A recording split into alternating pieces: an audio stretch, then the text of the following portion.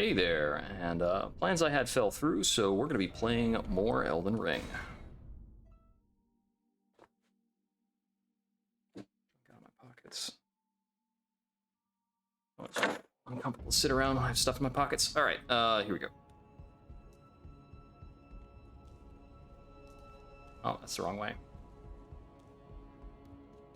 Oh, and I found like 1 + 6? Yeah, I found 1 6er, that's it.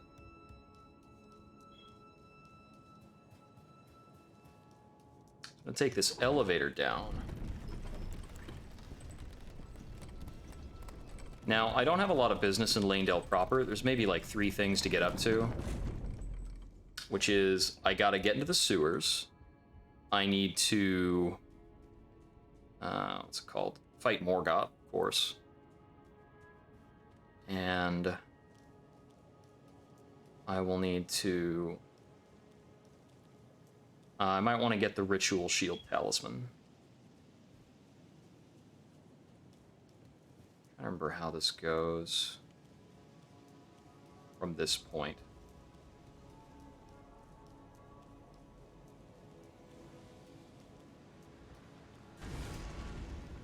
If I remember right, I think fighting this guy is one of the ways to progress through here.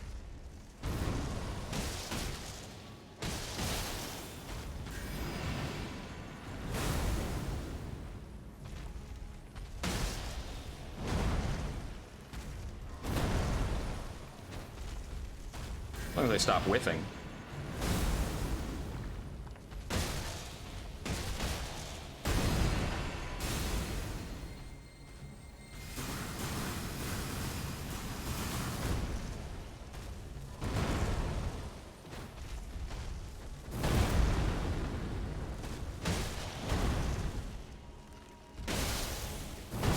Ah, stamina. That wasn't too bad. Blech. Although, actually, if I'm going to fight this thing, I should probably set my weapon to fire, right? I could do that. Mm-hmm. And actually, I might want to go back to Redmane Castle because the whetstone that affects this fire stuff is still back there. I have not acquired it.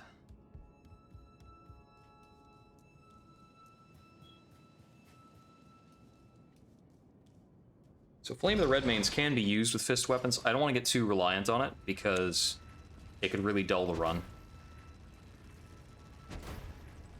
Also, like, the cold procs are really effective.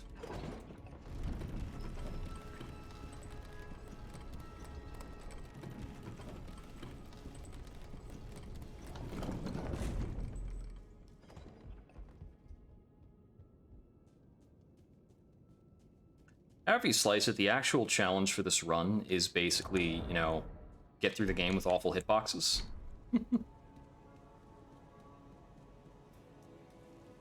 So I can take on that guy, but I can't remember if that's actually the way to progress this. I feel like there was some kind of offshoot I'm supposed to go into instead.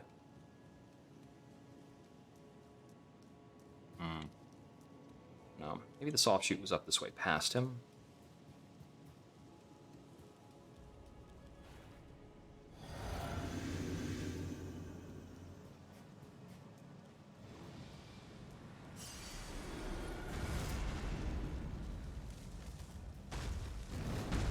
That was too early!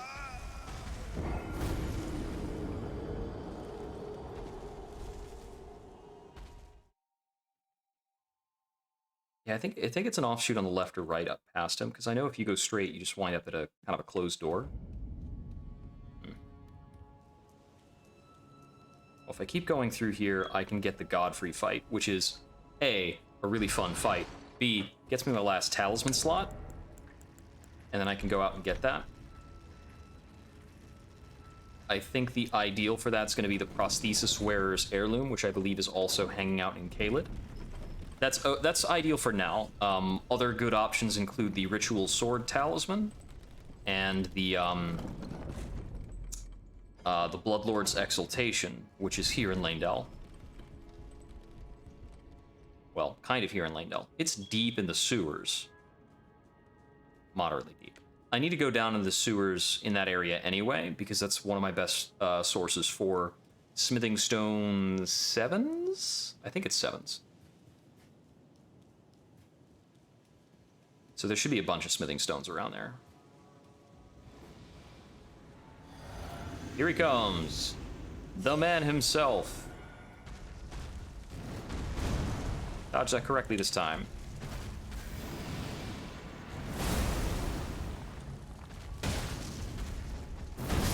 I punched too late to be able to dodge.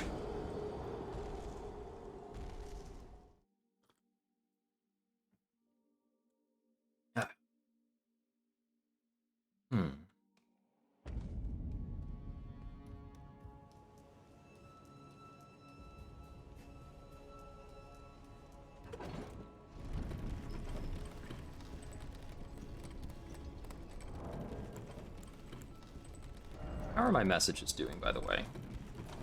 Are messages written character specific? Oh, they are. That's a bummer. So I can't know how my messages from the other character are doing. I was curious. You know, I should be leaving an icon of myself behind after every boss fight. That being said, if you leave a message after every boss fight with the garb and whatever you were wearing when you fought them, that doesn't necessarily prove that you killed the boss with that on, because you could have changed after the boss fight and then left the message.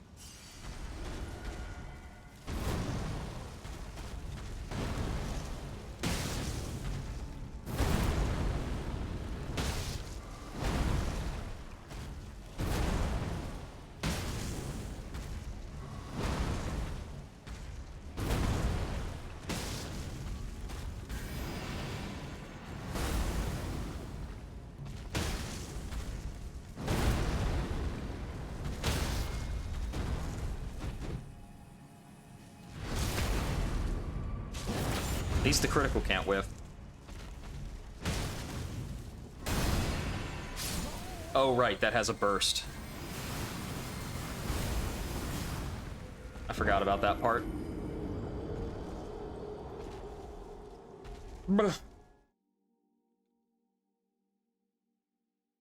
Yeah, this guy is definitely optional. But I haven't been killing many of his kind anyway. And I think some of them drop golden seeds. I don't recall. I know a lot of the corrupted tree spirits drop golden seeds.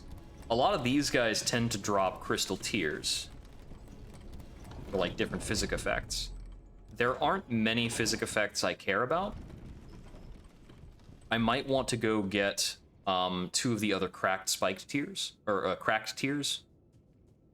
The flame cracked and the magic cracked are pretty useful. There's theoretically also the lightning crack tier if I wanted to use lightning weapons at some point. But I don't think there are really any bosses where that's necessary. Magic cracked is the most useful because it works with our cold setup.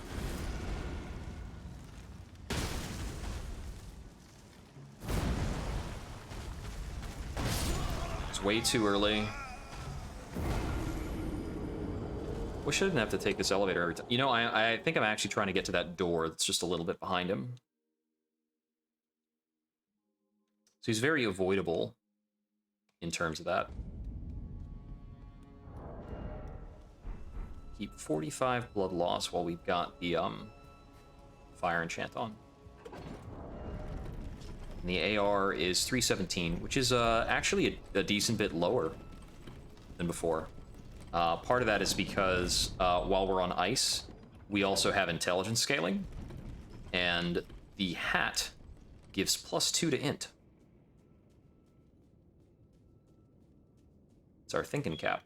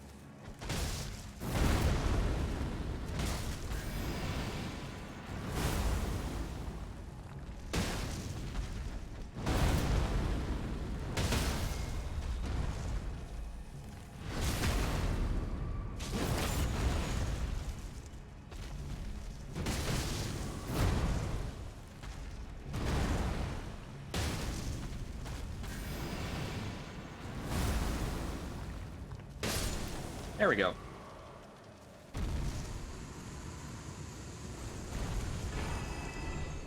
Lord's Rune. That's handy.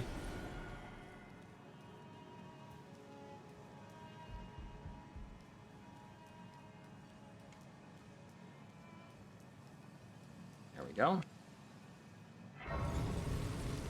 Wait a moment. I think somebody was dressed exactly the same as I was. I need to know.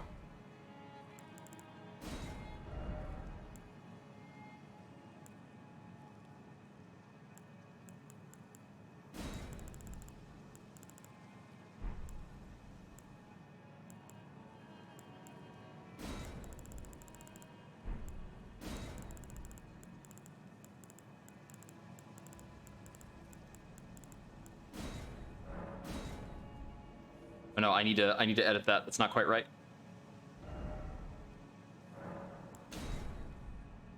Ah. All right. Well, he's probably not here anymore. Oh, either way, let me change this back to cold. I would need to include a gesture of some kind.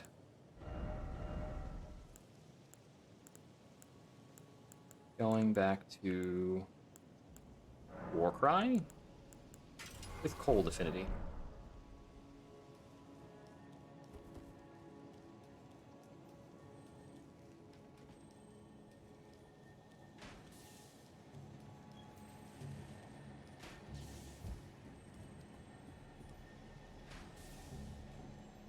There is a beetle down there.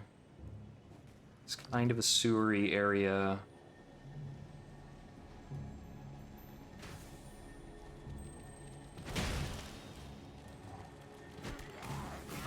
I got grabbed. That is super death. A bunch of guys there. That well is what I need to jump down into to get into the sewers proper. So I think I'll go ahead and do that now. At least to get the next grace that's in that direction.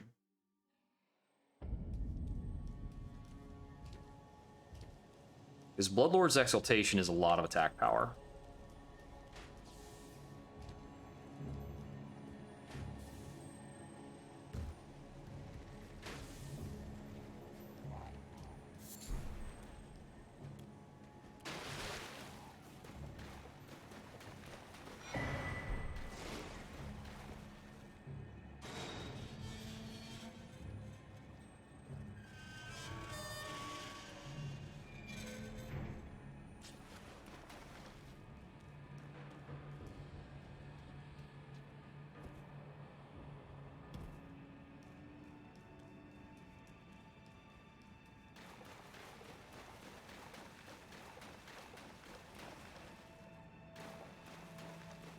Oh, yeah.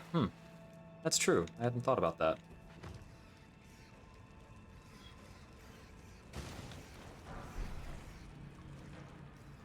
Excuse me, rats.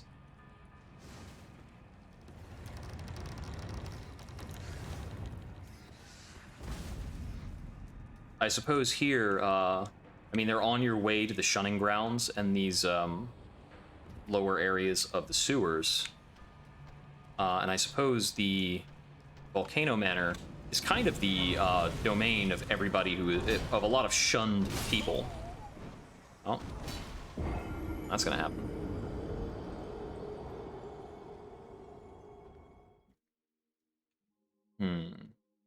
Well, it's not like the Omen are related to the Volcano Manor or anything like that.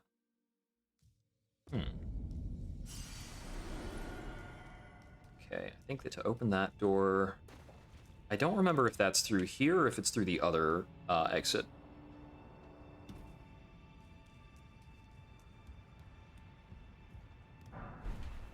So I know we've got up and coming the Dung Eater stuff, which we don't necessarily need to do.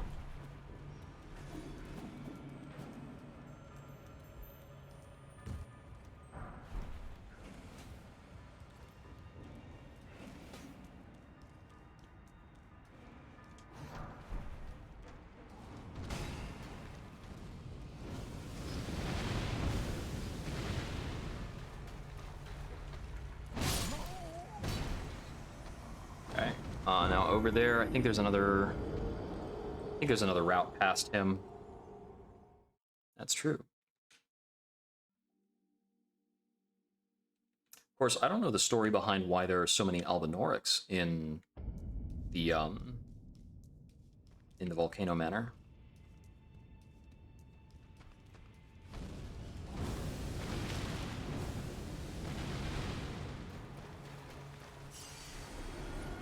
Let's see. One of these is an opening or a gap. Is it here? No. It's got to be behind this guy.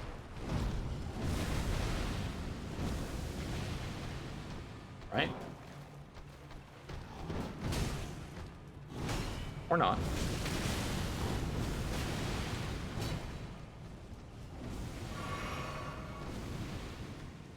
So if that's not it, was it a drop from here? I think this is what I was trying to get. What's the next drop point from this? Is it just like down one of these directions? I think this is might be survivable. Yep, we living. Okay, we have to be immensely careful here.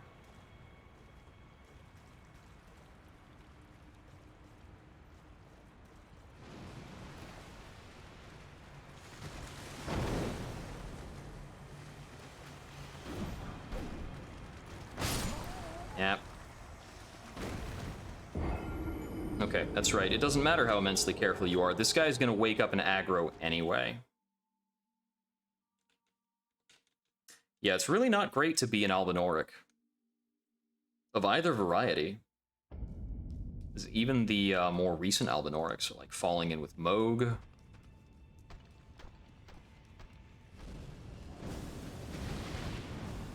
And I mean, maybe theoretically he's helping them with some weird blood powers.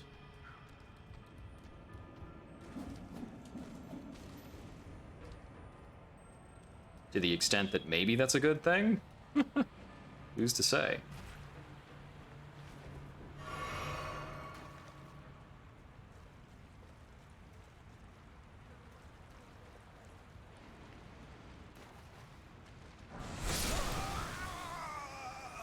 I do not like lobsters in this, for various reasons.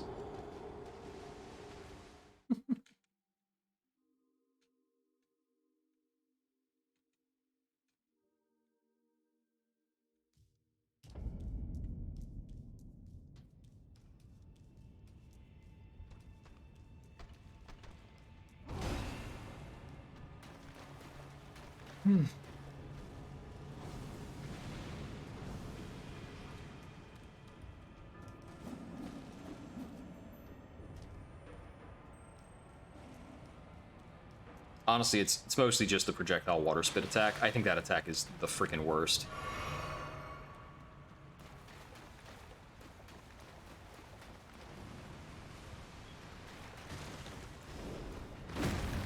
He's going for speed. There we go.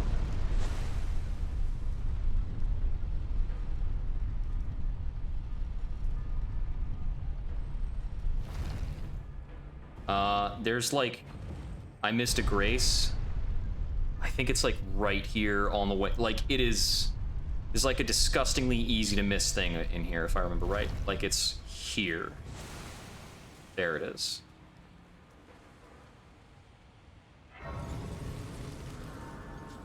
Pretty sure this is where I want to go right now.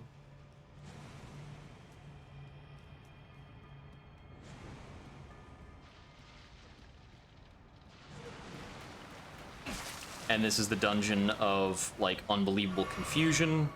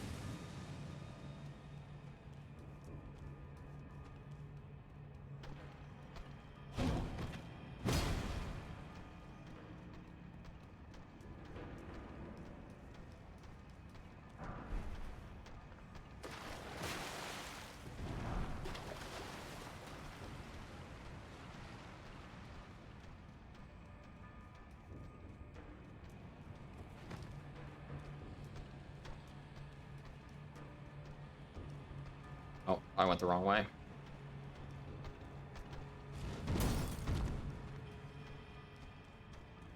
Whew.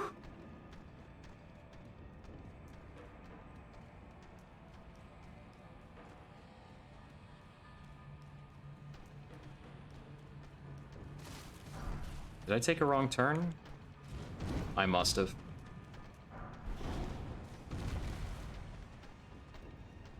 Okay, let's see.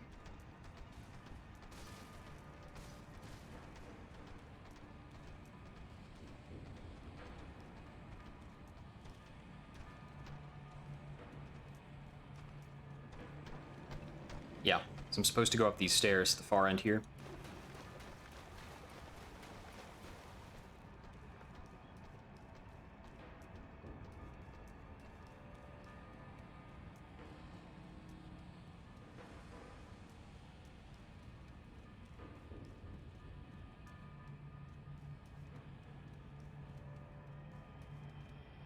I think here I take this up here.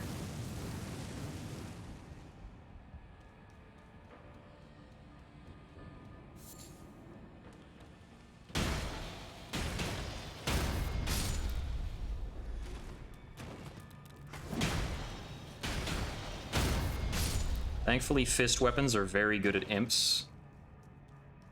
Because unlike most of the rest of the stuff here, those guys are really obnoxious to ditch.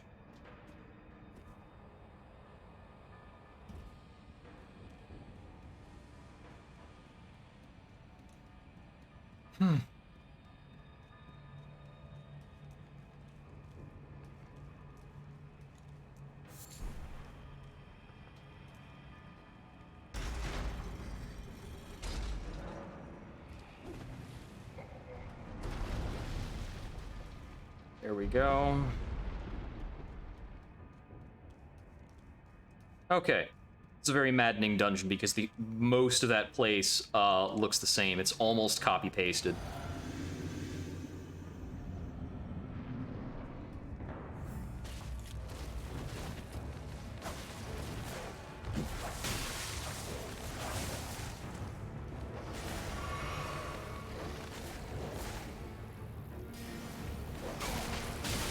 Then we've got this guy here, who wouldn't be so bad if not for the dogs.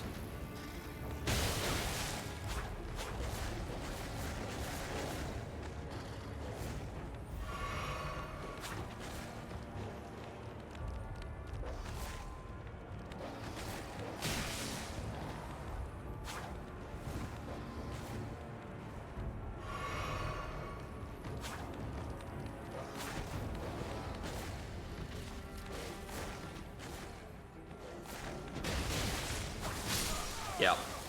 But he's got the pair of dogs and a Reduvia, which is super, super nasty.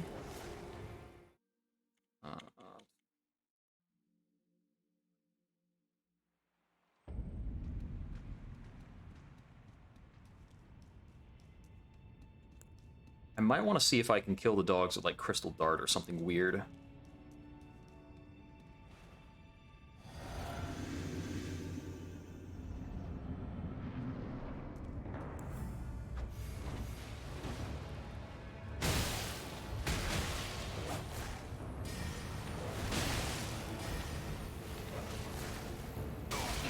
Come, get off! I can't actually outrun that by sprinting. It's just gonna hit, basically. Wonder if I fight him at the front of the room, how long will it actually take for the dogs to aggro?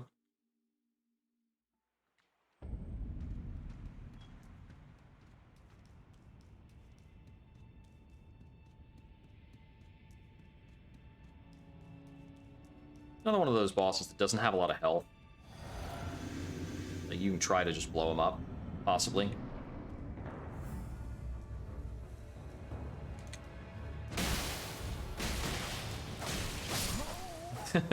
But yeah, 2 swipes will get you. Let me just try and see if I can do jump into jump on him. That might actually work. I don't know how willing he is to retreat in terms of his AI. I think the second jump won't stun him, and then he'll mess me up. is probably the way this is going to go down.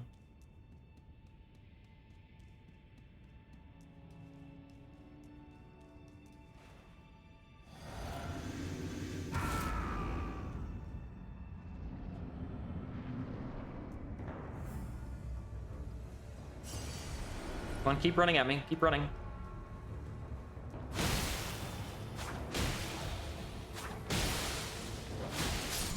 The dog. The dog got me. Oh, man. That's not the worst strategy in the world.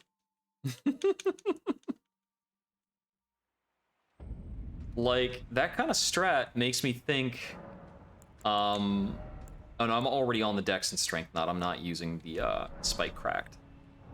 I don't think there's anything else I can do to increase my AR right now. Except for maybe, like, an item. Let's see. What if I ate some Exalted Meat on the way in and tried this again? This is such a goof troop way of, like, trying to cheese the fight. It's like, can we just blow him out in 4 attacks?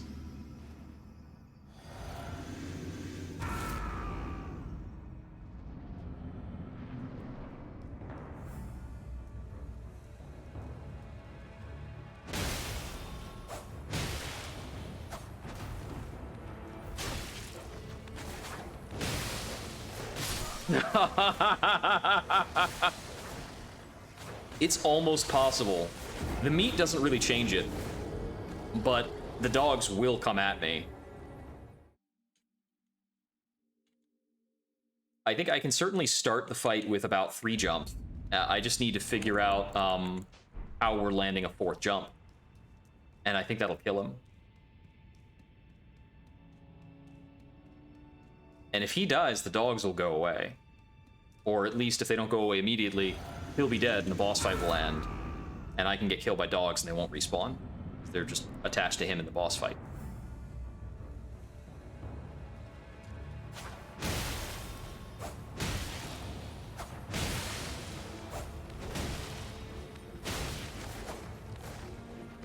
Okay.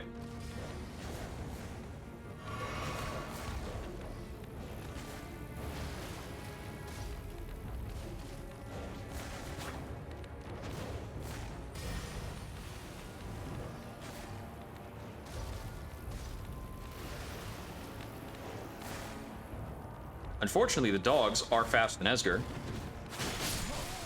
And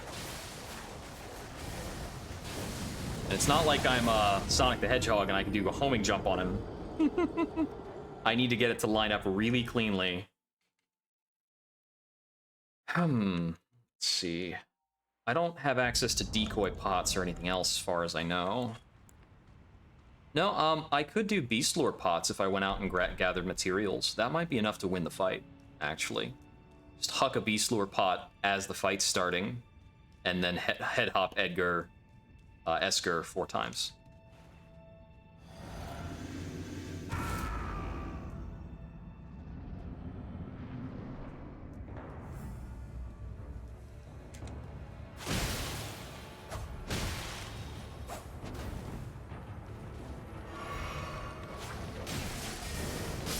Yeah, and the dogs are also cornering me when they charge in, which is very unfortunate.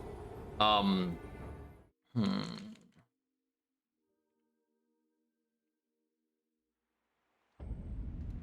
need to not trade shots with him either.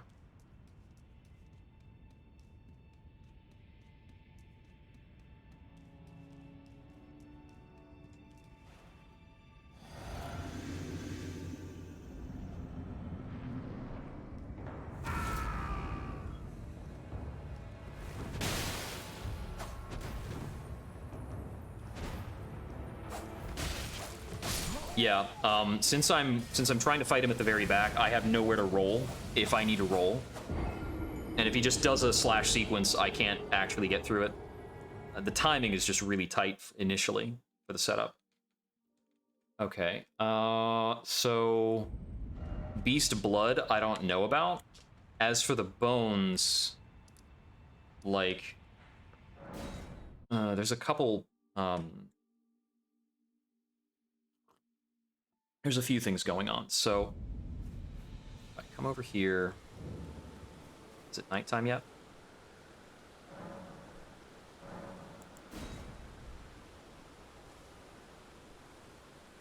I think this is the only bell-bearing hunter location that I remember.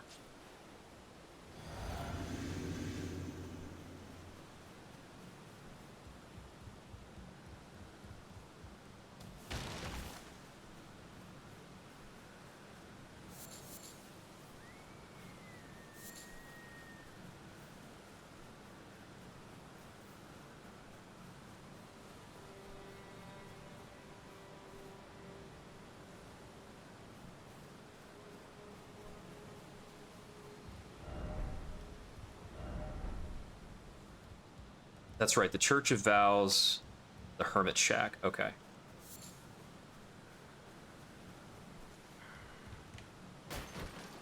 I need to find the bone vendor. Come on, spawn. Friggin' jerk. Might need to rest one more time.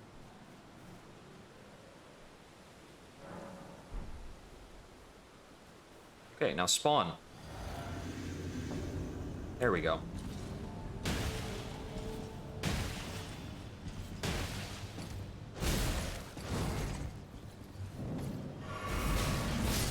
Yeah, I thought that might happen. Okay, so 3 leaping attacks doesn't put this one into stun. Maybe a charge attack as he's maybe a leap attack and then a charge attack as he's coming in.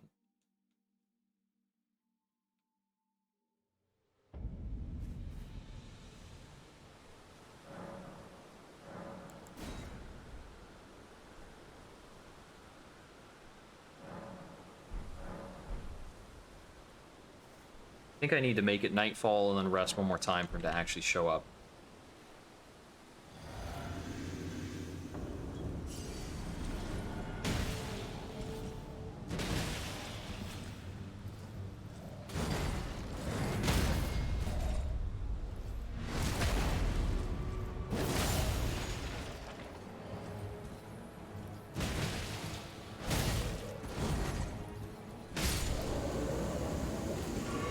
That. It's a good note. There's the Bone Peddler. Okay. So let's check that Mistwood Merchant again. I also probably need to get the Fort Height. I think there's a Grace near Fort Height that I didn't get before.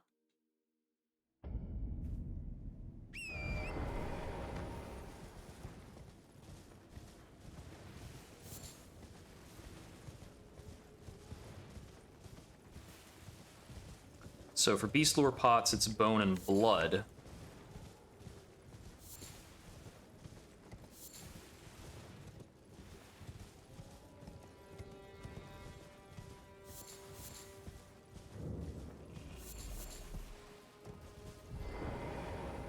Excuse me, buddy. Just in case there's anything important down here. I really don't remember.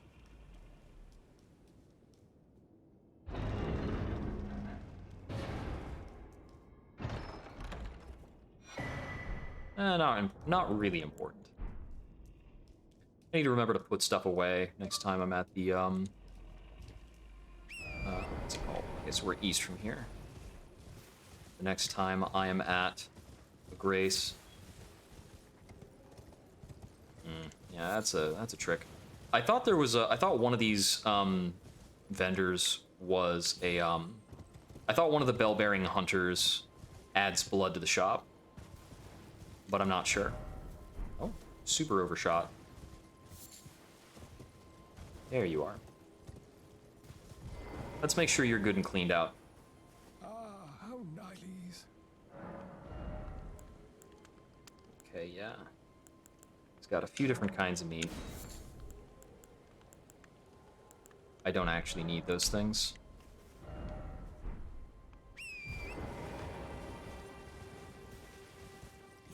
So I am gonna keep going on to Fort Height, only because I think there's a Grace down here. Yep, there it is. I have already cleared the fort to get the Dectus Medallion, though.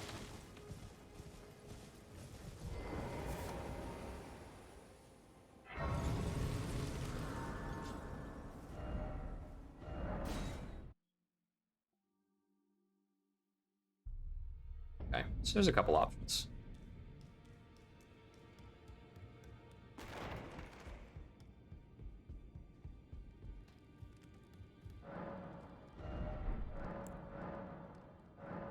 Oh yeah, I guess these have been stocking up. Hefty bones. And I'm just going to convert an entire Lord's Rune into Hefty Bones, because buying something more than once is super annoying. Done.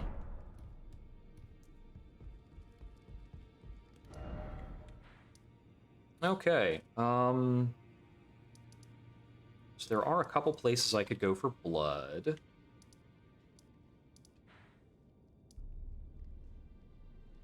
Let's see.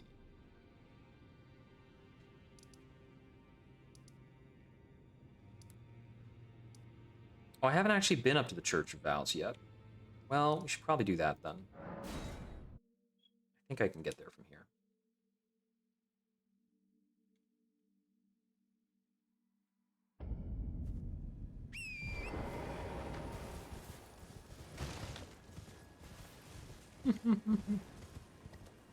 Now I think this is a jumpable thing. Yeah, totally. Easy bridge.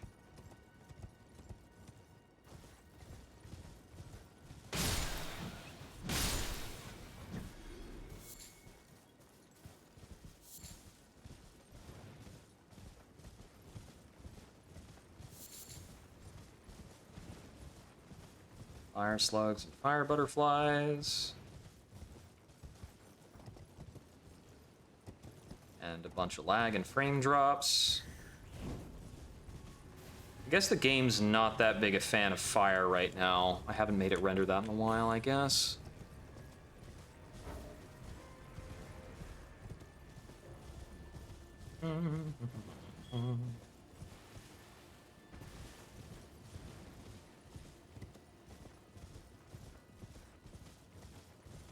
Here we are. Church of Vows, skeletons added free of charge.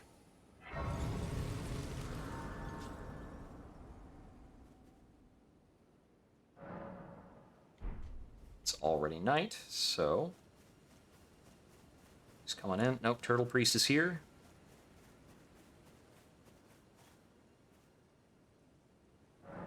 The Bell-Bearing Hunter and the Turtle Priest will never be here at the same time. So if I walk in and the Turtle Priest is here, I know the Bell-Bearing Hunter can't be here.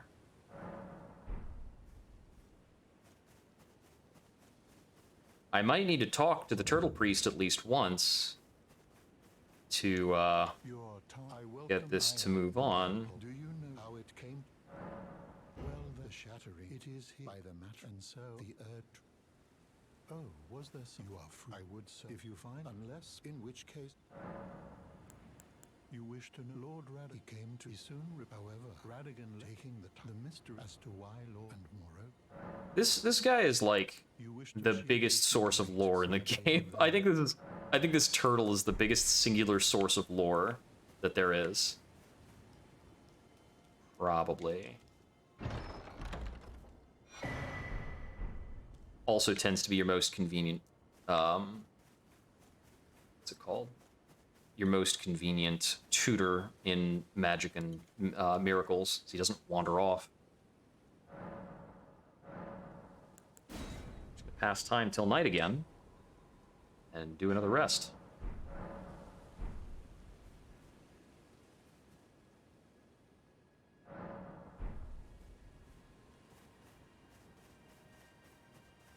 Nope, still got the turtle guy here.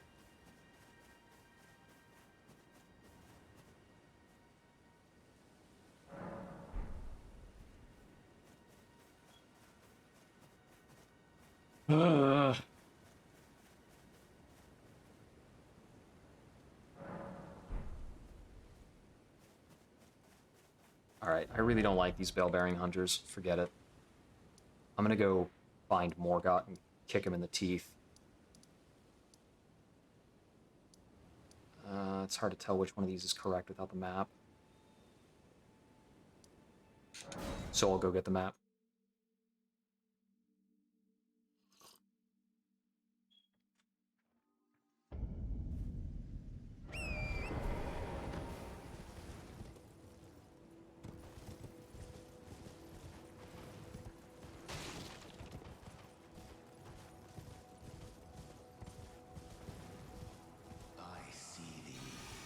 Yeah, I know you do. Smoldering with that wretched flame of ambition. Yeah, Agent Smith in here all you want.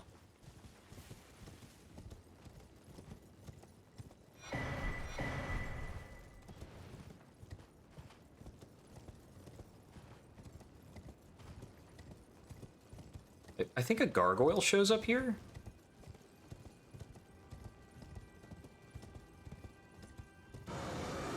There it comes.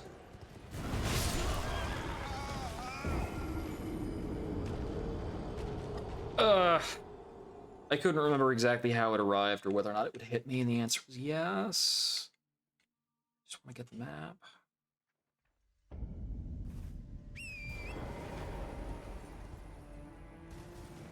Just got to take a more roundabout path.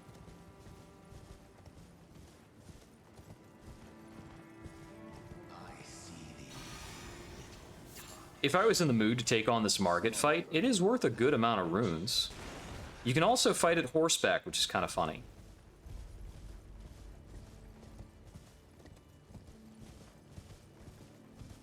Well, we already got the 2 golden seeds from the center route, so there's not much reason to do that again anyway.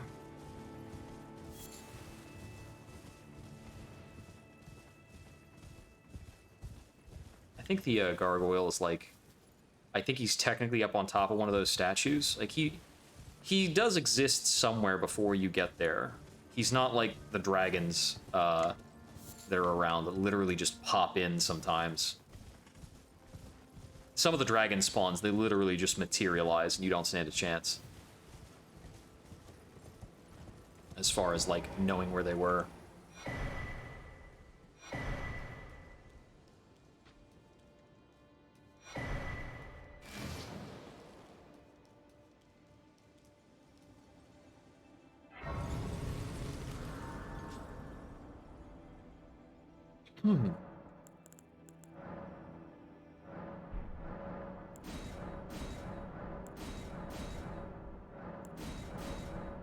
Well, that's our golden seeds for now.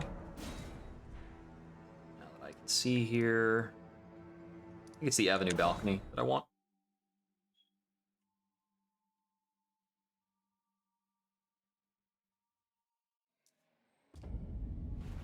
Right, dungeon.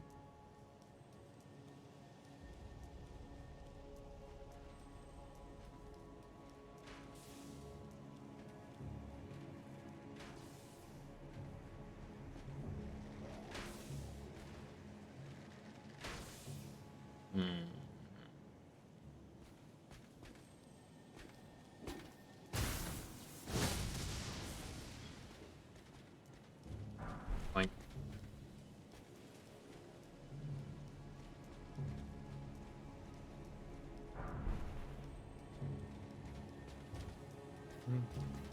See you later, buddy. There's no way you can out-platform me up this dragon.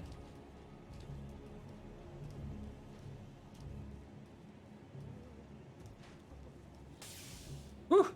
He tried, though. He trying. Okay, I gotta remember what my way down here. That's not it. Right.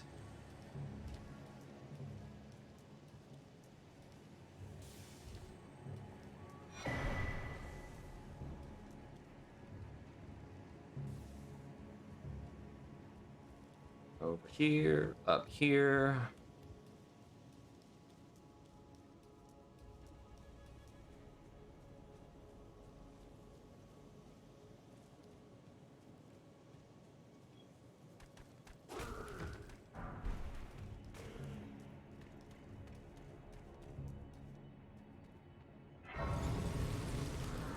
Now, I think that the item next to that other soldier might be upgrade materials, so we're gonna grab those.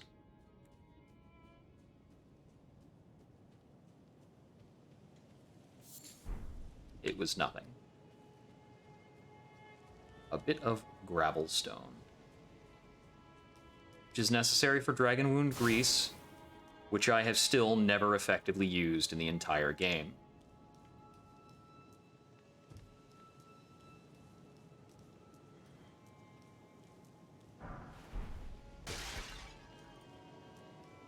It's the kind of spot where you think the pot is about to like be a mimic, be like, "Ha ha, gotcha, bitch!" The moment you grab the item.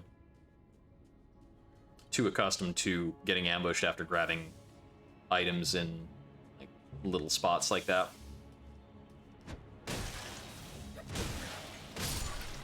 Is that our heavy running attack? Ah, goof. Excuse me, fellas. What is this?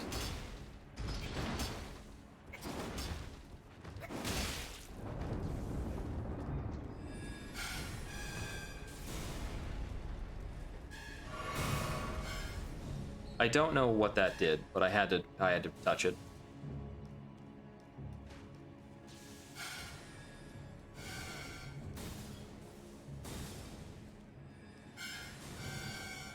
Did it do something back over this way?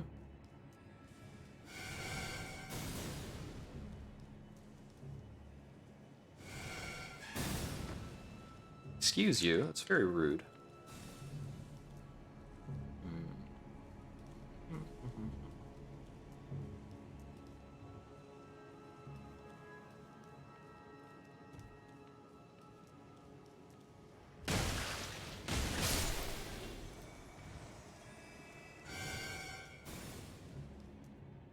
What's our safe fall here? It's just onto this. Yes, that works. Okay, cool.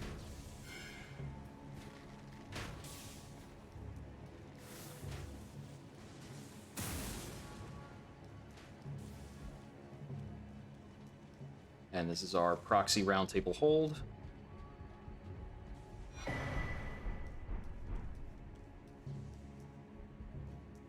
Pretty sure that's the gear set for the invader we run into if we jump down here in the real roundtable hold. I didn't fight him because who cares about a taunter's tongue when you are a level 1 goon.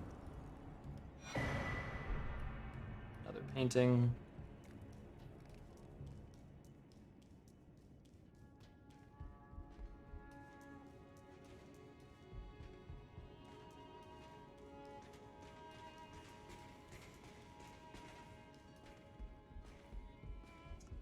Keep one eye on him as I keep exploring.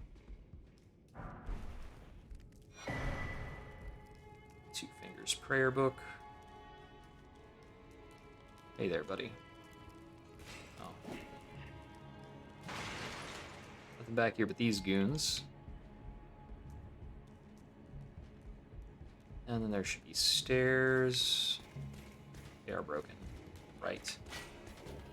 I have to get into the upper area by, like, falling in there from something somewhere around here.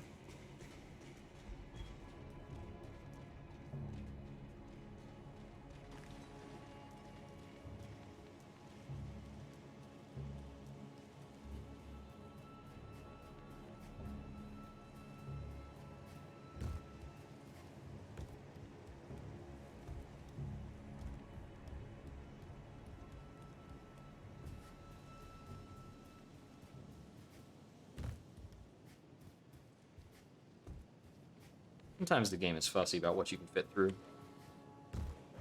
Here we go.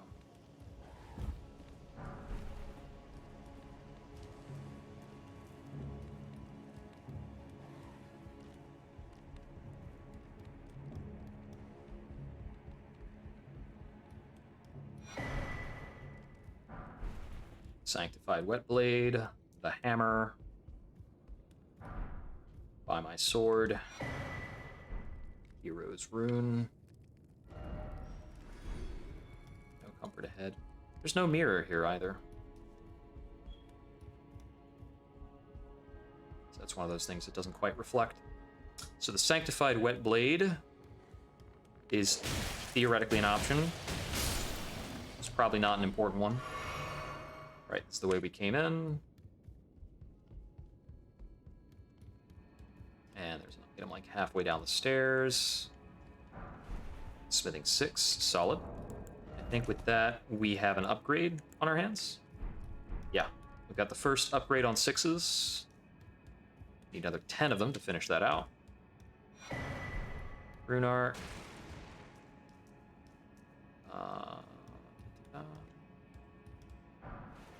Smithing stone 5.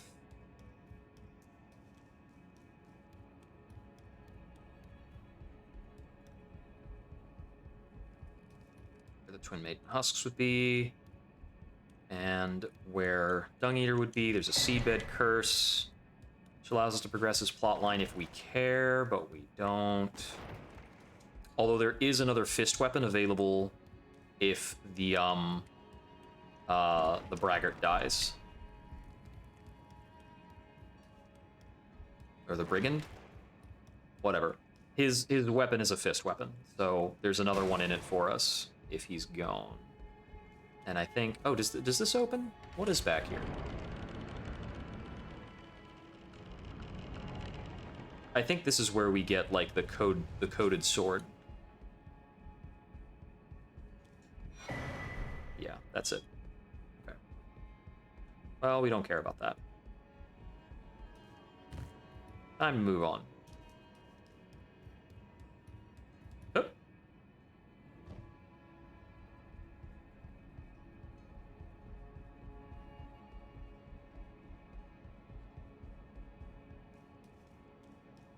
That place is just a regular treasure trove. Full to the brim with stuff.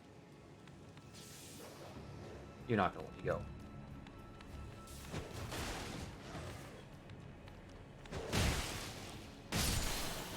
Surprised that worked out, but let's not worry about it too much.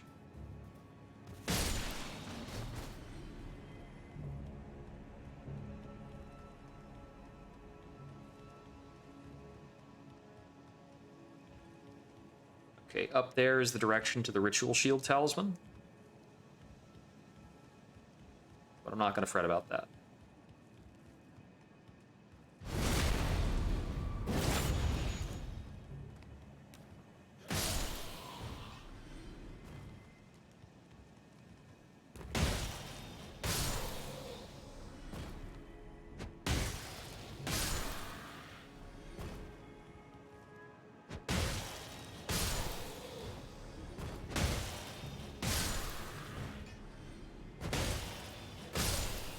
I don't really trust this trip unless we punch every Tree Guardian. So, sorry, Tree Guardians.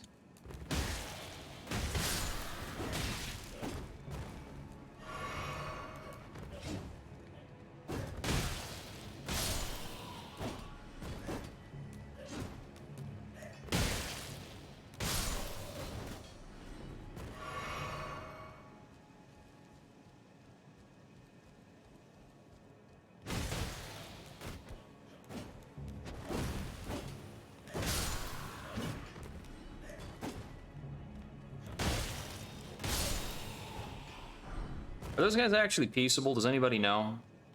I think maybe half of them are, at best. Okay, here we go.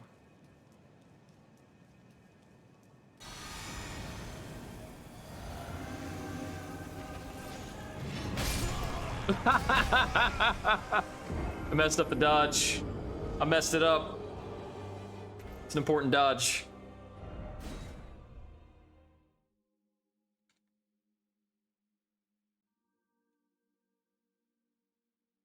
So I think in some cut content, you were supposed to like have a little introduction from Godfrey.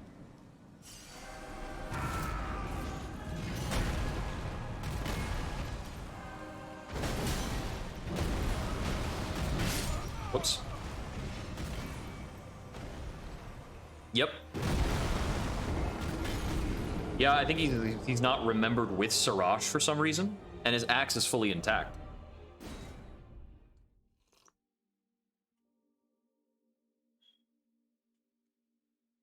It's very much an idealized vision of Godfrey, which is kind of emblematic, I think, of the hypocrisy that is embodied by the Golden Order.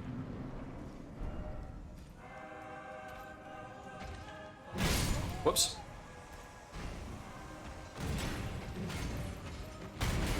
Yeah, I do have to do this fight very correctly. I am not allowed to screw up. And for a lot of the Godfrey fights I have played out, I have allowed myself the tolerance to screw up.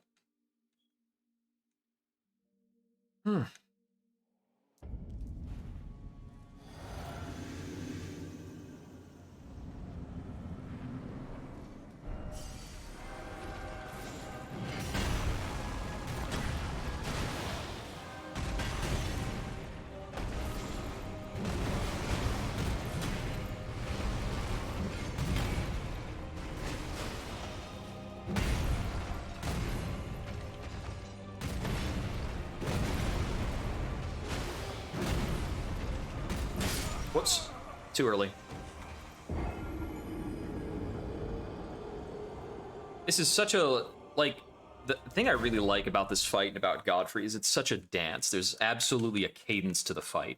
We don't have a lot of leeway in the spacing, though.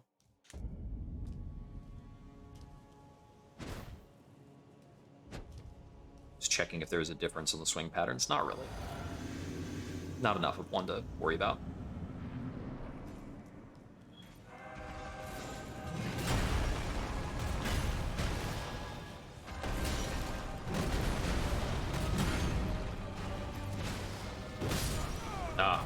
I'm not sure if I jumped too early or if that was the wrong attack to jump over. One thing I don't like about this fight is he loves to back you into this cramped corner to start the fight, and it's super lame. Compared to the other fight, he is kind of fighting you in a shoebox here.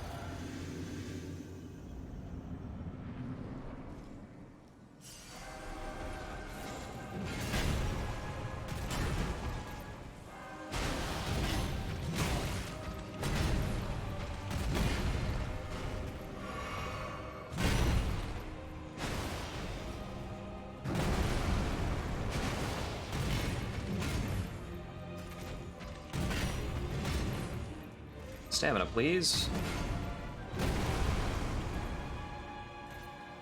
What's next? All right, open space. Here we go.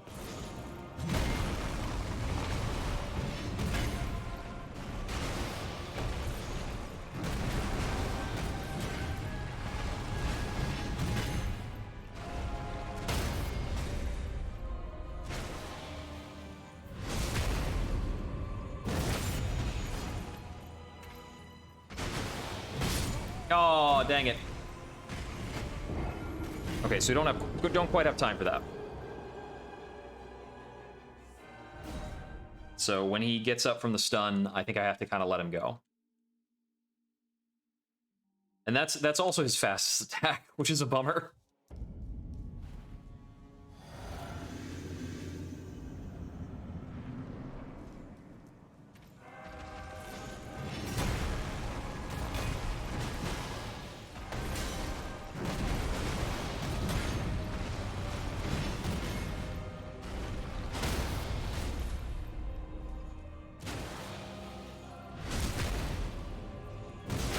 I'm just gonna move to, like, a more central area. He didn't let me. That being said, that's how quickly we can stun him in this fight. Really fast.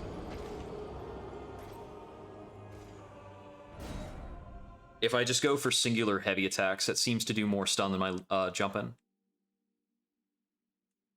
Also, I'm noticing that my, just like basic R2 is fast enough that I can do it in between one of his, like, 2-swing combos. It's pretty hilarious. I went to jump that, and it didn't happen. I'm not sure. Make sure, I need to make sure the stream is up on the other screen so I can watch my deaths. No, come on, come on. There we go. It always hates me managing other windows while Elden Ring is up, so when I try to, like, click out, sometimes it just snaps focus right back.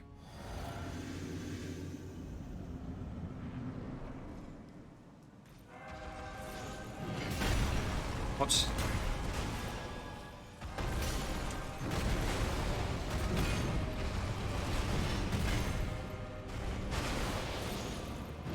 Whoops, I did not react to that correctly.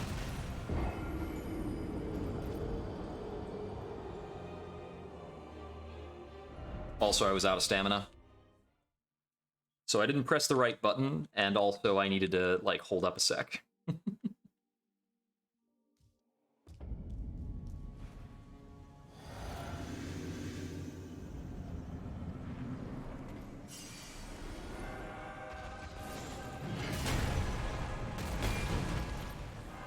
Spacing.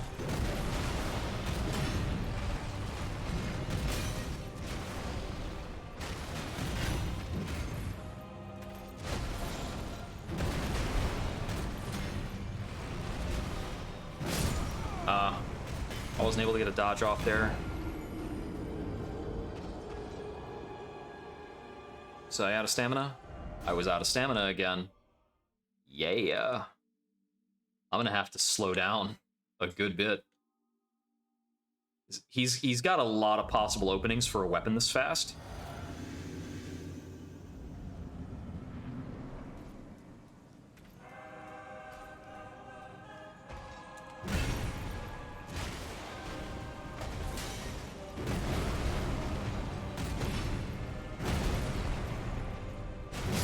Yeah, it's no good. I didn't, that was not an opening to take. I haven't seen him do that particular combo in a bit. If I had responded immediately on the combo with a jump in, I think it would have been okay. But I waited and then jumped on it, which is no good. So if he's doing his axe throw jump in, I think I should just take a leap on it, because half the time I'm doing a charge attack, I'm just whiffing. Let me try it one more time. Oh, there we go, that worked.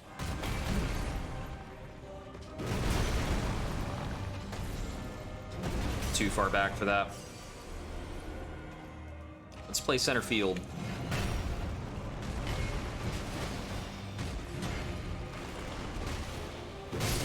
Okay, so I guess point blank, I can't jump over that.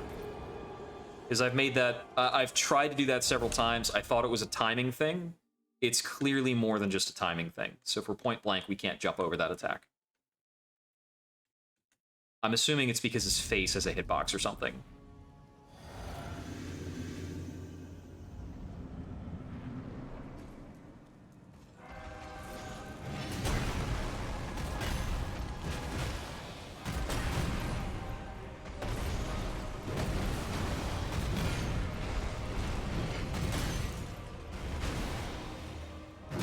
I did it again. Dang it. Because he's doing the foot stomp, he's just not doing the backup foot stomp. He's not taking distance beforehand.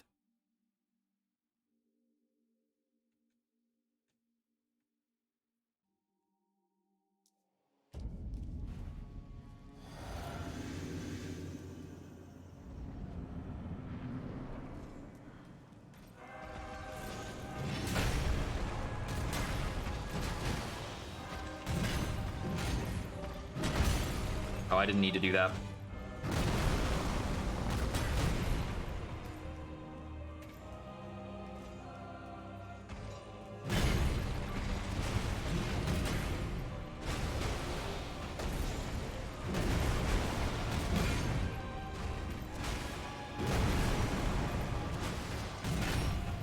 Wait for stamina.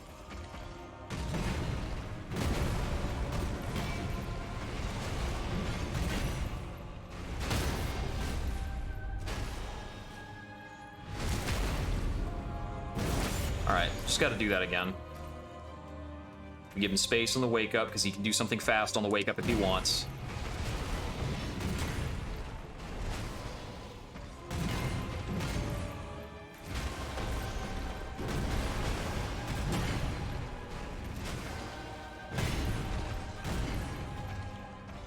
That attack is like pretty variable.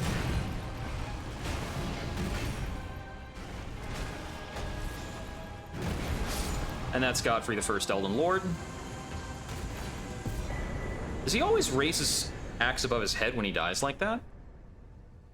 I think that was a hitless kill. So that's pretty good. Yeah, that's that'll be a nice clip.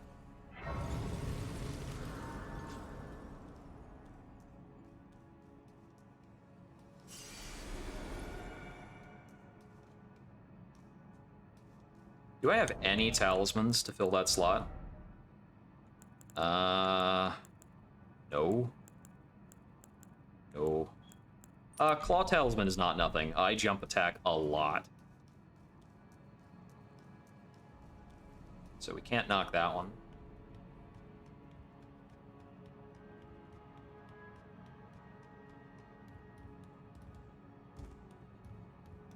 There's like something up here. I think there's like a big crazy bow or something.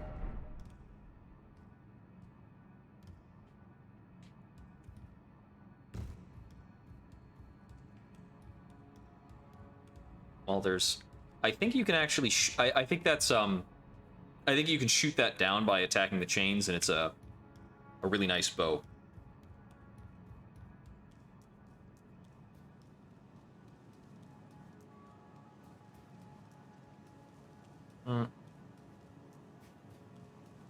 These little asses here. Oh, that is not... That is actually a guy.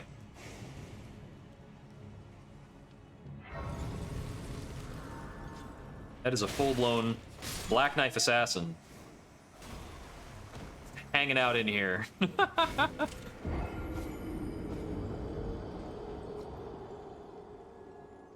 He's just blending on in. So, interesting bit. I've heard that the Black Knight, Black Knife assassin armor set, increases your like stealth effectiveness, but if you remove the cape, it loses that property. So if you customize it to not have the cape, it will not have the stealth property.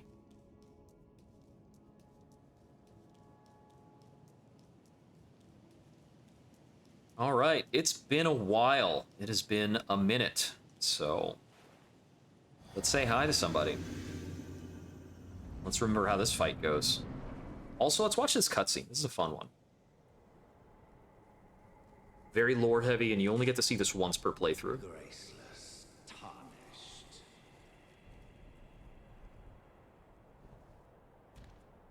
What is thy business with these thrones?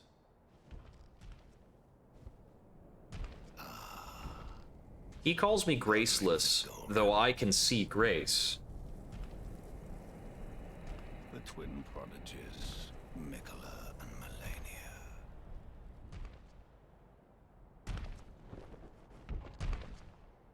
General Radahn, Praetor Rykard, Luna Princess Rani. Willful traitors, all. He's got them all grouped by familial bonds.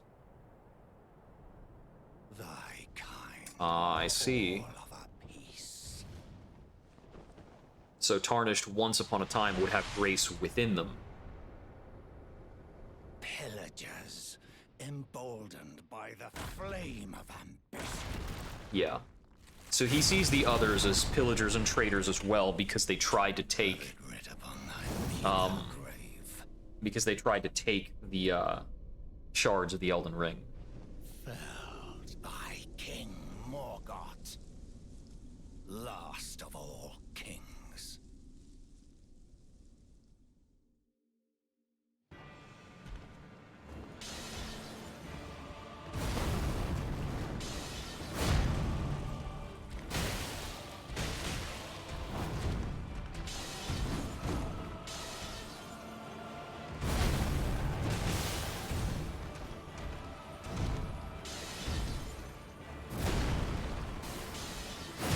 Whoops.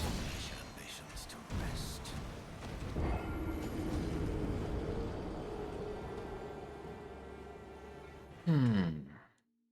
Did a lot of damage to him in very few hits. So I remember that the spear throw is a very key time when I can hurt him. And the hammer swing is possibly, but dodging the hammer swing is very difficult.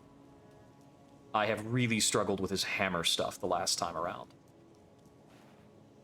Like, he pulled that hammer out and I'm having trauma flashbacks. That was so rough.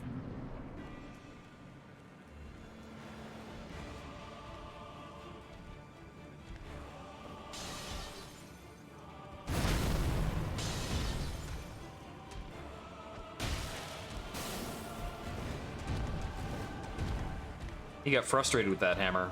He didn't want it.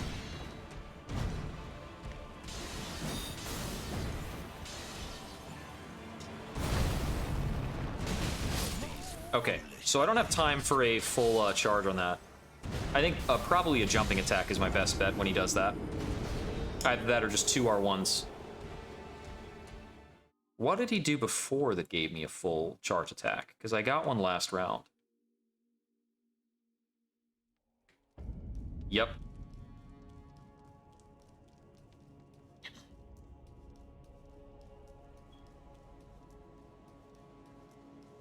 Yeah, because you've got Rykard, Rani, and Radon, which I believe are all children of I believe those are all of Renala and Radagon.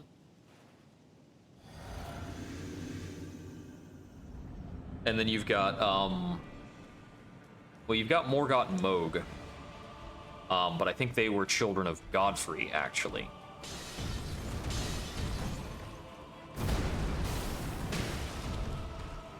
I don't recall.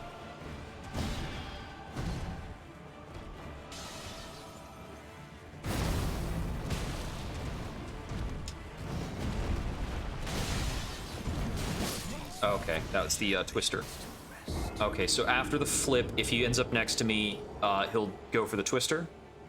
He'll do one more slash and then the Twister. Okay.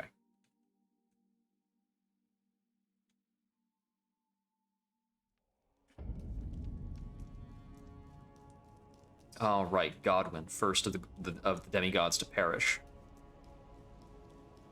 So was it Morgott, Moog, and Godwyn as part of the same set? Because that doesn't seem like it matches anything. We know for sure that Morgott and Moog are brothers.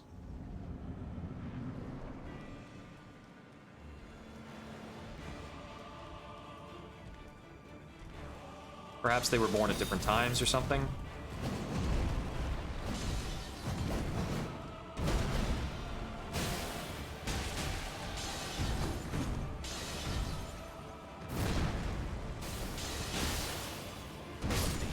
Dodged late.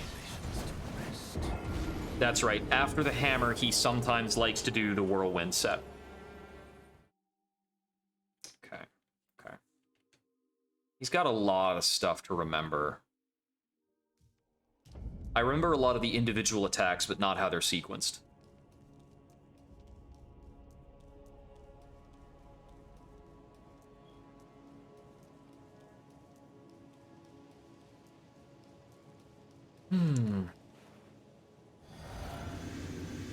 Makes me wonder, if butterflies tied together the theoretical three siblings, what else ties together the others? So, Morgott and Moog are perhaps tied together by the Omen.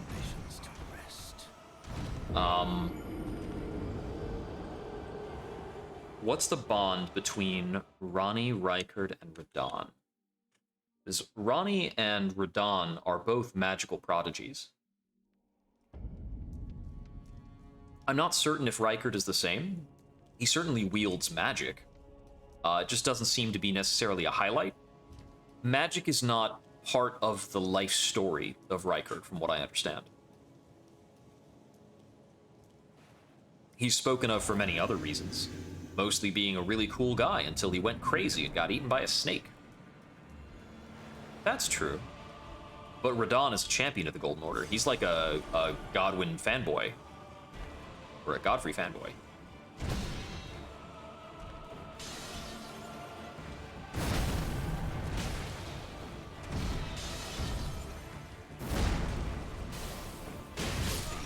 Okay, can't jump in on that.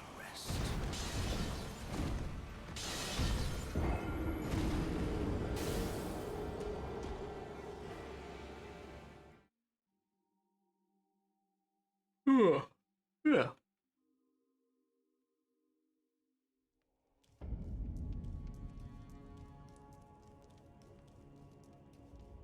I wonder if Melina is part of the Millennium Mikola trio. I wonder if there's something defective about her that we're not well aware of yet.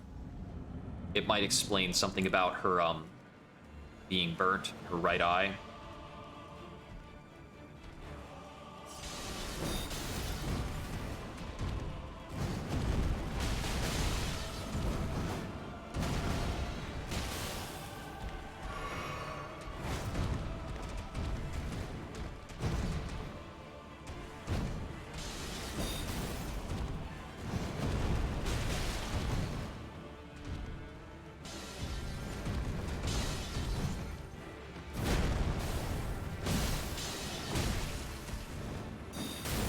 I was worried that dodge was the wrong time.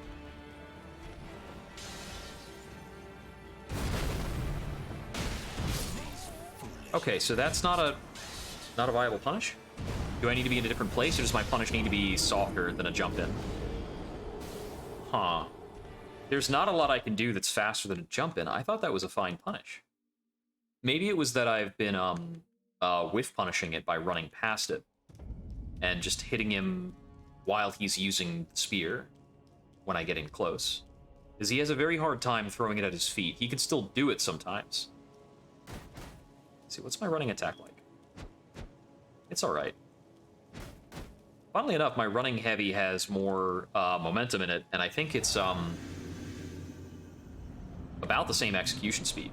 It's only a little bit slower. So I might actually need to use the running heavy periodically.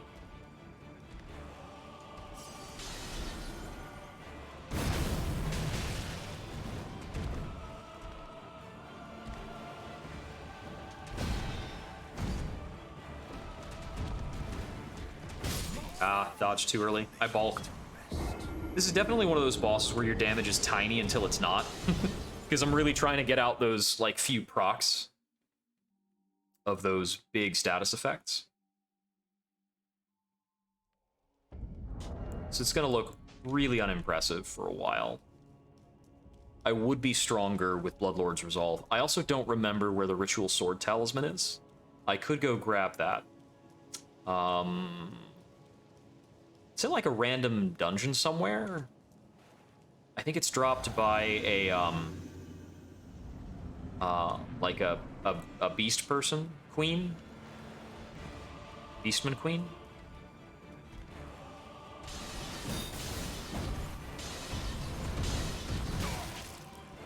It was still in range, I guess.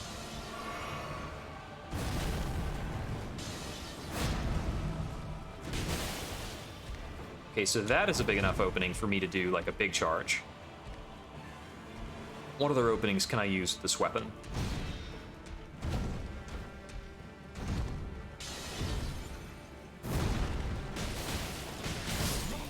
Okay, I can't do 2 attacks there. I think I had time for 1 attack, though. The Fell God of Fire. Ah, and that's the god that is basically the patron of the fire giants, right? They carry their influence. They carry his influence in their little chest cavity thing. I do presume that the Frenzied Flame and the Fell God of Fire are perhaps strictly opposed gods. Melina doesn't seem to care who else you might bring to power as long as it's not the Frenzied Flame. There's no other allegiance that she seems to react to. Right, that one. That spear, it just gets me all the time. It's just normal. Oh, I think I also had some pending upgrades. A little bit of pending upgrade. Like, I think I had like 2 or 3 level 6 shards, from what I remember. Yeah, just 2.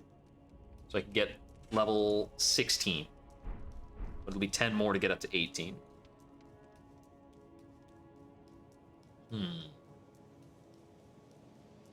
Yeah, my best source for more of those would definitely be the Volcano Manor. To be honest, most of the Volcano Manor is probably easier to deal with than Morgoth. And I know that the, what's it called?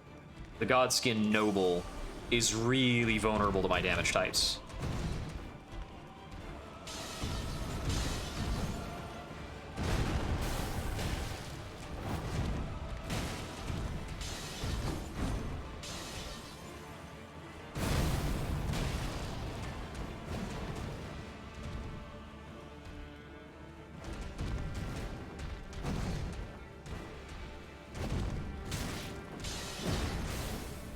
What hit me there? Super weird.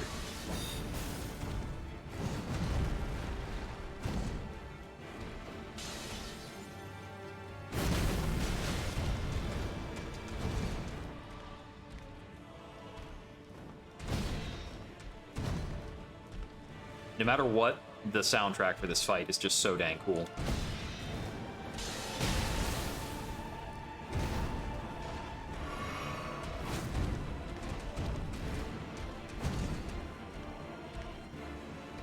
No matter how much of a jerk Morgott can be, he's got a groove, man. This is a jam.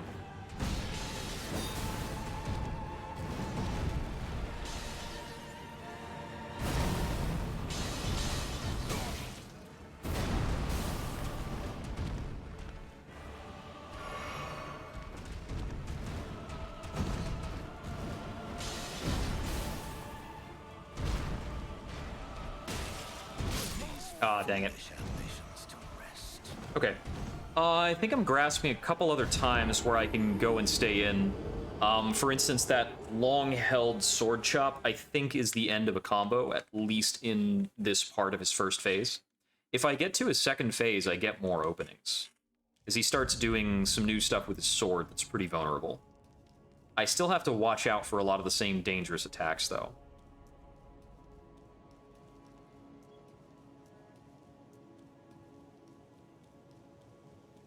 If we get the fight to go well, it's going to go well all at once. Everything just kind of cascades into place.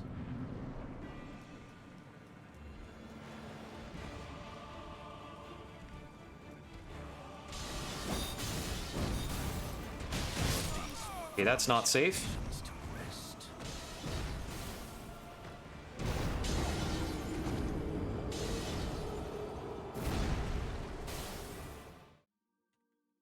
I'm testing myself a bit more against his hammer swings, because that's a possibly really big opening. The only one I don't like is when he pops out the hammer and then dashes towards me. Also, if he pops out the hammer mid-combo, he is likely going to follow it up with a whirlwind. But the whirlwind is punishable.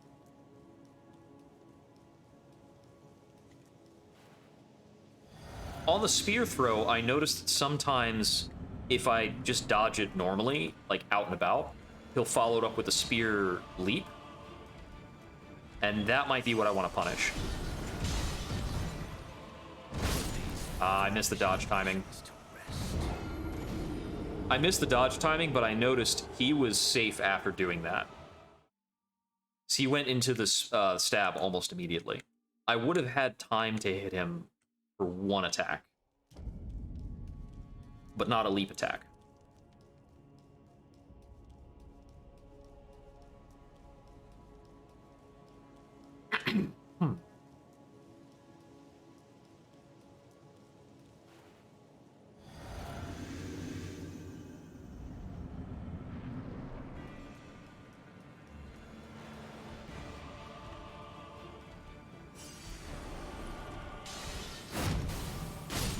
Dang it. I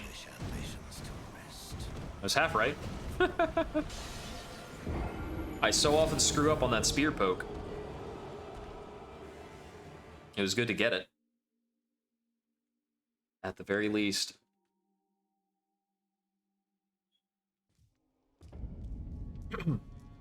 Yeah, when I fought him last time, I think I was using a level 17 and a level 16 weapon. So I had more upgrades last time around. But this time around, I'm not dilly-dallying. I've been on the save file for like less than 10 hours. It's kind of how Dark Souls goes. It's very slow the first time through.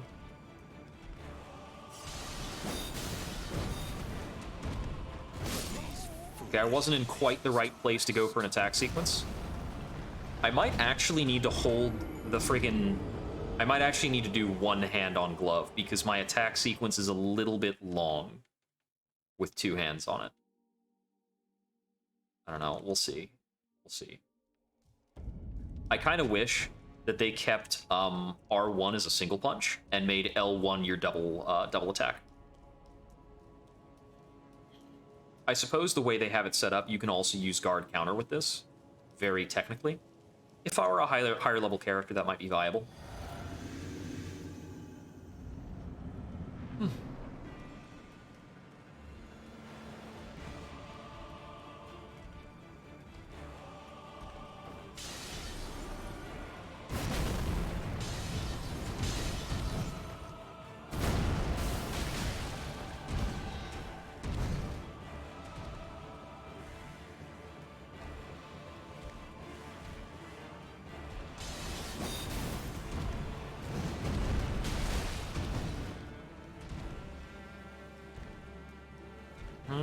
Okay, so far so good.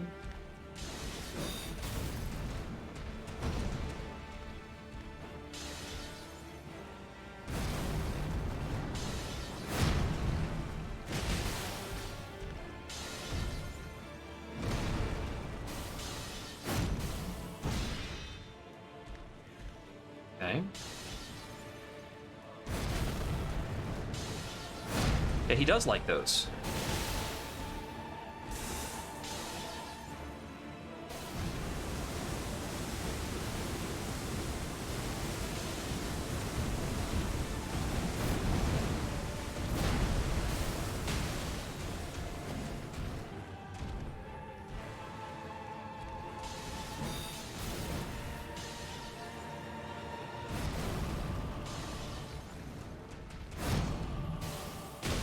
Okay, that's not.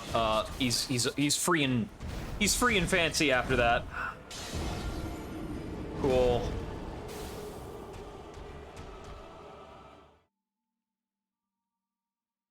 Okay, so at the very least, I mean, there's about 3 things I found where I can hit him pretty well. If he does the hammer swirl slam, I can hit him after the slam. After his regular hammer stuff, it's kind of a crapshoot. Because he's sometimes not really committal on the hammer. If I can prompt the whirlwind after the hammer, that's unsafe when he does the whirlwind slam. The whirlwind slam and the spear slam are the big openings.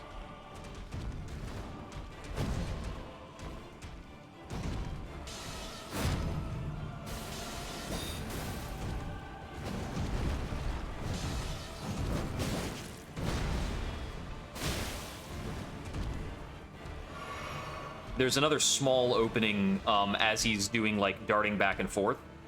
If I follow him in the right way, I can get an attack in.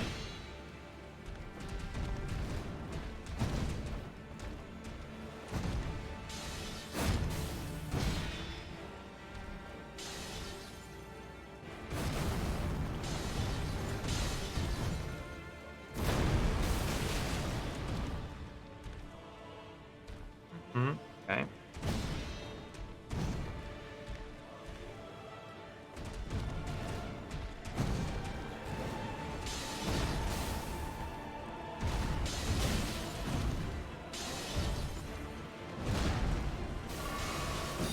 That's what we call a cheaty face sequence.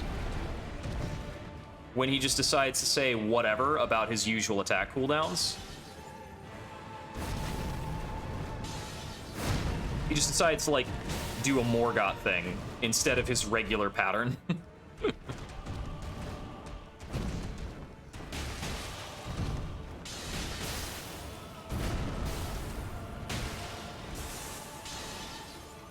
That was a good couple hits.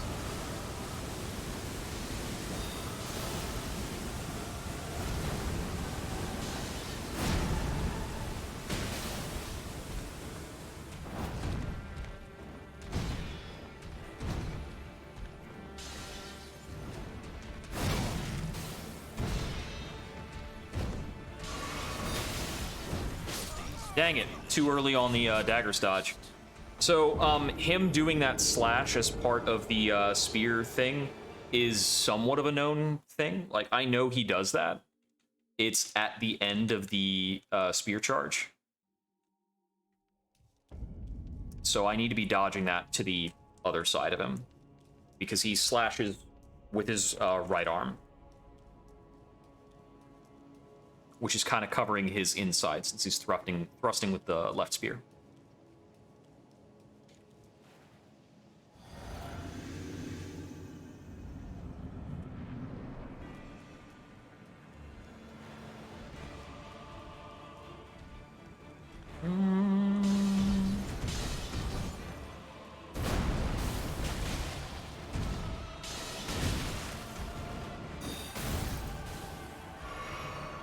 Okay.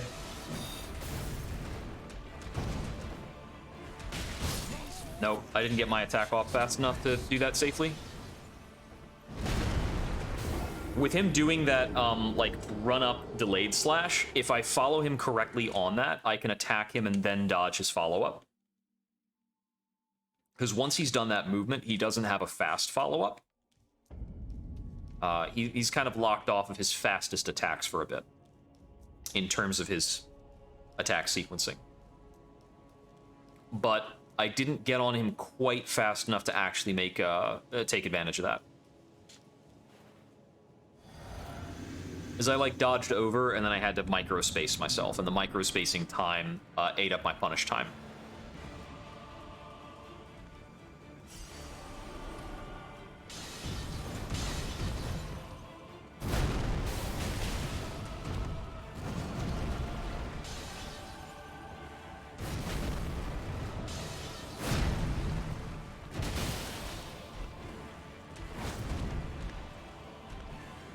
I think I can technically punish on that. I don't know.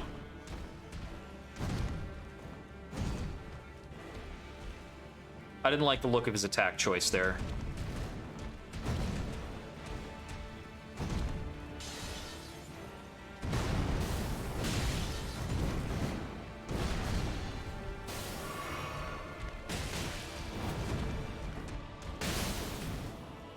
Lucky. It's okay to be lucky sometimes.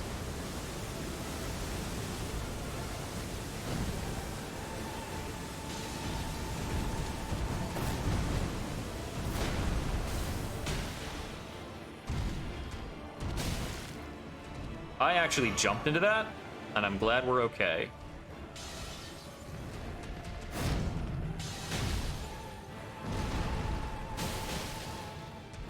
I remembered halfway through what I was doing, how bad of a dodge I had done.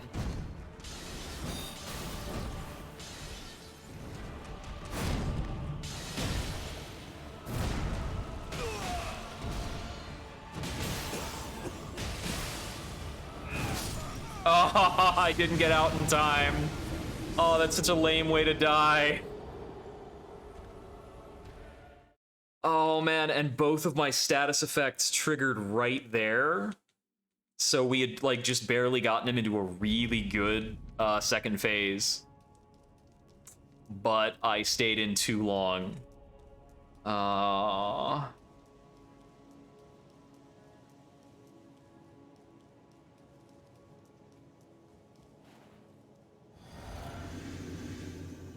So I think I probably do one charge attack on his phase transition then. Yeah. Hitting them with fire resets the status effect. So basically, while they are under the frost effect, you can't build up a new frost effect. But that gets overwritten if you hit them with fire damage.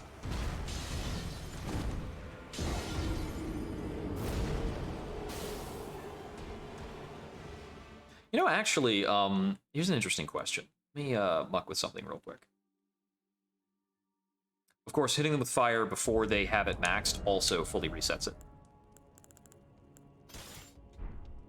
Is this a viable dual wield? Okay, so now we're spiking both hands. So, theoretically, we can dual wield this. It's just how could it ever be important?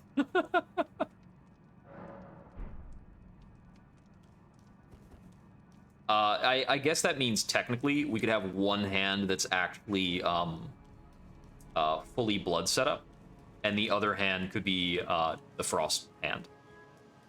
So we would have theoretically higher values on the blood thing. But I mean, it's probably still effectively less. It does mean we would get access to the straight R1 jab and the R2 double hitter.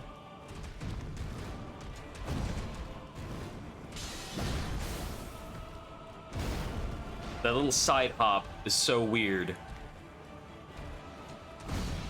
Where'd that even come from?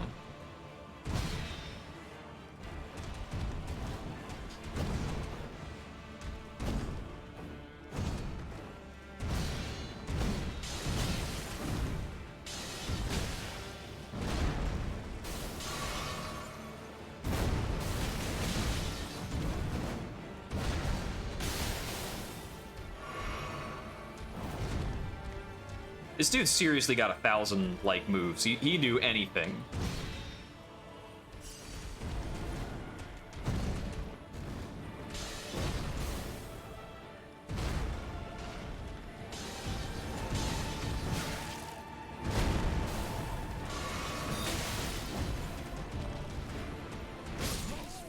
Yeah. I goofed up on a couple things there.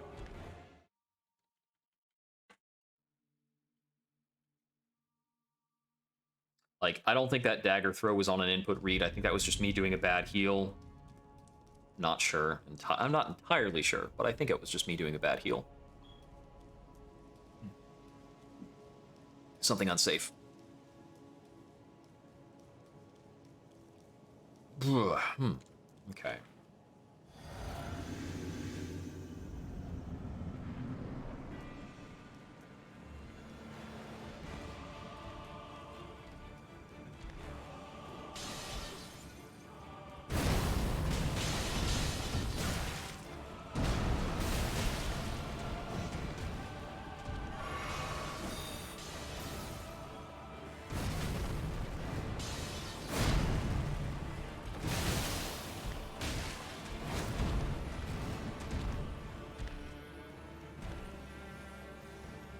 Come on, do a thing.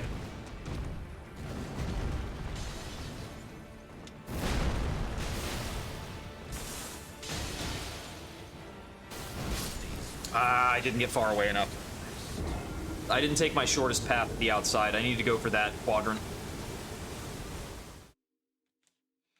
I'm trying to see if I can up my aggression a bit, because this is taking a long time to wait for him to do very specific things, and it's kind of a pain in the neck. Let's see. I wonder. When he's doing his like sidelong slash, I think when he's doing his like quick step delayed slash, I'm pretty sure that one can angle up to hit me out of the air. I don't know if there's anything he does that I can jump over.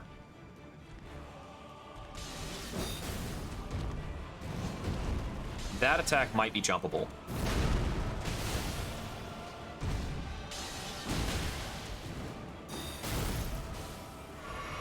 That was not technically jumpable, but we jumped it.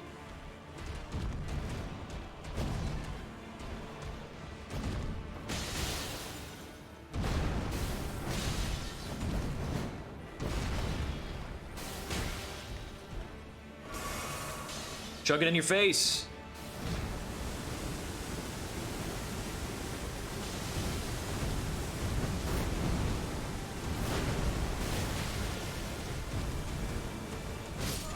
That dodge was way too early. I couldn't tell what he was doing because it did a whole like camera spin thing. I'm thinking when he actually does the run up at me, I might be able to deck him in the face and then dodge. Because I might have that much time. It's a pretty slow attack. I don't think I can do a jumping attack on it. But I might be able to take like a quick 1-2 and then dodge. Or maybe just an R2. Like single R2 is easy to underestimate, but it's very good. It's very good. Single R2 does more stagger than a leaping attack, and it's faster.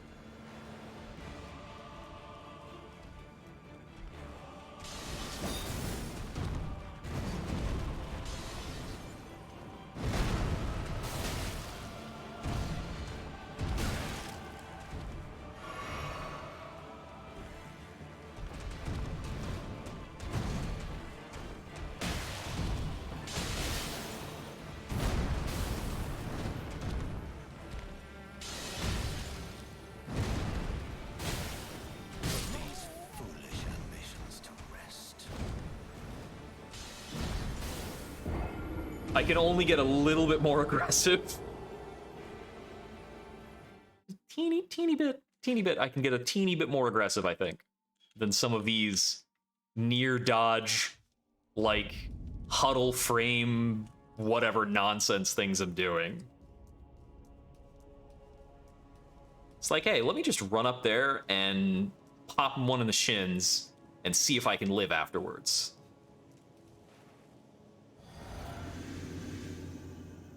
Let's get that figured out. Pilot that. Route it in.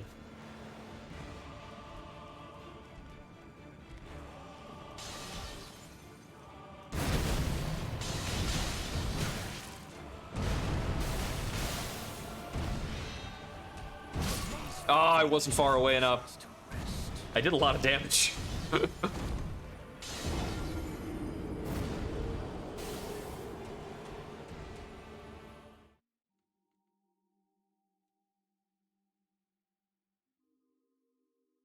Let's see.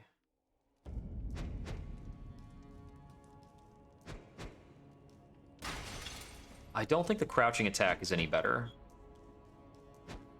Wait a sec. Oh, the crouching attack has a more vertical hitbox than second hit. Oh, that's such a crazy little thing to think about. But it might help me hit some flying enemies.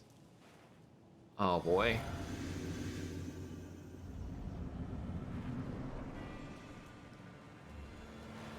I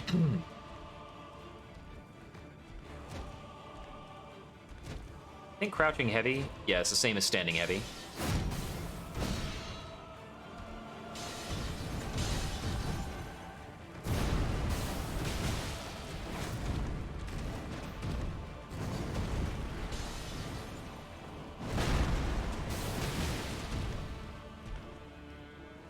Let's do that again.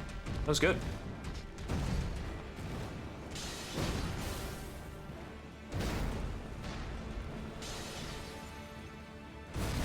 Now a leap.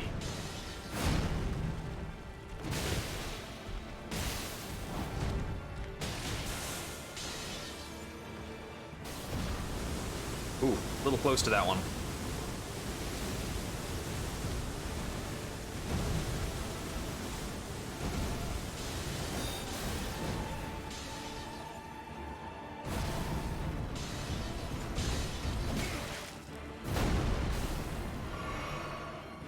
Tense.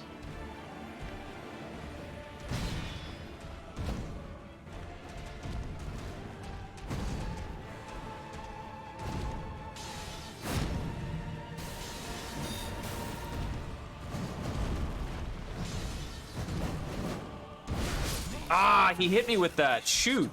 I've dodged that every time. Well, the latter part of it, anyway.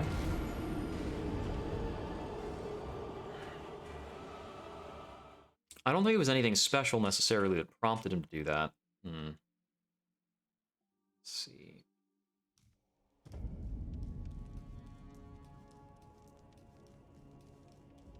Some of the cartwheeling he does up in your face, you can hit him while he's doing it. You just need to know kind of exactly when. I'm assuming he does have a stance threshold that I could break through, but I'm not getting there fast enough. Because he's a very evasive guy.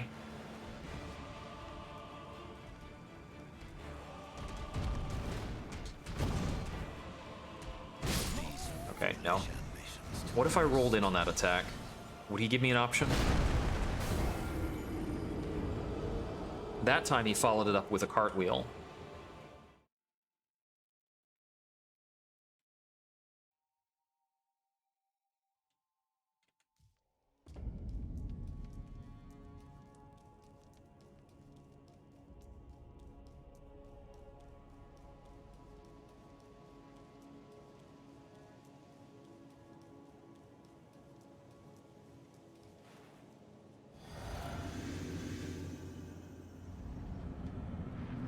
A lot of weapons, or several weapons, have worse properties on the attack if the attack misses. I don't know how true that is for this thing. That was way wrong. That was also like the camera went super wild.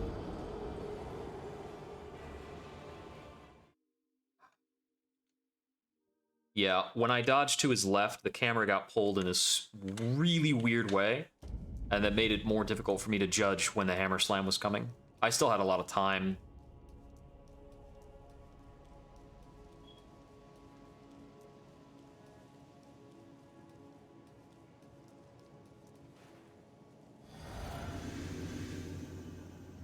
I wonder how well I can do on him unlocked. I mean, he is ridiculously mobile. But I think there are cases to unlock from him periodically.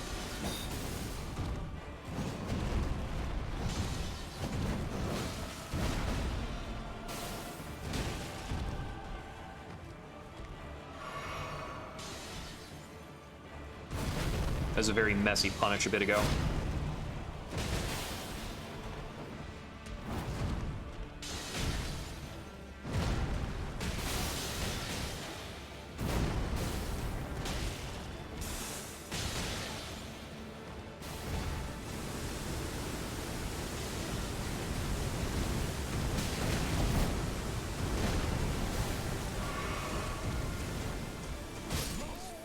Do not like being in that corner.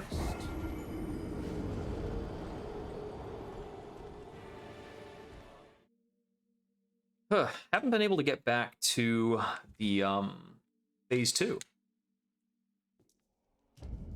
I might actually need to get the weapon upgrades in because I noticed that I'm not getting my bleed pop. I'm getting frost to go in, which makes sense because the frost buildup is way higher.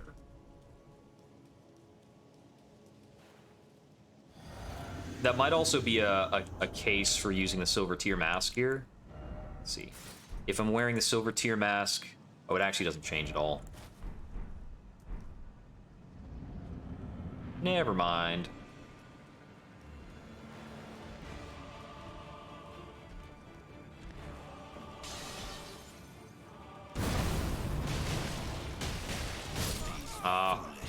I knew I was going to have to dodge, but I didn't buffer it in.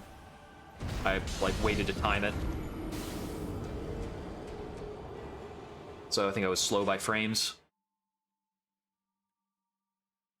I went for the second attack there on kind of a whim. I didn't think I had the time for a second attack. Notably, I can't make up my mind between going for more statuses and more hits or going for a stagger. I think I'd love to find a stagger route here.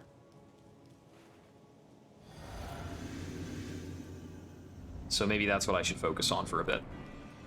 Let me just land single R2s as often as possible and see how many it takes.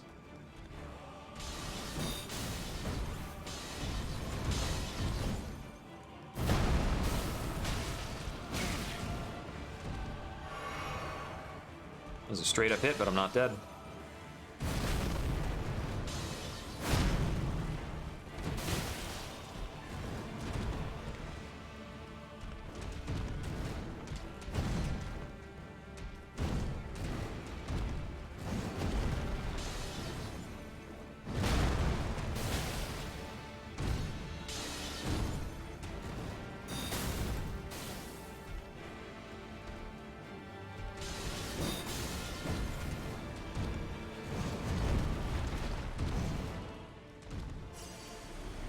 So much dodging to get in one attack.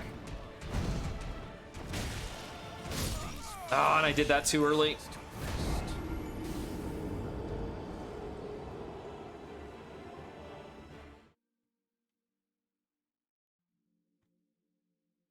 I wonder if somebody's got a mod to show the stance meter on screen. I mean, we got to see the stance meter on screen in Sekiro, and that was really fun. Why don't we get to see it in Elden Ring? That would be a really cool mod.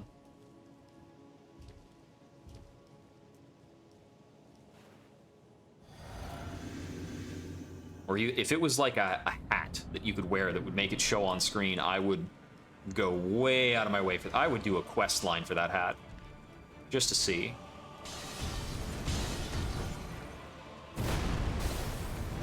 Oh, come on. Take that.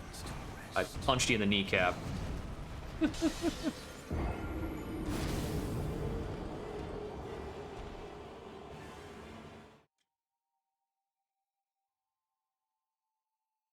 Yeah, so as expected, we cannot punch him in the kneecap from a neutral stance. We'll get killed.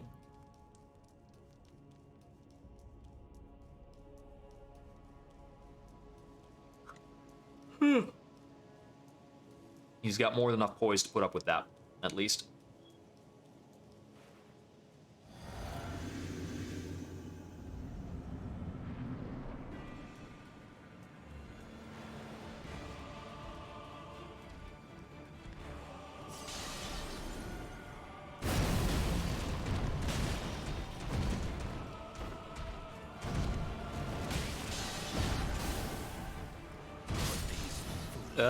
Dodge, dodge, dodge, dodge, bad. I stuck around him long enough to see, like, the ending parts of his combo. It's a long, difficult to remember combo, and I do not remember how that combo ends. It ends with the same attack he does the first time you see him. The super slow slam. The slowest, most delayed attack FromSoft has ever made.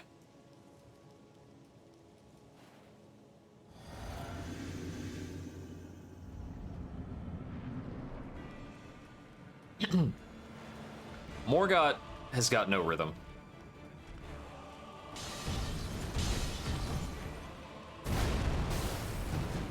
Come on!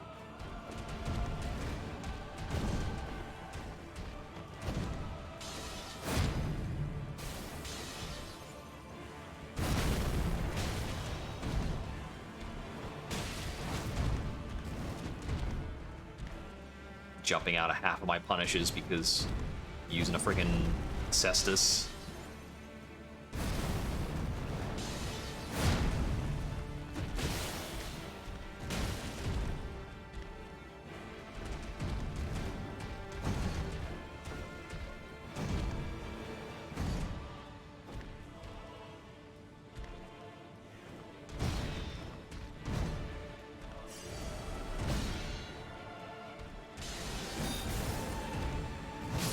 Oh, that hit. Shoot. I also couldn't tell exactly where he was going to land after doing that, and like, oh, okay. As if I had dodged just on positioning, I could have been outside of his attack. I could have been at the spot he was going to land, which would have set me up to avoid and punish on his Sword Whirlwind. I think that's a lot of what I need to figure out here, is I need to route through his attacks to get him to throw out moves that I can punish more easily. It's a mix of that and finding more gaps between the other stuff he regularly does and what I can do in those gaps. I mean, Morgott's just a really difficult fight to pilot and theorize on. Relentlessly uncooperative.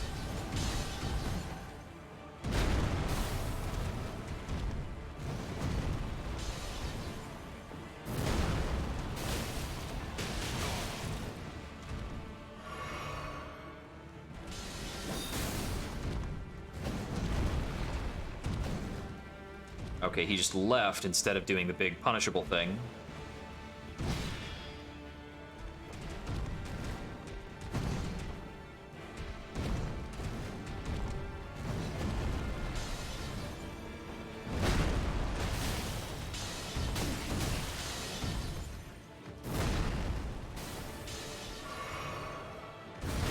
Whew.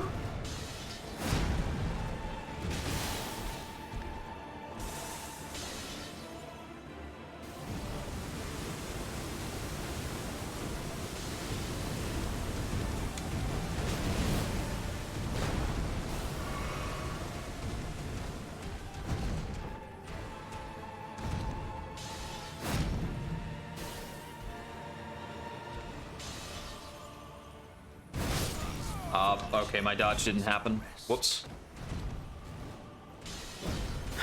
I, like, slid off the button so gently, I didn't even perceive it.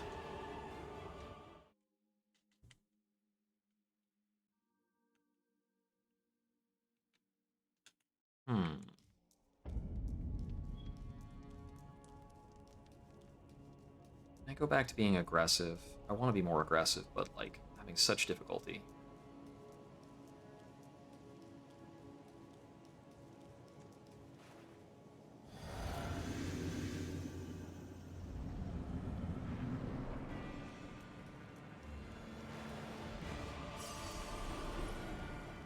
Okay, there have to be more openings.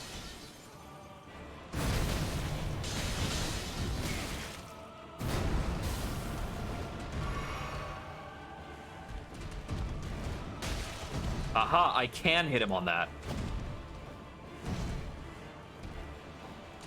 It's just moderately unnerving to actually do.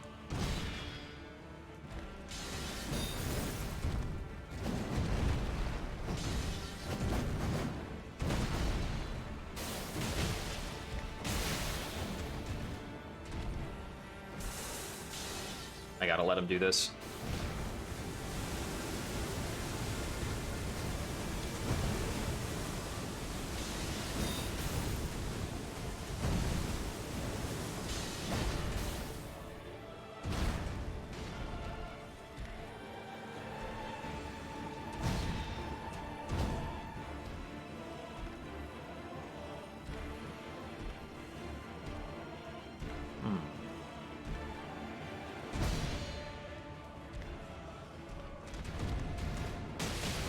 Nope, I have to punch earlier than that. That's going to be the #1 opening for me to actually figure out. Because I have to move into it and throw the punch basically immediately. So that it hits him on the second punch as he's coming in. Just to get in an extra tag.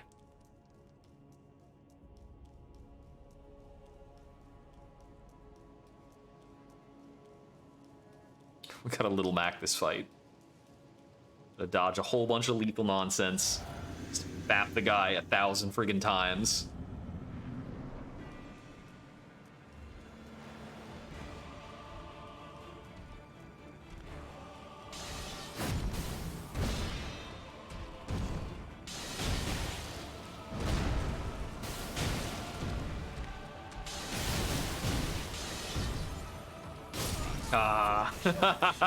That would have been an okay character look to go for when I was building the character out. Try and make him look like Little Mac.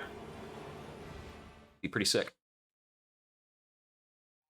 I don't think there is a pink. I don't think there's a pink hoodie in the game, but I could give him. I could have given him Little Mac hair.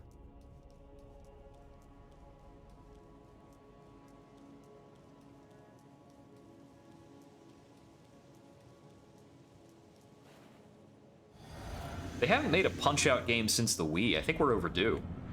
Switch could definitely use a Punch-Out game. Did they even re-release Punch-Out Wii on the Switch? That feels like money waiting to happen.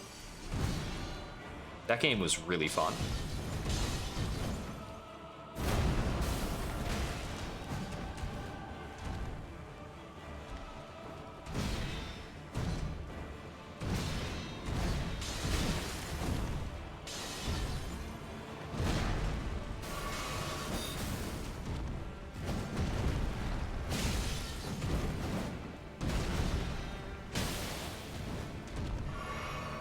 Yeah, the loser just decided to dagger cancel after his hammer there.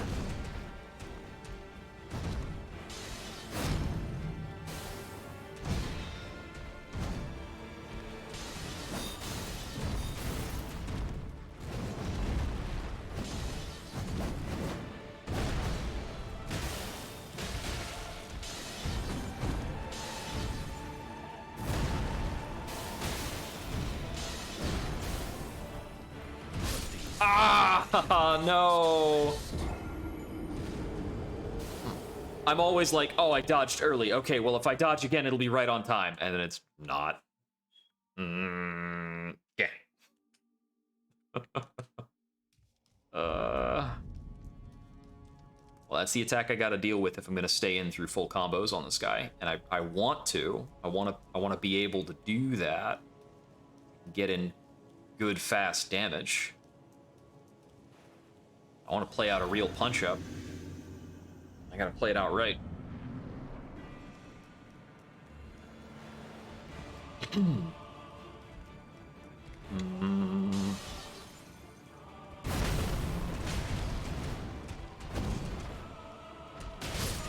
Okay, nope. Waited too long to attack. Also, I could have attacked when he was doing the run on me.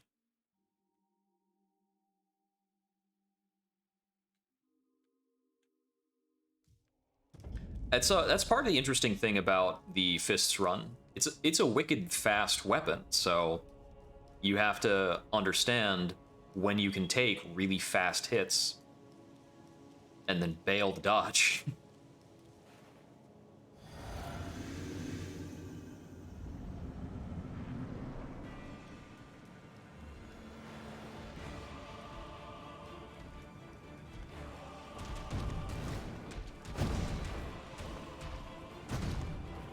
I wonder if I could jump that.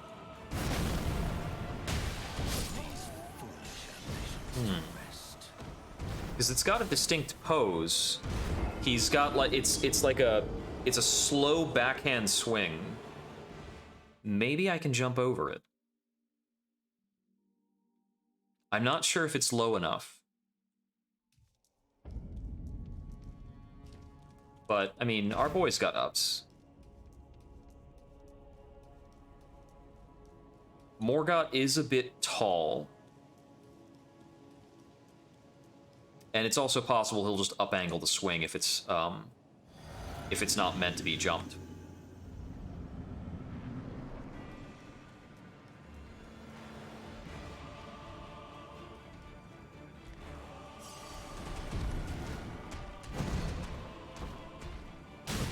Okay, can't jump it. Because that felt like it was about the right timing. That was the right attack. It just caught our legs.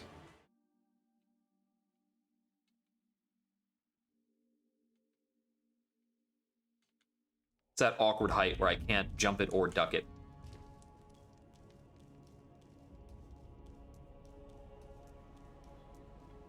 Part of me worries, like, I'm vaguely concerned that ducking is a legitimate dodge tech for certain moves. And, like, I could theoretically figure that out for the few moves where it is a thing.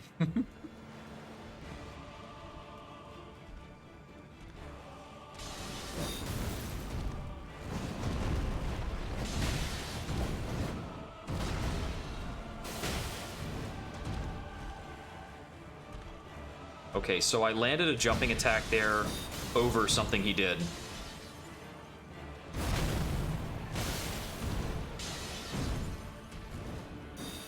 And it's like not committed to memory. I'd have to watch the replay to see how that flowed.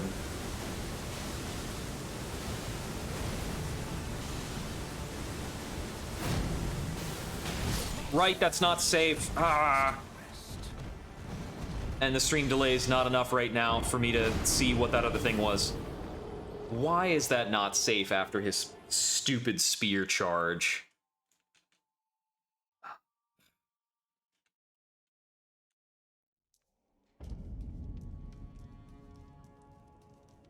Literally the fastest attack I can do in that circumstance.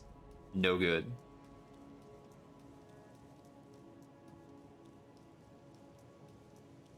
I think I would have to dodge through the attack earlier in its execution. One of the weird things about the spear charge that I remember figuring out before, he can do it more or less point blank, even though it seems like maybe he couldn't.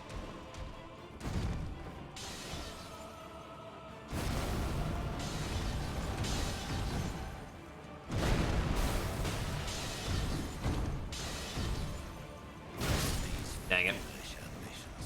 I thought I could get behind it. Sometimes you can. Yeah, that was kind of junk. I think the best maneuver for that particular attack is actually just to roll into his face. Seems like the hammer hitbox it's actually shaped like a hammer. It's bigger at the end. So if you roll into his face, you're only comparing against the haft of the hammer, and it's not likely to hit you. It'll like swing over your head before you've gotten up from the roll. I've seen that happen twice.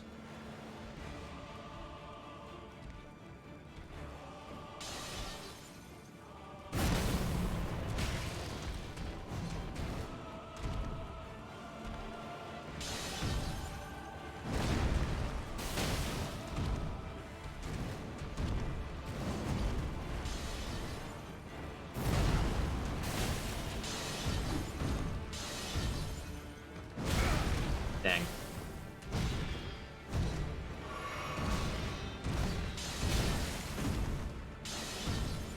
That was a bullshit dagger cancel.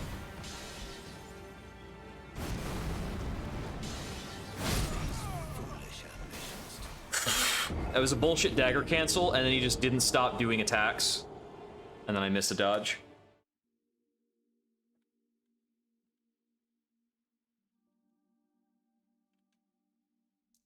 The dagger cancel is the essence of what makes Morgott unfair. He can do it after basically anything, and it just not only removes your punish window, but just hurts you for no reason.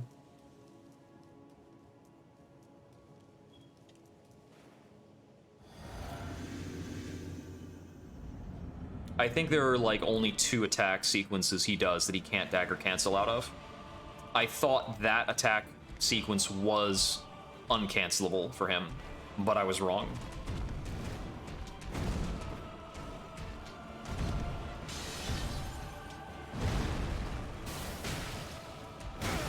Whoops.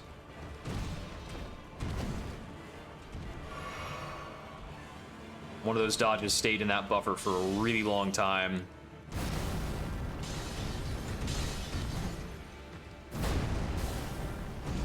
It's like, oh, is that so? I was not planning to dodge this evening.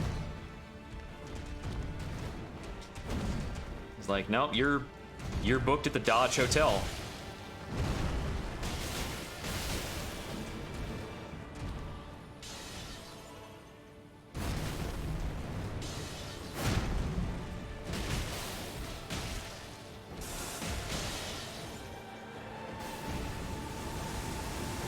Thankfully, there's a pretty good amount of time before he finishes sword drop.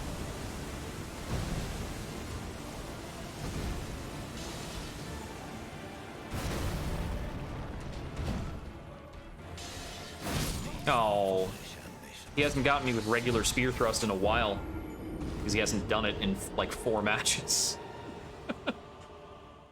Sometimes he just puts moves on vacation and they come back and they kick down your door. It's like, I'm home.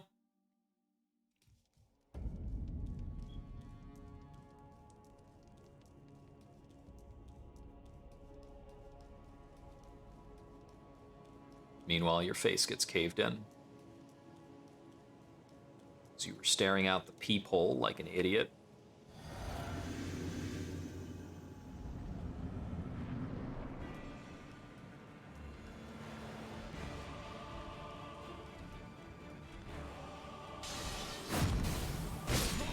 Speaking of attacks on vacation, he's like, no, let's just do it again. Right now. This is my opener now. First thing. I do want to test sticking close on him. It's changing his behavior in some interesting ways.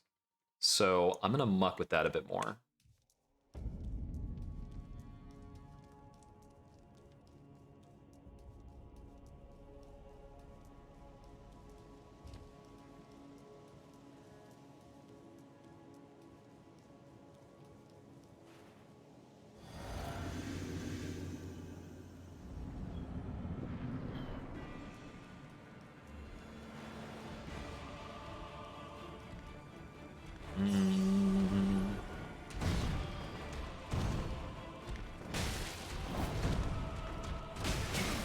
Nope. Didn't quite get that off in time.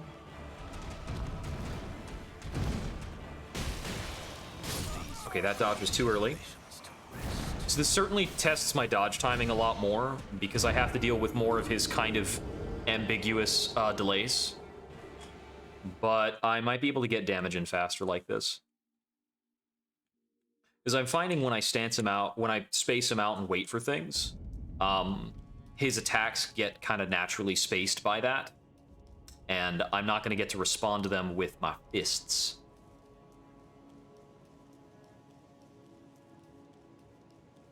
So we got to take this to the ultimate infight.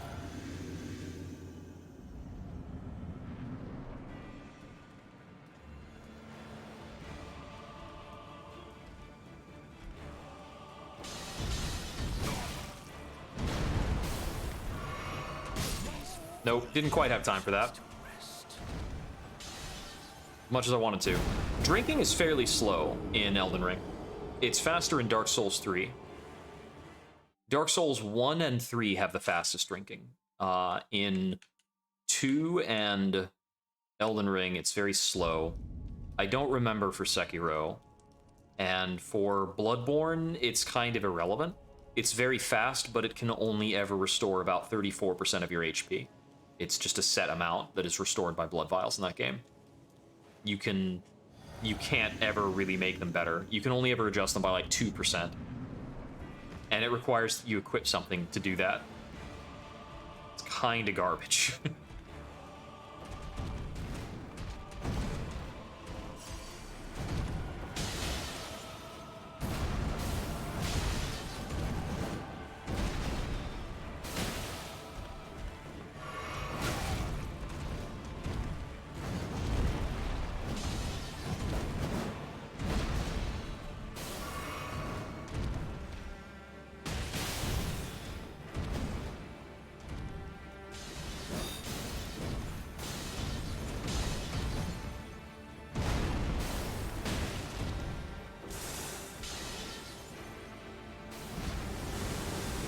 Well, hey, I saw a sword whirlwind twice.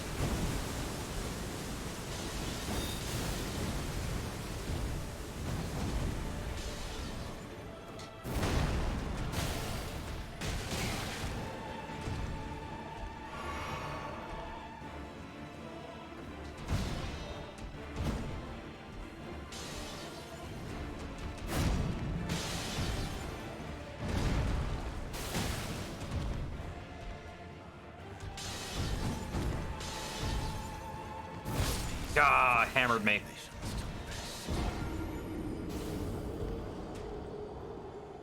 Let's see, how did that line up? Okay, so I was actually too close to him when I started the dodge, because the end of my dodge was too far away from him. I need to dodge to the middle of him.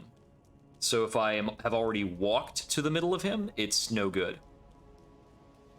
As I had walked to his middle and I dodged out, he turned slightly left on my dodge and hit me with the hammer. Or his hammer sweep was just naturally big enough to get me. Then I got by Morgott.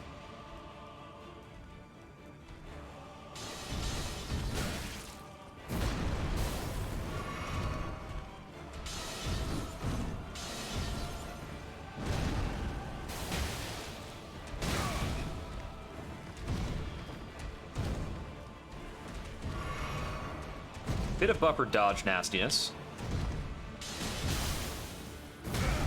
Okay, that one was almost correct. The timing was a bit off.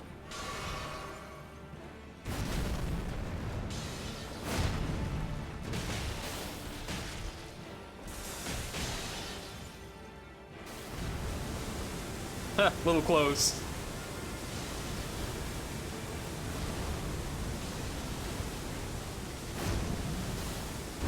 That time I remembered that was unsafe.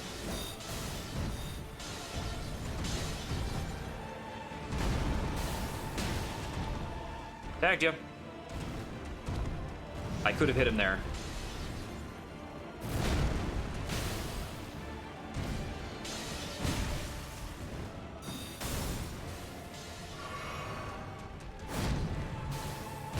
Ah! I thought he would do that, but I didn't dodge in time. I was trying to time the dodge to the swing, and I was too late. I thought it'd be about like a quarter beat, maybe a half beat later.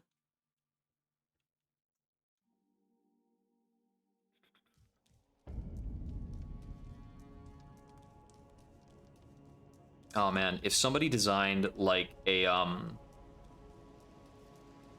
Beat Saber track that is like using Morgott's music and overlaying, it's got like a Morgott fight going on, because you can do music videos in the background of a Beat Saber track.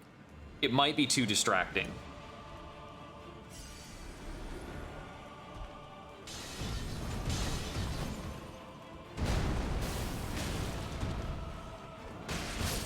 Okay, didn't have time.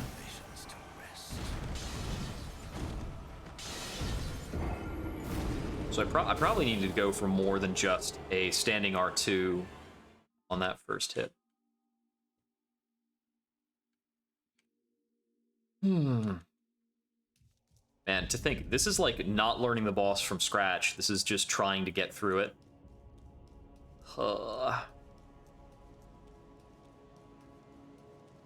this is not learning the boss from scratch. It's learning more about the boss. I think for basically every boss I was fighting on RL1 in the late game, for a short period of time, for each boss, I became an expert on that boss.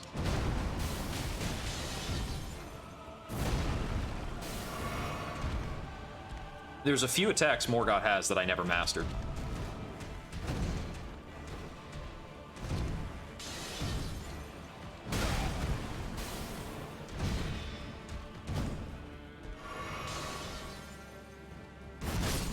There's a few things you can route the fight around avoiding. Like, the last time I was fighting him, I mostly routed around avoiding the hammer. And I punished other things. I had dual curved swords for that fight, and dual bleed curved swords is kind of overpowered. So that, like, tracks really well. I do think I'm gonna work on Volcano Manor for a bit to try and decrease my, kind of my, yeah, the amount of work I need to do, honestly. I'm gonna decrease the amount of work I need to do. Let's see, upstairs is the Whirligig Saw, but I'm not gonna use it, so I don't care.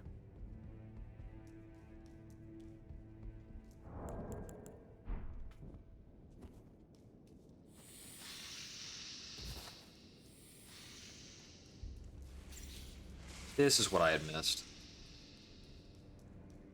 when I was cutting back through here earlier.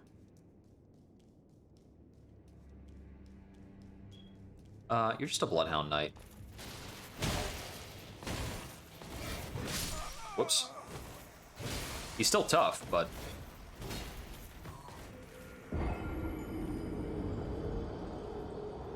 But he's definitely beatable, and probably worth fighting. Most Bloodhound Knights have some kind of meaningful drop. I don't remember what it is for this guy. But I'm here to get drops anyway, so let's not avoid everything. Oh, excuse me.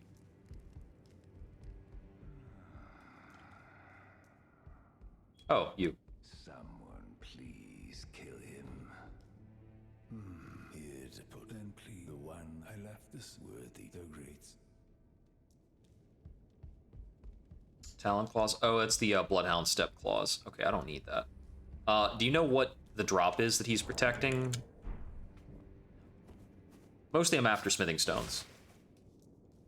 No, it doesn't. As far as I know. I believe it does not. Also, I'm definitely not using that for this run. I have not made up my mind on whether or not to use the Blasphemous Claw when I get that option later. I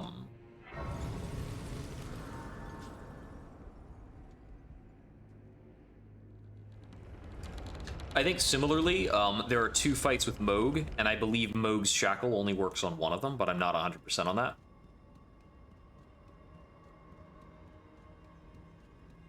Okay, no, we're not going that way first. I think there's something we jumped down to. I don't think it's all the way down to there. Here we go. Couple of lizards.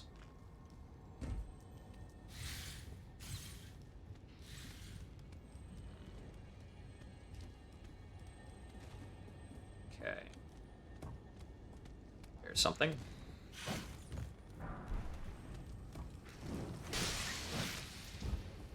Excuse me, you torch-wielding madmen.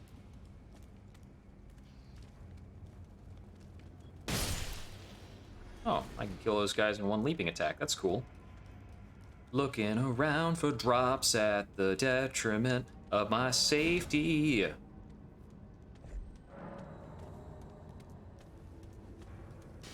Ain't nobody need to live, we just need loot.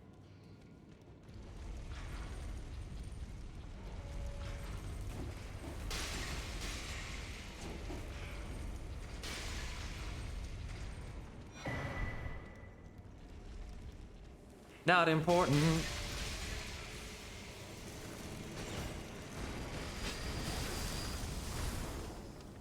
Excuse me, sir. I ain't sticking around for that. This doesn't open, right? No, didn't think so. Excuse me. Is that a ladder? I don't remember if I ever saw this ladder before. Oh, thank you for the rune. Thank you for the runes, bros. Just like killing each other for me. Okay. Looks like I can get in through here and fall onto this. Okay. Door be over here, right? There we go. And those guys are shouty.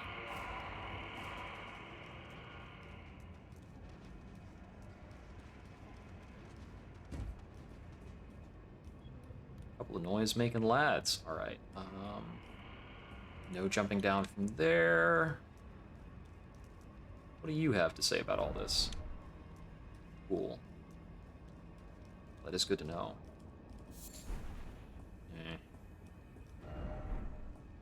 Old codger, likely legs. A shame. Okay, I think I need to get in to like the basement here, which is I think on the left.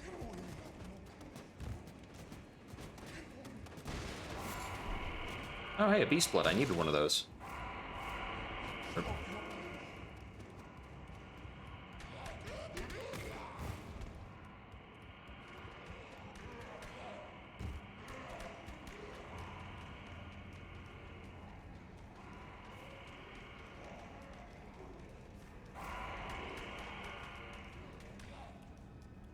Grace.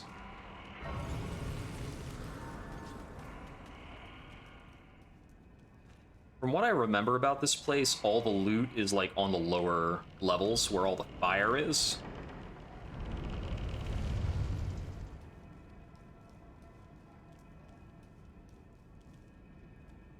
More around the volcano parts than the manor parts.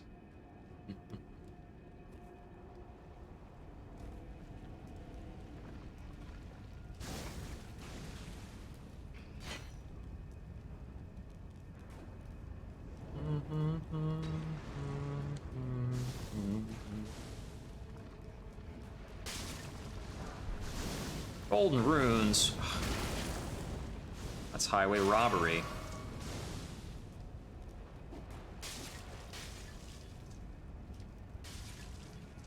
Come on, guys. You know that is not the good stuff. It's like a snake lass up around here somewhere. Okay, that's the one that goes down. I think the one that goes back up is kind of an effective shortcut. Seek Scarlet Rot. I think that's a magma worm over there. Yeah. There's a lot of loot in this lower section here. I remember that much.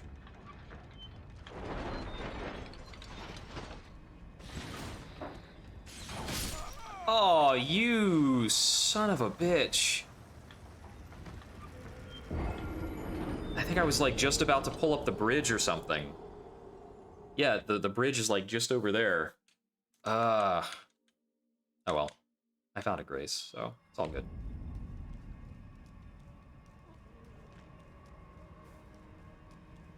Okay, so there's this one, and there's this way out. What does this lead to? Let's see. Okay, explosive great bolts. I think that's a viable jump down there. Yep. Yeah, non-lethal.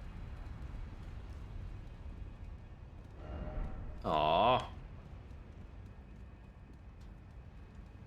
Well, thank you for shattering my hopes in a timely fashion.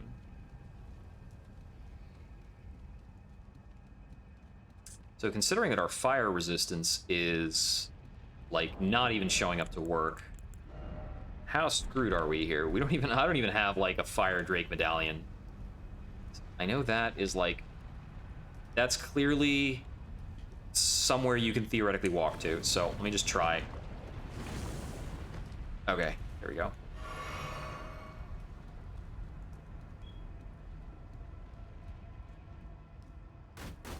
Okay, seems like this is a whole lot of nothing.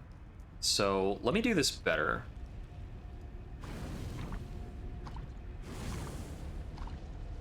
There we go. Oh no, don't keep going. Freaking nerd. Oh no. Don't press a direction.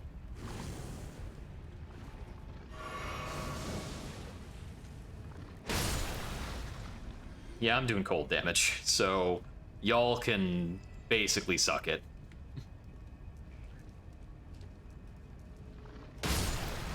I will kill exactly how many slugs I feel like, and not a one more. Let's see, okay, so if we get up on some of this stuff. What do we got? Because this leads up to there, and we're going up here. Okay, I think for one thing, I need to come up here, and then drop onto this, and then I get to pick up here. Hell yeah! That's what we're in it for. Then we jump back down. We admire that somebody took the time to get up on top of that statue. Way to go. Brave platforming tarnished. The true explorers of all the game has to offer. Whew. You tried to hit me with a rock. Uncultured, honestly. Okay, so you got me with a cat of nine tails when I was taking that bridge, so I probably need to try and kill you. Also, I think that might be like a thing down there. I don't know. It may or may not be just a random kill plane.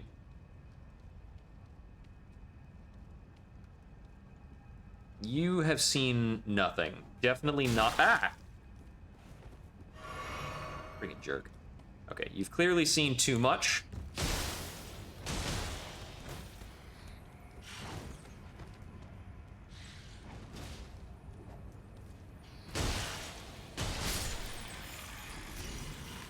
I threw another rock at me. He is determined. He's absolutely determined. These pebbles will be the way. Yeah, I'm pretty sure if you go down there, you wind up fighting a magma drake. Which is okay. Magma drakes are pretty cool. It's not all that rewarding for me at this point. Right now.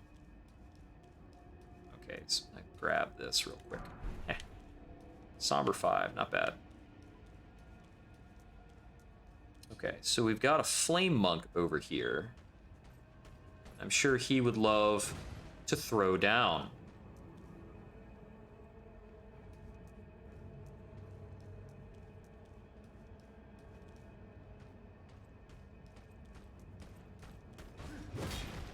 Excuse me.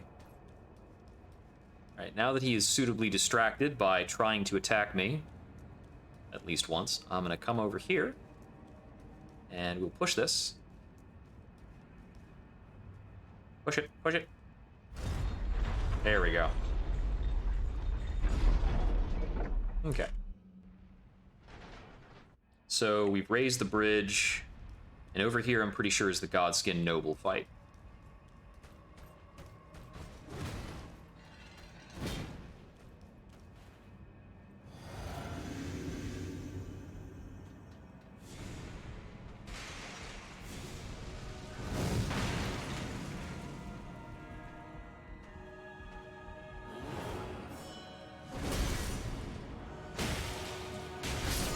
Okay, gotta watch the tail. We're probably gonna be going for just singular R2 leaps. I think that's our best bet here.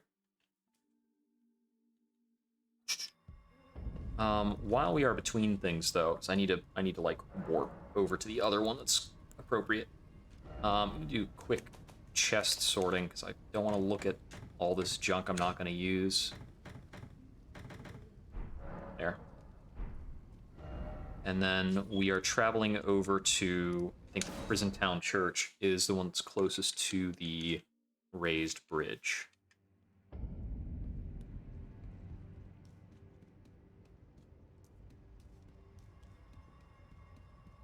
Yep. Getting up there, I can't remember how to do. I think it's something after the Godskin Noble. You have to, like, go around and fall down.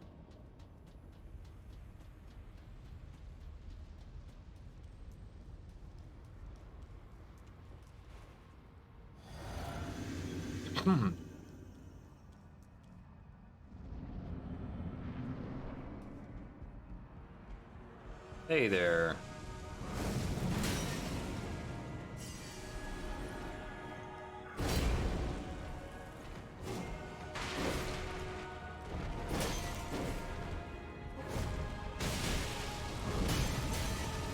watch out for that. Don't get hit by those.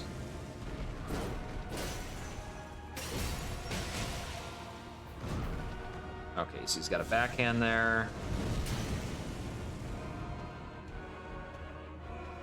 The last time I fought this guy was like I was in the throes of using Hoarfrost Stomp to kill everything. Well, that's not entirely true because the last time I fought him was in a duo fight.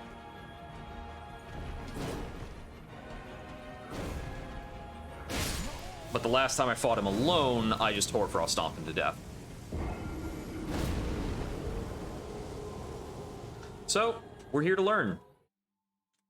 I noticed that a lot of the god skins on his chest have several... It looks like they have several different eyes. I thought I saw dragon eyes on at least one of them.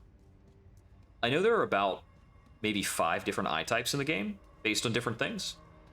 I think you can get Frenzied Flame Eye, you can get Dragon's Eye, and I think there's a couple more. I think they might have a priority system. Like, if you would get more than one of them, a certain one takes precedence. I don't know if it's based on, like, the first one you get or how it works. Yeah, that just goes the whole way, doesn't it?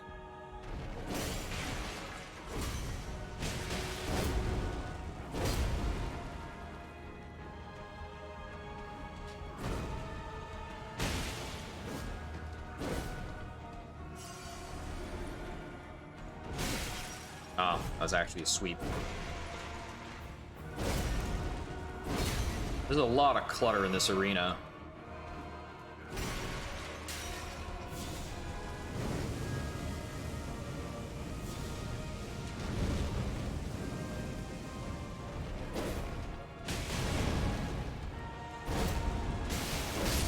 Okay, he likes to do that in pairs. You get bloody eyes for that? Cool.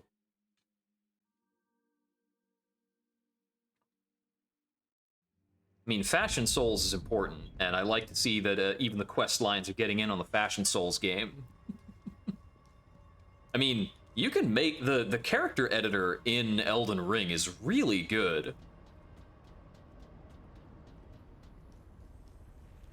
You can make a lot of stuff. Not that I care to do it, but other people do, and I appreciate that a lot. I don't want to change anything. Not right now. But I'm not really making many jump attacks right now. I need to fix that. I need to probably figure out when they're safe. Not then.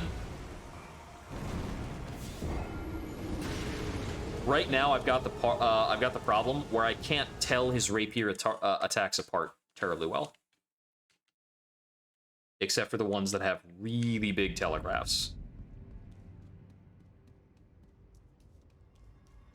I think I need to disrespect him more. I get the feeling I can land a lot more hits a lot faster.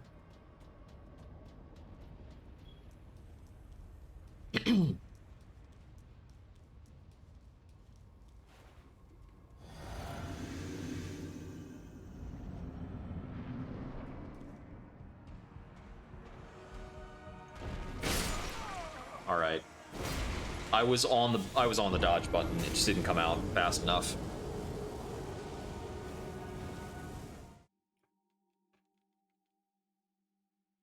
I think I was on the dodge button. I didn't get off it in time. Gotta get those quick taps in.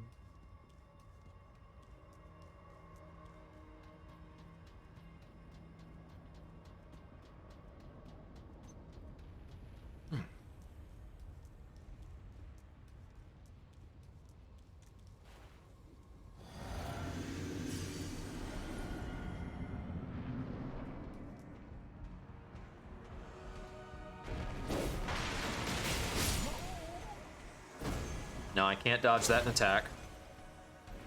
Which is awkward, because sometimes he does just that swipe.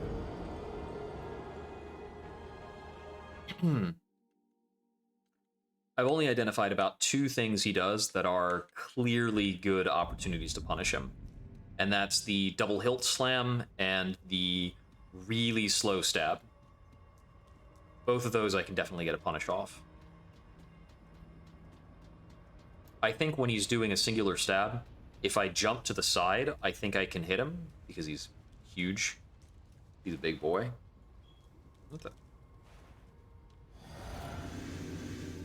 That input got read differently, for whatever reason.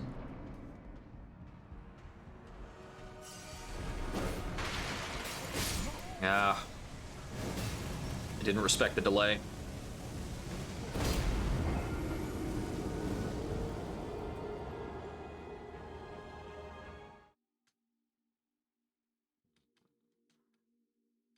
See, the only thing I can go do right now, apart from this to get stronger, I could go burn some runes to get in the weapon upgrade. And I could go get the Ritual Sword and possibly Ritual Shield talismans. I'm not so interested in the Ritual Shield. I want to be able to do these fights without taking hits. That's why I'm not wearing armor. Not wearing armor is not technically a requirement of the run. I'm just trying to get used to it. And I'm trying to enjoy the damage output. I am certainly enjoying the damage output.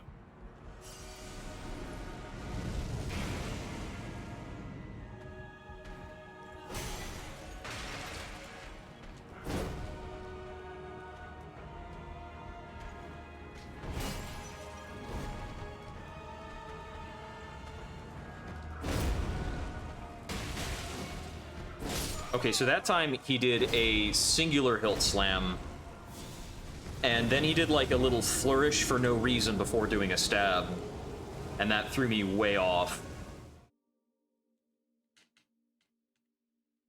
I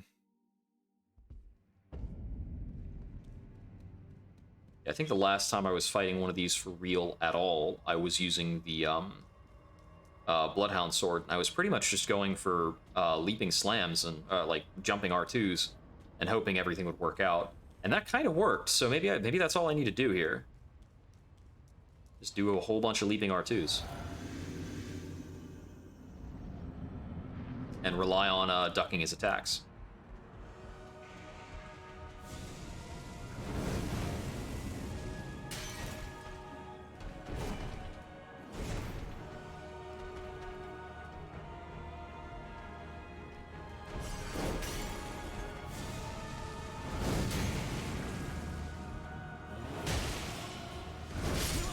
Okay, I dodged too early.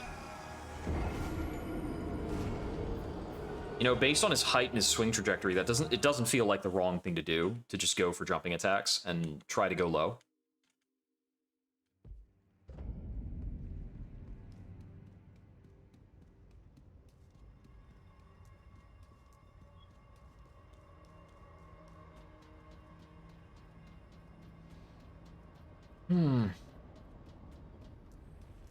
Thinking if I can get a stun in a phase transition. In his phase 2, his attacks are a bit more committal. They're deadlier, but he goes into longer sequences.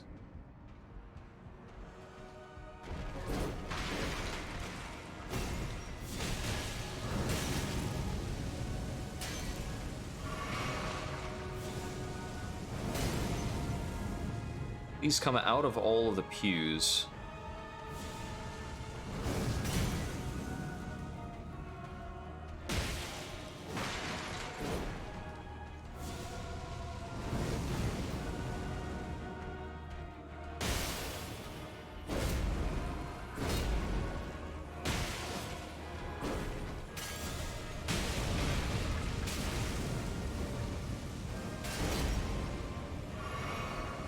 I actually do think the entire issue with Godskin Duo as a fight is that they both have ranged options. I think that ruins the dynamic of the two-man fight. I think if one of them had a ranged option and that was all they did, and the other was just pure melee, it would be a fine fight, because you could just, like, kind of line of sight the ranged guy around the pillars and focus on beating the melee one. That's the reason why, like, Ornstein and Smo works as a fight because they move at different speeds.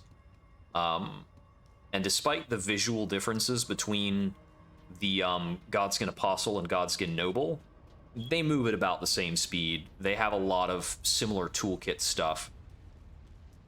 And it's not even the same similar toolkit stuff as the Shades of Yharnam.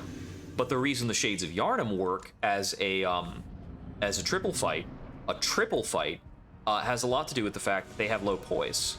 So whichever one you're going after is not able to deal with you. Wrong timing.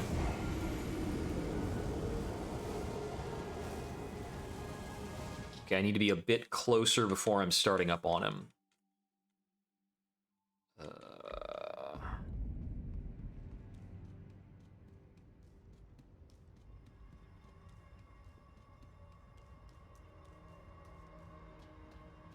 And that's the thing about the Godskin duo, is they mostly have these like non-committal quick attacking patterns, which makes them utterly insufferable as a duo fight.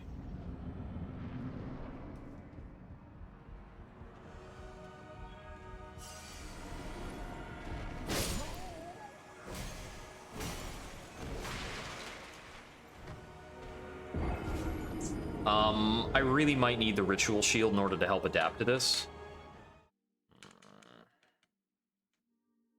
Well, you know what? It's probably not Eyes. It's probably... It's true, I could go get Hoarfrost Stomp for the fight, and just use it anyway.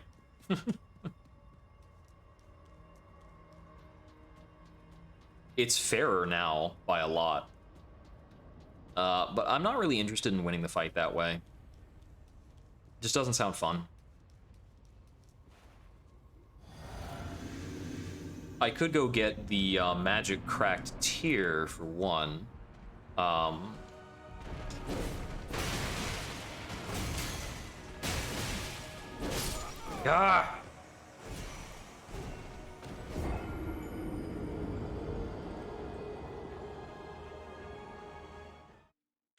I wasn't ready for that to have a follow-up the way it did.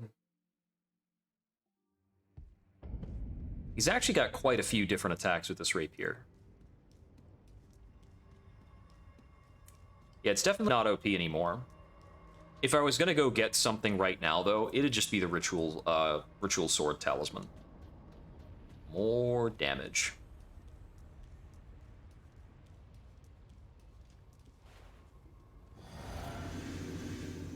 I also really still need to get more upgrades in.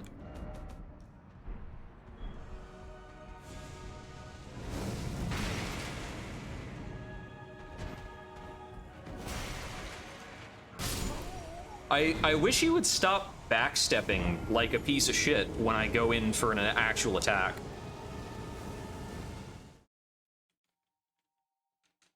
I need to get more accustomed to the tail sweep. I've only seen it about 3 times, so I don't know the telegraph very well.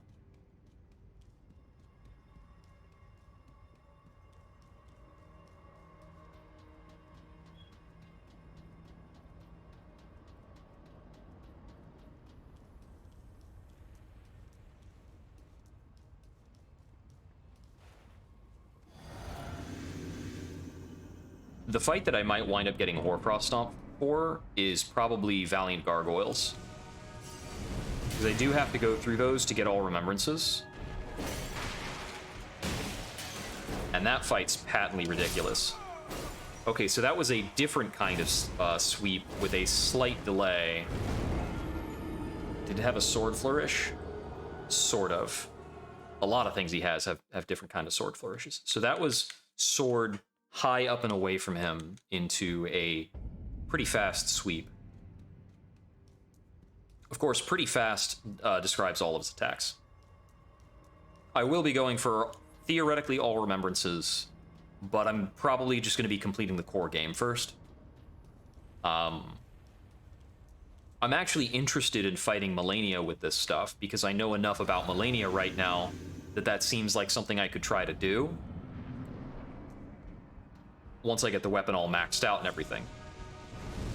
I'm not looking forward to Astal.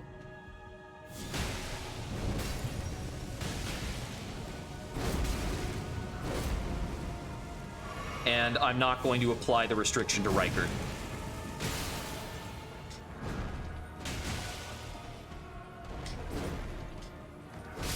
Okay, that was a different... That was the long sweep. Looks like I might actually need to be dodging under his sword arm for some of these moves. Probably several of these moves, because I think I have standing room underneath his sword arm. I don't know. Oh, I'm not concerned about, what's it called? I'm not concerned about Fortisax. I think that the Fortisax fight is actually fun. Placidusix is going to be absolutely miserable. I might just leave him alone. Or leave him till last. I hate that fight. I hate that fight because it's boring until the last 10 seconds of the fight, and then he just murders you.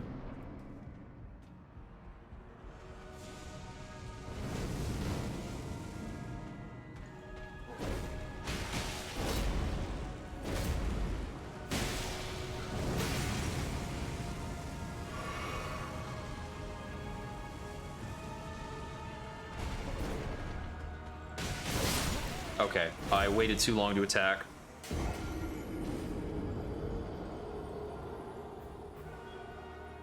So he went into a thing.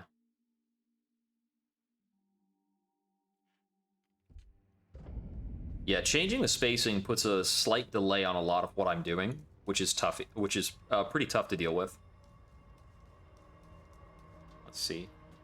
I could actually be going for, like, Moog in the underground right now. This is an option. I don't get much for doing that, though. Yeah, I think my only reward for that is, like... I think Airtree's Favor +1 might be down there. Well, yeah, the Blackfire... oh, you know, that's right. His summon on that is safe if I hug him. So I could probably get in, like, a full R2 on that. Dodge too early. That's true. I've been leaving the Blackfire Eruption a little sooner than I need to. The thing is, if I'm inside the Blackfire circle when he brings it up, I think that might be a death sentence. He's got a lot of setups that'll force me to dodge, and if I dodge into the ring and take the hit stun, I don't know if I'll be able to live. Now, I could try to space to dodge outside of the ring and dodge his move at the same time. I think that's probably the best idea, because I do need to get more hits in. If I can get him to a stun, we're going to progress the fight very, very quickly afterwards.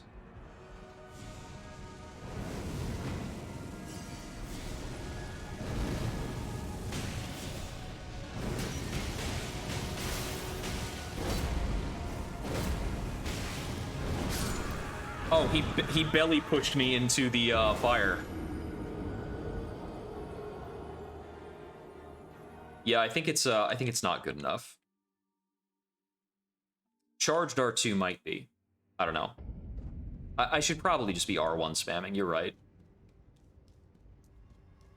Because the moneymaker's the Bleed Frost, and if a stagger's gonna happen, it's gonna happen. A stagger will probably happen off of jump-ins before anything else. Especially since the jump-in is actually a double hitter. So it actually gets me good progress on statuses.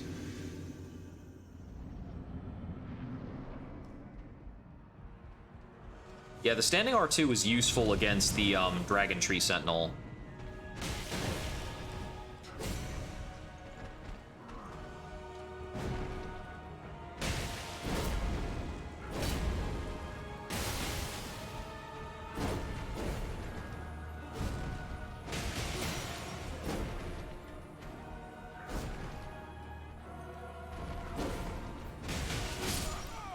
Okay, that was the slow one.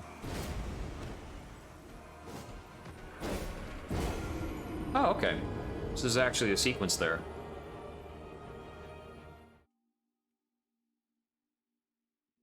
I wish those columns were not there, because I was doing a pretty good job, and then I had to back up. Oh yeah, okay. Well, that's going to be very useful if that might be useful on some of the later bosses with long stun windows. Like, that particular 5-hitter is going to be crucial against Moog.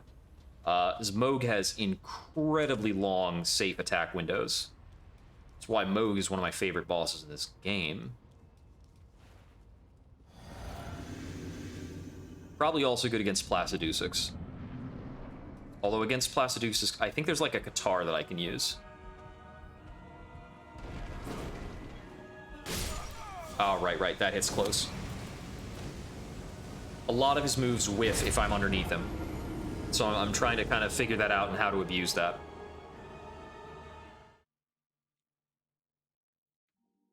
Yeah, I know this guy is staggerable. I've staggered him before, and it wasn't that big an ask, actually. From what I recall. Is I staggered him with the, it was with the Bloodhound Blade, which is Greatsword type. But the stagger from this is actually pretty comparable, I think. Just because it's like a strike class. And honestly, the weapon's deficient enough, it kind of needed something special. So I think they gave it high stance damage.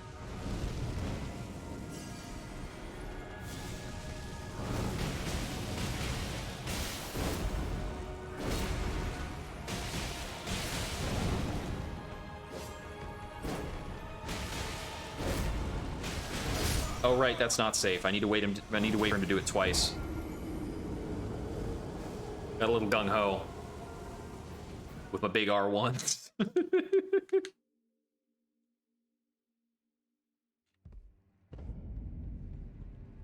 That was better though. I actually just need to push into him like an idiot.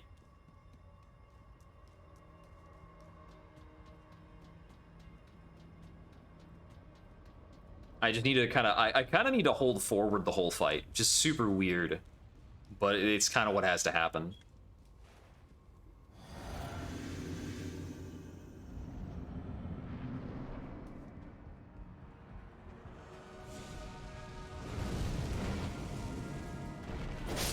Okay, that one will hit me standing. Yeah, I'm not using incantations because I'd have to hold something other than a fist weapon in my hands. Because, yeah, I know Bloodflame Blade would be strong. Although I would have to go get the Two Fingers Medallion for it. Or the Two Finger Talisman. My talisman collection is real bad right now.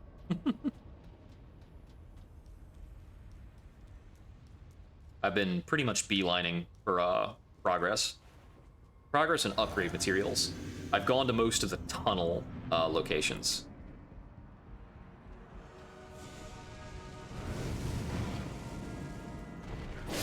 Okay, I wanted to see if I could, like, get up close enough to strafe right on him, but he's not going to give me the time.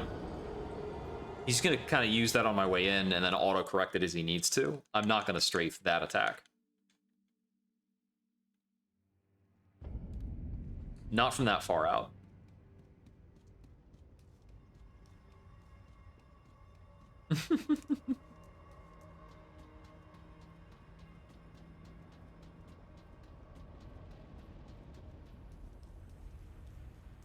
They're not in the, when I go into the equipment, they're not on this row. So they don't work.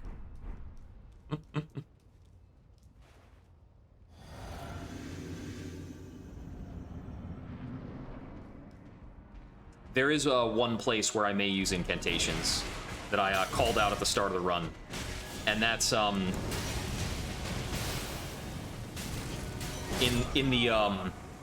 the Scarlet Rot Lake. In the Scarlet Rot Lake, I'm going to allow myself to use the Flame Cleanse Me invocation if I struggle to get through there. And I believe I need to get through there to get to Astel. I think I can be very, very strict about the requirements for getting up to, like, any % cleared. I think All Remembrances is going to require me to weaken the restriction a little bit. For instance, I'm most likely going to allow myself to use the Serpent Hunter on Rykard, because he's got a freaking fire aura and a buttload of health. So you actually take fire damage for standing close to him.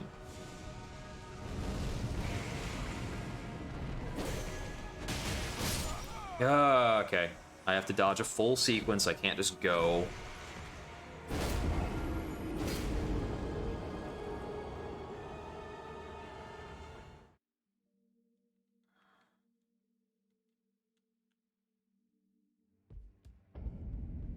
Yeah, yeah. Rykard is very much built to punish you for trying to do anything other than the Serpent Hunter. If I actually beat Rykard with fists, that might be... If I actually beat Rykard with fists at RL1, that might be a unique accomplishment. I don't think anybody else... It's possible nobody has ever done that. But I would have to do that before I could, you know, take that accolade. Again. Same thing again. And I did the same thing again. I want to try something. It's going to be goofy. So he's doing that setup so reliably. I'm going to try dodging and then see if I can crouch the second swing. Now, his second attack on there is variable. He can do the close sweep to stab. And I know crouching will not avoid the close sweep. The close sweep is not lethal. So it's either the, like... He basically either does a low sweep or this medium sweep. Been hit by the medium sweep like 2 or 3 times now. I want to see if the medium sweep is crouchable.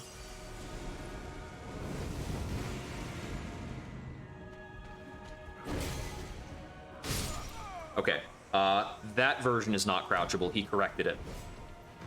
That was a slower version of the attack, though. It was not the same attack.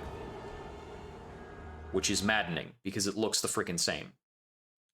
But his trajectory was clearly different.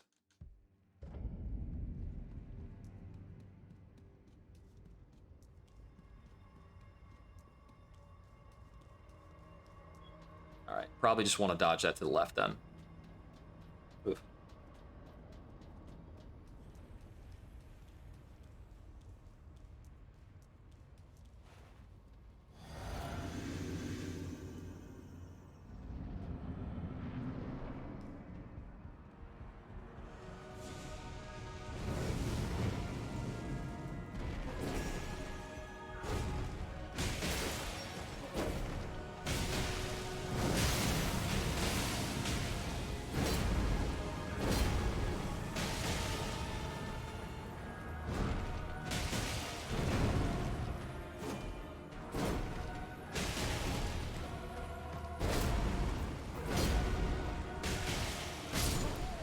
My dodge was too slow.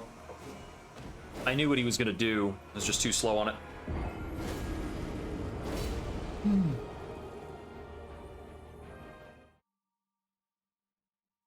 Yeah, and it's telegraphed because his tail goes, like, up and back and does a whole bunch of stuff.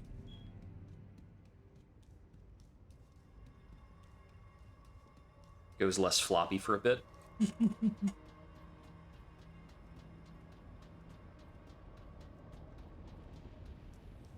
While I'm working on this, could somebody look up the location of the Ritual Sword Talisman for me? I think I am going to take a detour and go grab that. But I do not remember where it is. It's in some ruin somewhere. It's not even a full dungeon.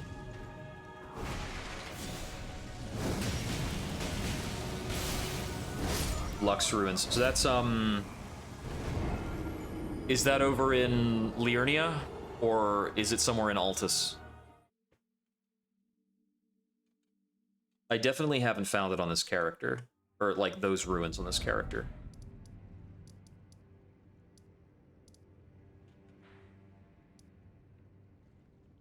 Eastern Altus? Let's see... Is it one of these? Western Altus. So over by Gelmir, kind of? Like here-ish? I should probably step outside of the Volcano Manor and get myself a map. Let's go do that. If I have the map, I'm sure I can pick it out. As I remember where the Ritual Shield Talisman is, if I want to go grab that. The carriages. Okay.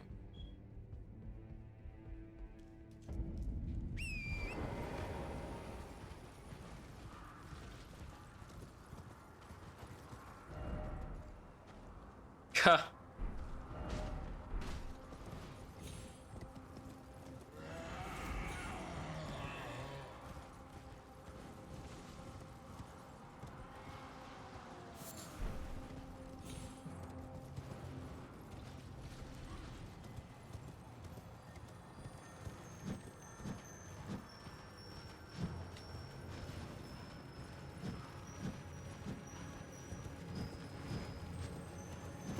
And basically no chance of that.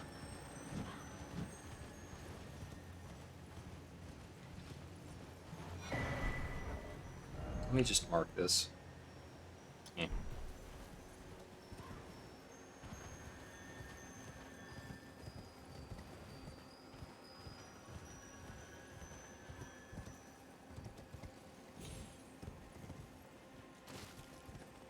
Okay, it's down there.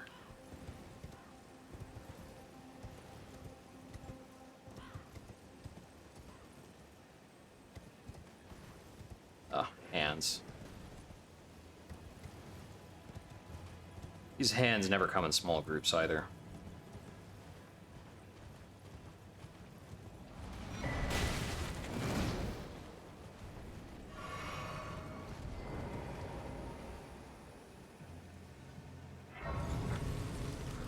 Okay, there's that. I'll rest to reset the hand.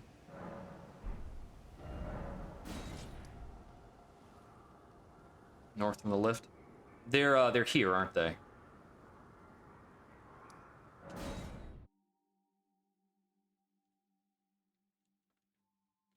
I think that's it. I think it's like these ruins. I just have to get on like the other side of them.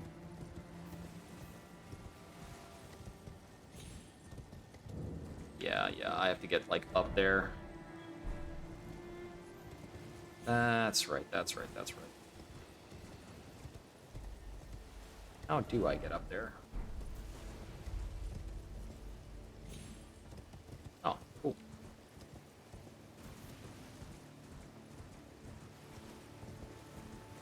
I was not sure if that jump was going to pan out or be a tragedy.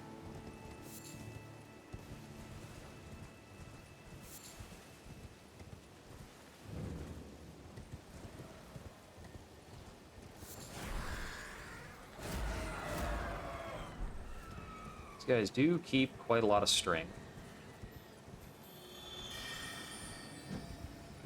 Huge strumpet. Here we go. And there's America steak too. Handy. Hey there, how's it going?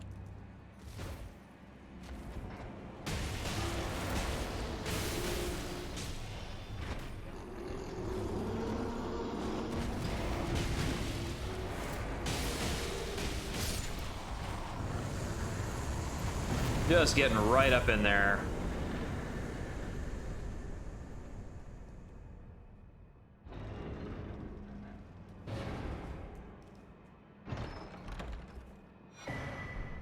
Ritual sword. We'll replace this guy. Ah. Getting my attack up to a lot more. 164 AR. Instead of like 330 something. It also theoretically means every upgrade is more meaningful. So, smithing stone 6s. Smithing stone 6s. I had a page up for these. For some approximate locations. 3 in Redmane, several in Deeproot Depths.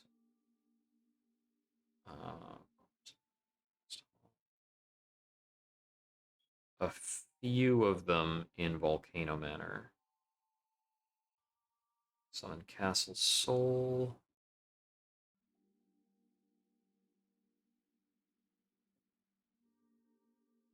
There's 2 in Noxtella.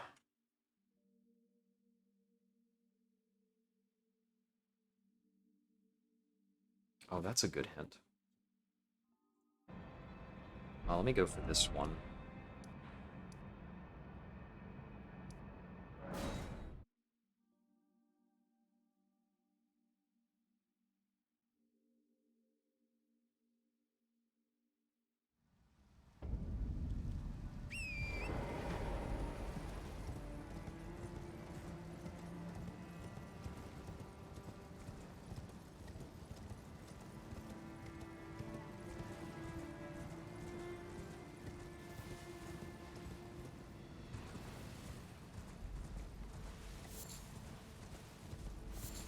Most particularly fast runs that people will go for are probably just going to involve like weapons that use somber stones, so that they can avoid scrounging up all this stuff.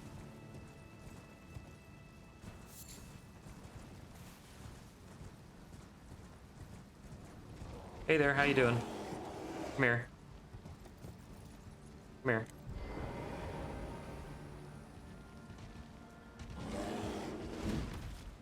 Bit more. More. Keep it up. More than that. Ow. I might need a bigger bear for this.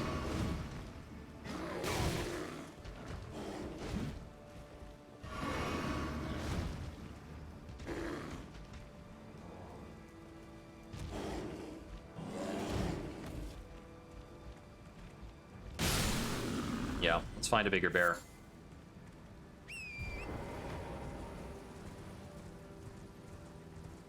Should be a big old rune bear around. There we go.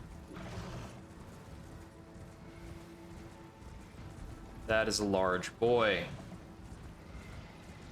Come here, mama.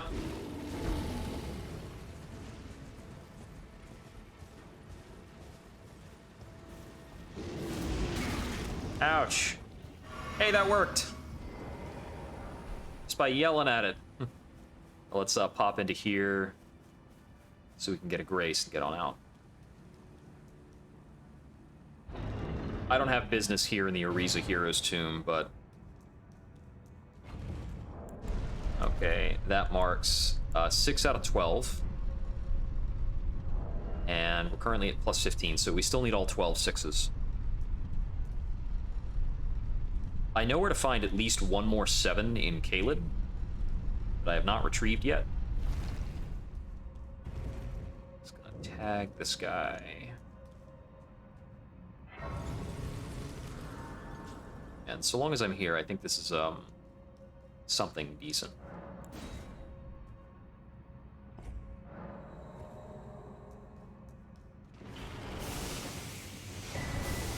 Oh, not important. Yay, a weapon that we'll throw in storage and never use. Okay. Going back up here, I think I might want to go down to, like, the Nokron area, actually.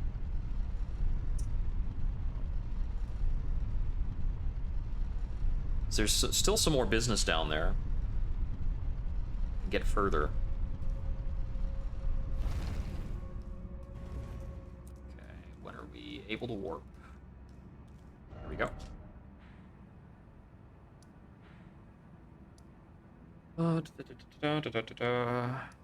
I could tag this, but all that gets me is possibly the Great Arsenal Charm, which does not matter.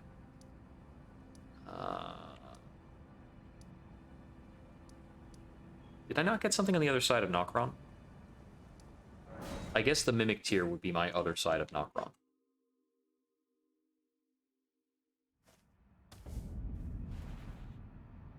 I have to get up this staircase before I can call in a guy. There we go. Okay.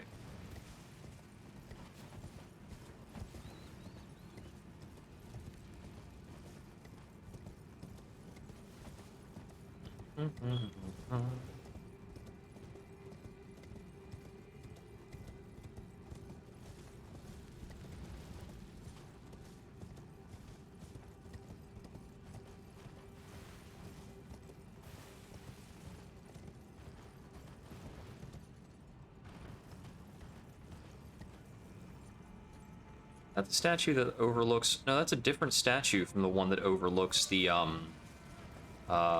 Dragonkin guy. Is this Formic Rock?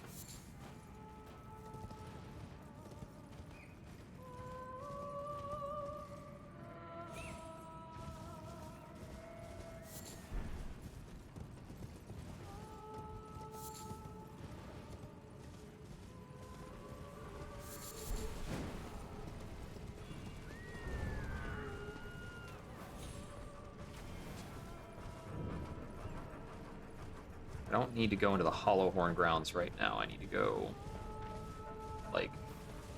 over to the basically the far side of this whole place. I think it's past all this jellyfish. And, like... yeah, it's over here.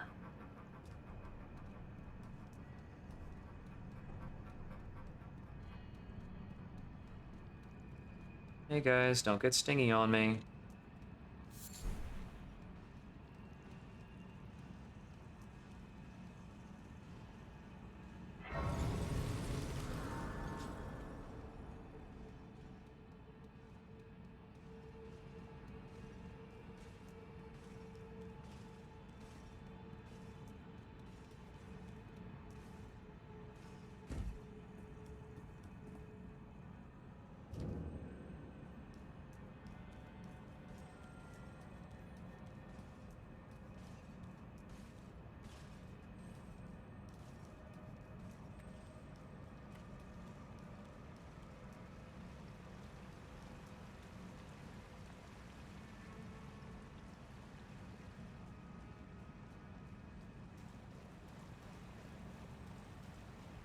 Can't leave this behind.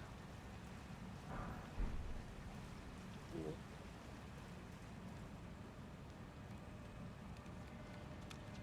You appear to have noticed me.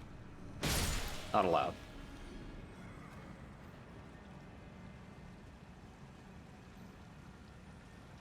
Sneak, sneak, sneak.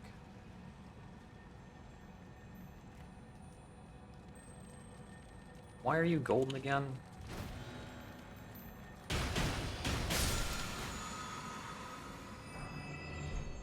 Okay.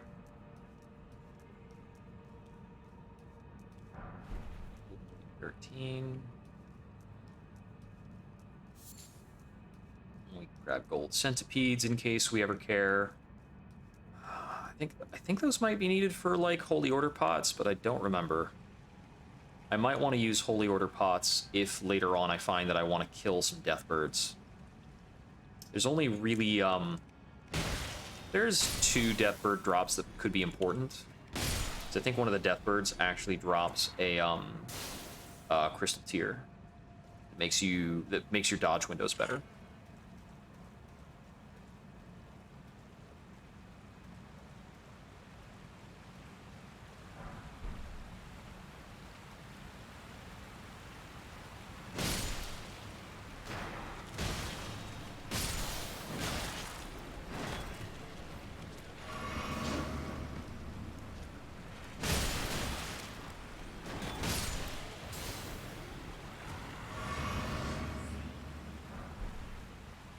Smithing 4, not that bad. Aww. Alright.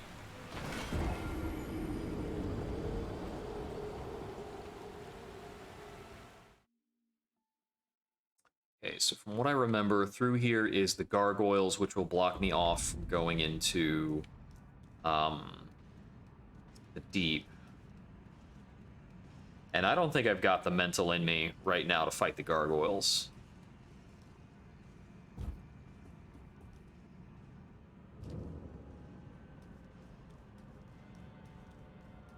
I do appreciate the Sea Awkward Aqueduct is like an absurdly secret area.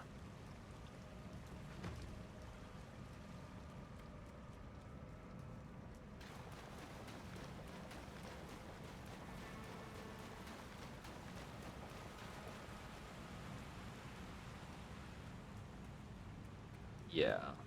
Got Dee's brother over here.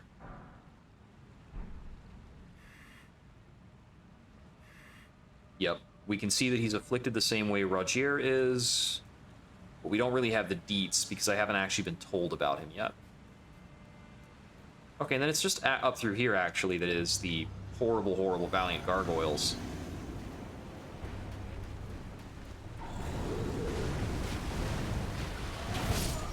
Yeah, I'm not the least bit ready for this fight. I'm not good at this fight. It's a very difficult fight. The poison is incredibly hard to see because they're like, yeah, we're just going to do a green poison breath on top of this green water. Awesome.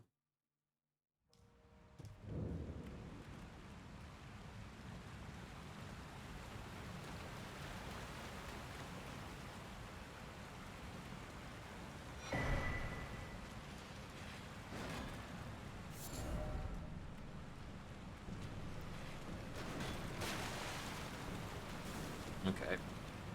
I don't really have other business around here, though. I'm gonna take one more stab at these guys just to, like, suss it out a bit. And then we'll get traveling again.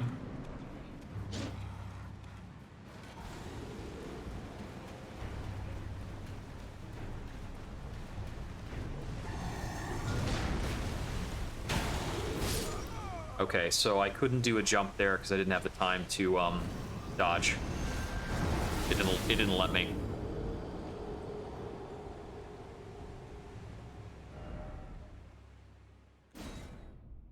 Pretty lame.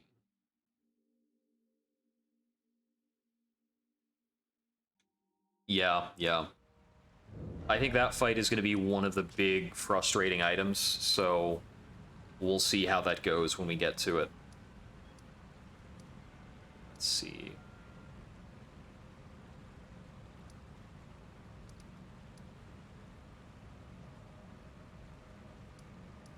There's a lot of other stuff we could do. Most of it's pretty random and unimportant. I cleared Castle Morn, but there's not much. Like, you know, I don't get much for clearing Castle Morn, so it's not even worth the time to do it. Trying to remember where more of these. Let me look up where more of these sixes are. Well, if I could get the full-grown Falling Star Beast in Mount Gelmir, that he drops 5. Grand Cloister. Get the patio. So there are 2 of them in Nuxtella. I think I got at least one of them. A couple in Castle Sol. Okay, there's one past the Lesser Ulcerated Tree Spirit in Lanedell.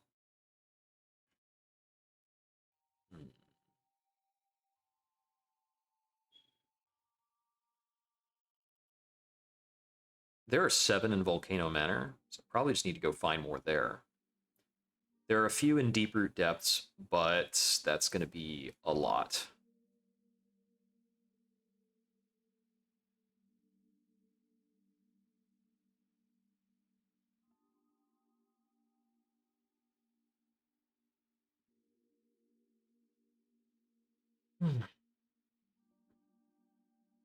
Inside the chapel to the north of the castle.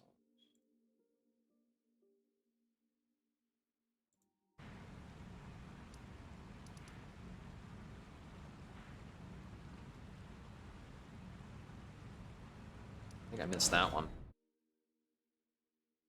I wonder if I go back if that fight is going to be reactivated.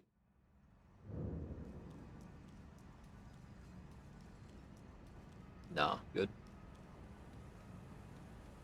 Well, there's still a few folks hanging out. You know it's over, right?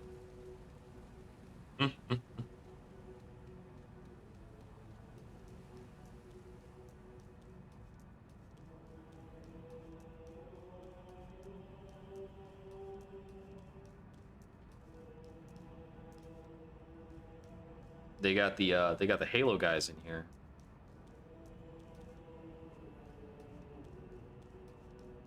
I didn't pick up on that before.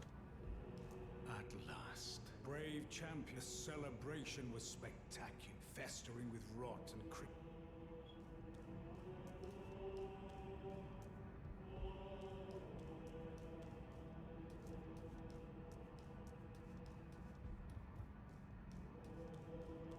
It's got to be outside the walls, right?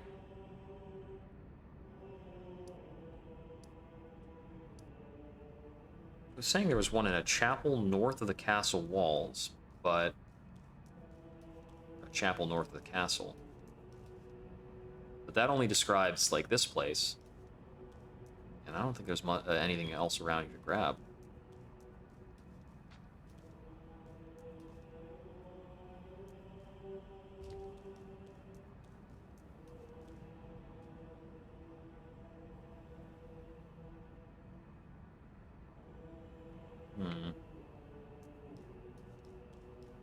Okay, there were certainly...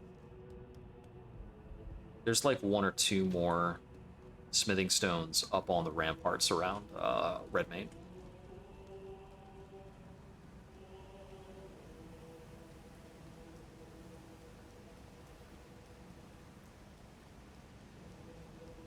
most of Redmane, I think, is deserted after you've fought Radahn.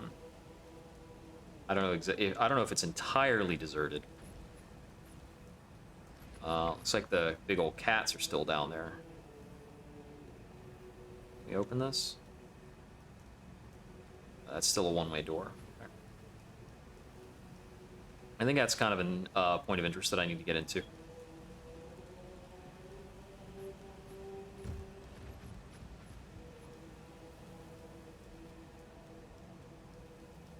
there a way across here? Nope. Okay. That's a 4. Sometimes you can stand on that, like, shape of thing. And then sometimes it just breaks.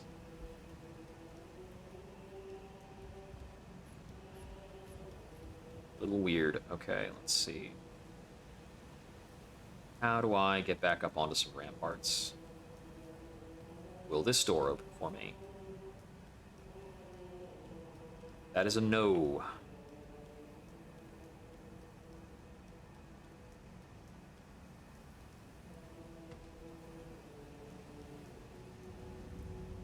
That teleporter takes me well out of here.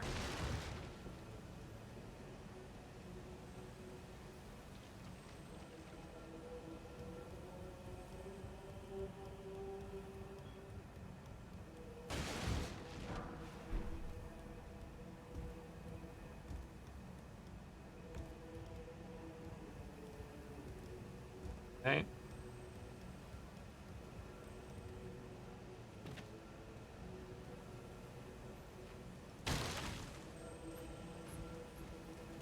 None of the doors are open.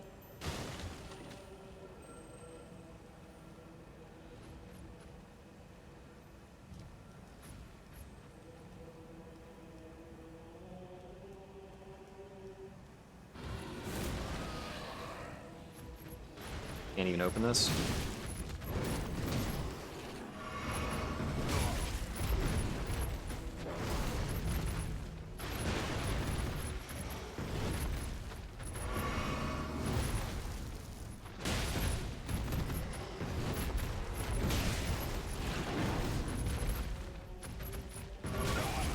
I didn't notice the ooze on the floor. There's also totally an ooze there.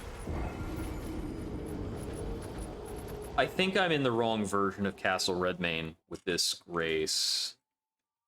Or maybe I need to teleport out once to reset it.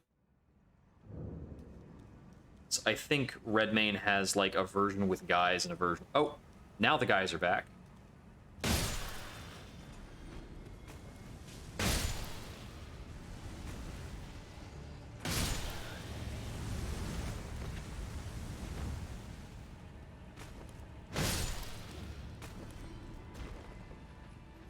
Yeah, I think this is the version where doors will open for me.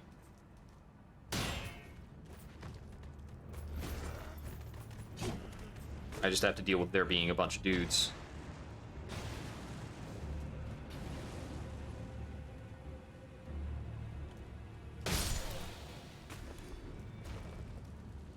Yeah. Okay.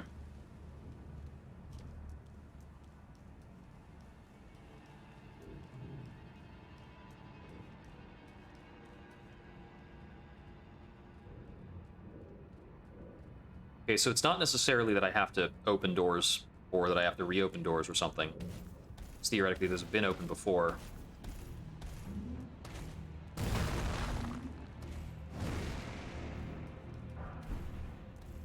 That's not what I was here for.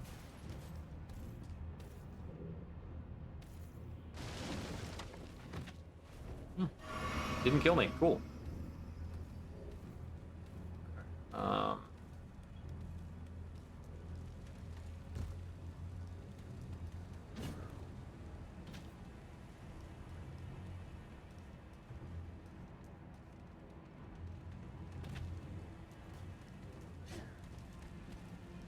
Need to go over this way and find an open door.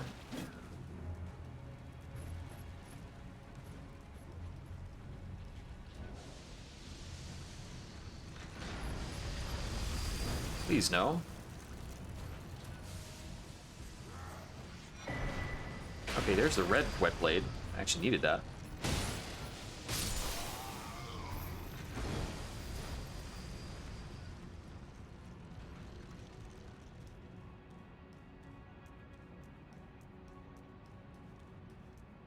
A bit of flexibility. It's pretty cool.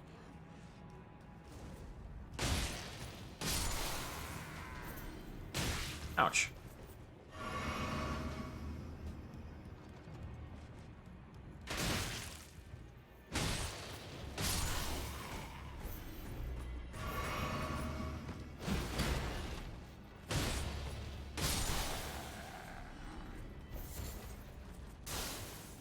Carrying a mushroom.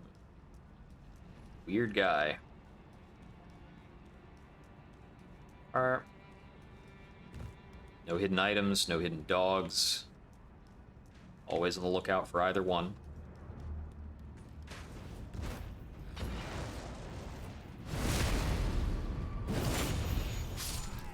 You want to spend all that time throwing a firebomb? It's your funeral, buddy.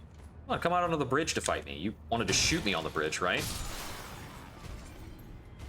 You might actually be tough.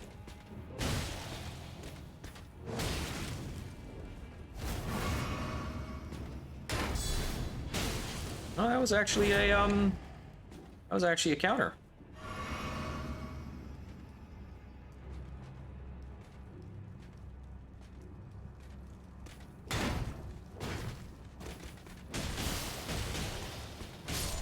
Got him.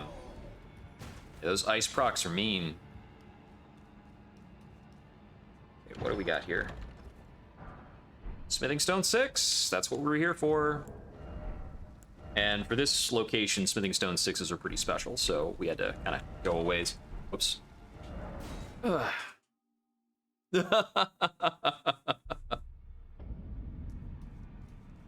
That's right.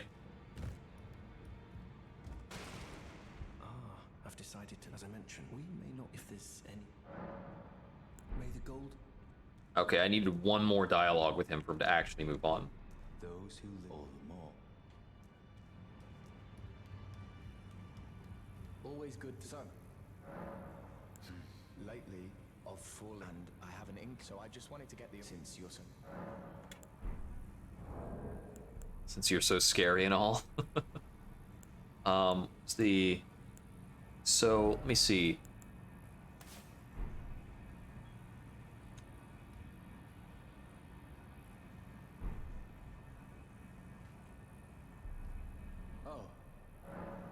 I wanted to try the inner order gesture before both of these guys, since it's what I learned from Dee's brother.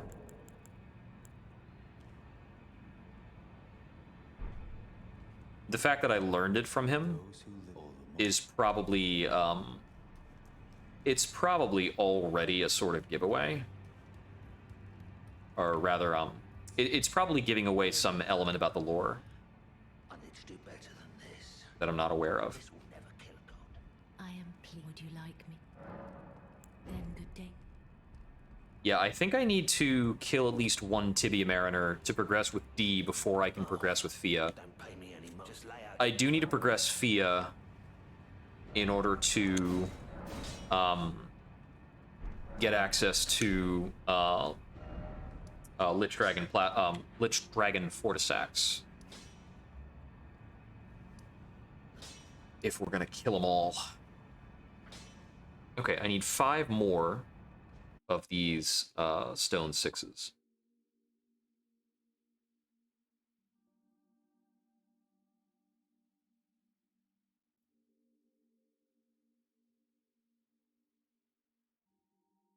I think that's the last of them for Redmane Castle as well. Deeper depths.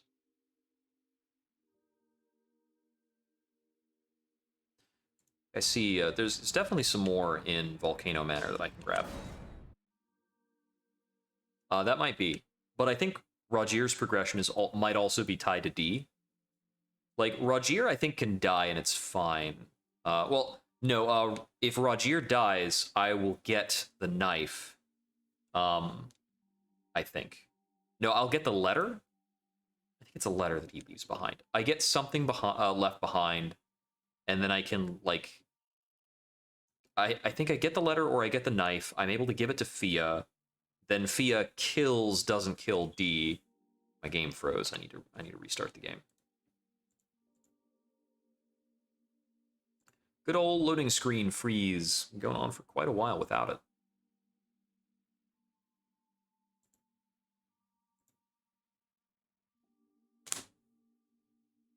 Yeah, I might need to progress Rogier. I don't know. I know that Rogier's progress is just he dies and he drops an item. Yeah. I think all I've missed for Rogier is I think he gives you something extra if you meet him in Stormvale before you clear Stormvale, and you can summon him in a couple places, which is whichever one. Take it or leave it. You don't have to do anything.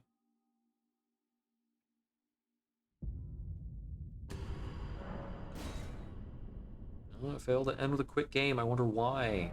You froze. Jerk. Here we go. And it didn't teleport me. So... Okay, no manner. There's no reason to progress Patches. I don't need to do anything with him.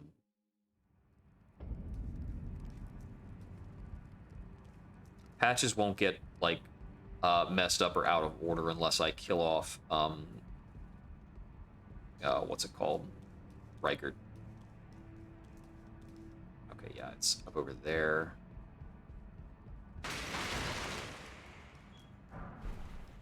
I thought there was just the invasion up here, but there's the invasion and also... Yeah, I messed up.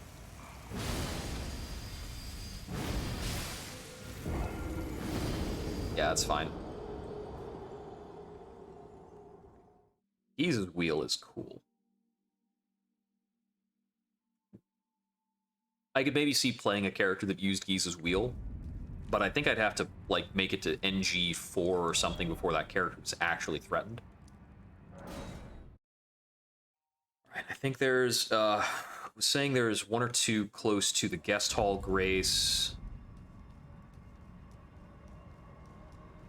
Based on jumping onto something. Like a nearby rooftop.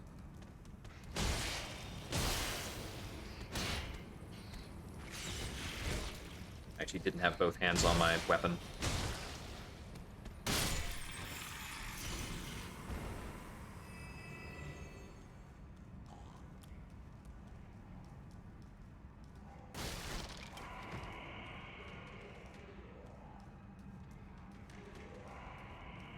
I think that I was down there before and it was just a dead end. And then I wound up having to come all the way back out.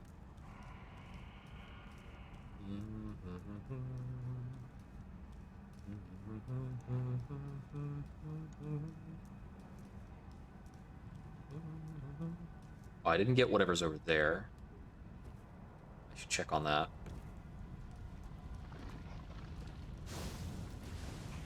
How do we get up on top of that?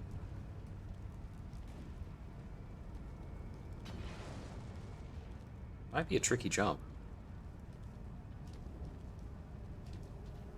Get up on here.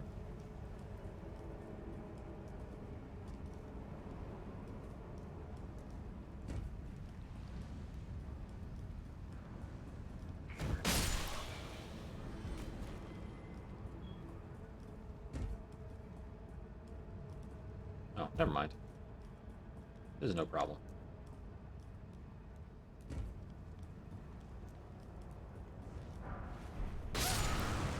Oh, that was random. It was explosive. Now, I know somebody threw a pot at me from somewhere. Probably that guy. Okay, so the last one I can get from around here, I think, is a pair of them that is on a body in a volcanic tunnel. Might be behind the magma dragon. Should be a bummer. Whoops. That's not even the direction I need to go.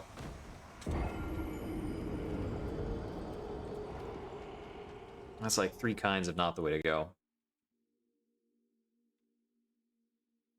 These are like tube snake things. Like a scrunchy snake. I went the same way again, and it was the wrong way. The same wrong way again. Here we go. This is fine. Pretty sure I can survive that drop, so we can just go. Here we go. Okay, so if it's the magma tunnels, I think it's talking about... Oh, wait. Might want to go over this way, actually.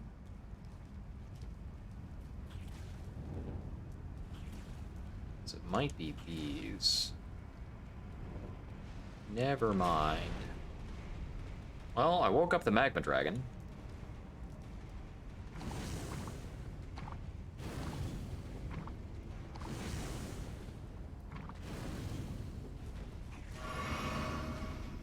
One more tick and I would have killed myself in lava.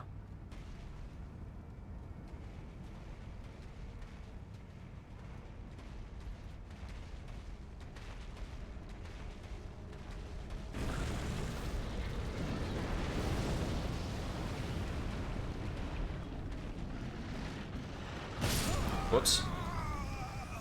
Okay, yeah, I see one corpse back there. I think that's my goal right now. Let's get a little something off that corpse.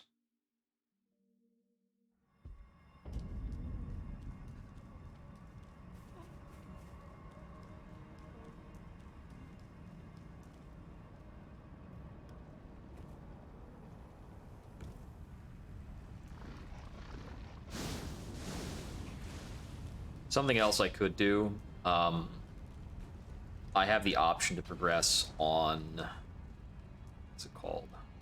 Dung Eater's Quest, until that NPC's killed.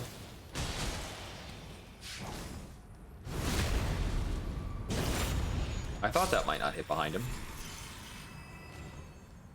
Because that NPC has a fist weapon. I also probably need to go hunting at some point for the Qatar. So I have a piercing option. Doesn't matter that much. Okay, that is not the one I needed.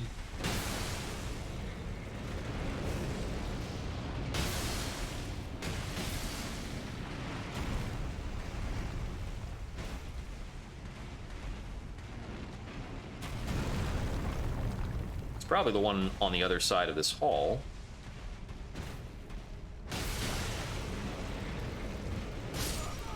Oh. Yeah, its feet become hitboxes for that. Okay, so I need to get to that side of the hall instead. Sheesh.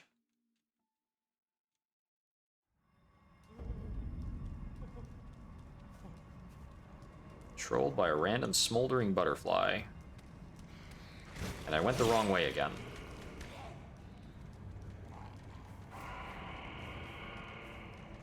Guess I'm just not used to making right turns when exiting places.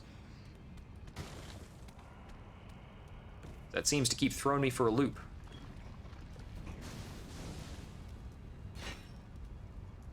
Didn't realize this was such a challenge.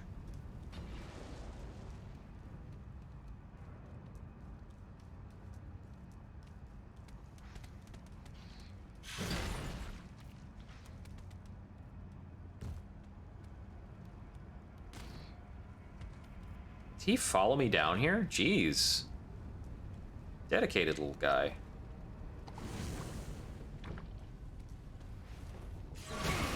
Very dedicated.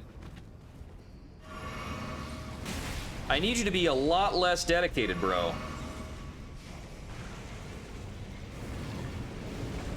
Yeah, this is like no chance of me actually being able to get that without killing the magma dragon first, at least. Okay, a corpse in the lava-filled caverns, one on the rooftop, Mogwin Palace. You just climbed to find it. Near the Omen Smirk. What is that one? On the ground.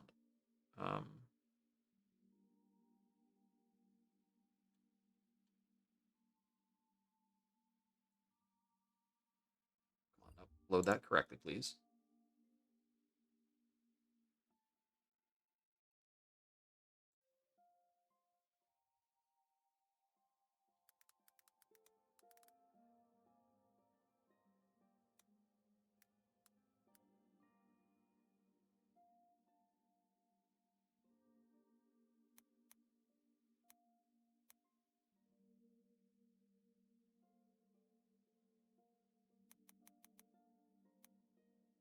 Oh, come on, you had results like half a second ago.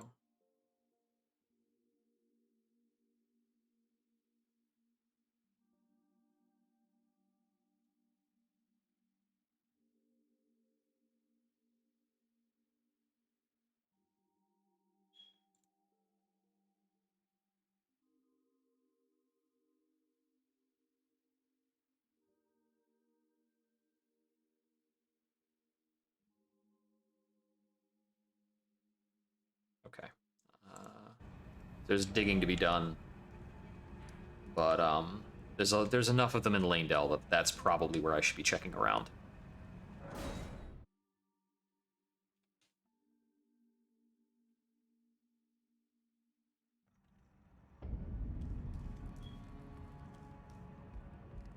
Okay, so the fortified manor is the round table. All right, so I've definitely like fished around there more than enough. I probably need to check the back streets more.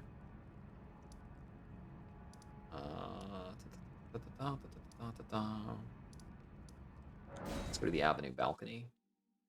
So I can pivot from here to a lot of places in Lanedell. It's not like the upper half, but whatever.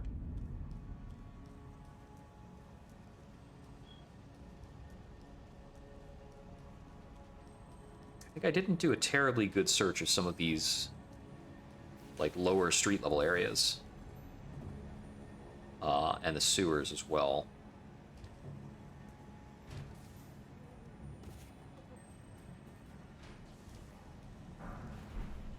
There's a 5.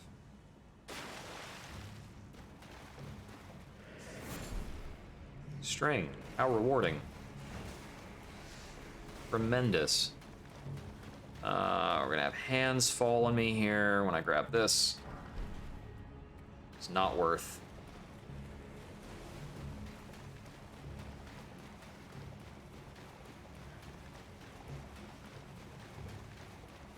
Okay, just let me get the item, please. Not even gonna. Alright, it's not worth.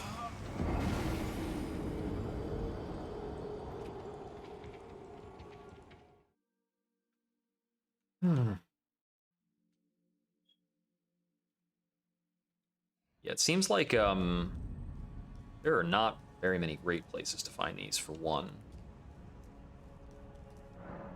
Oh, well, that's worth investigating. Where do I need to go to open that?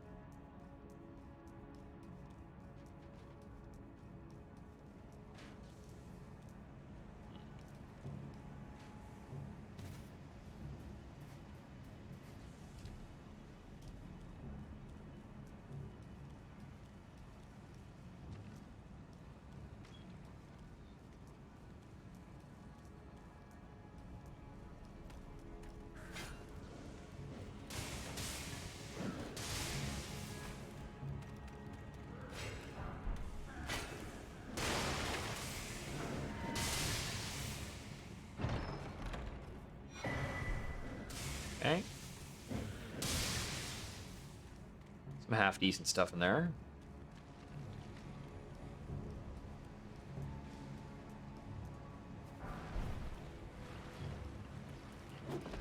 Move on after grabbing that, because I just understand patterns, and that's absolutely there as a trap.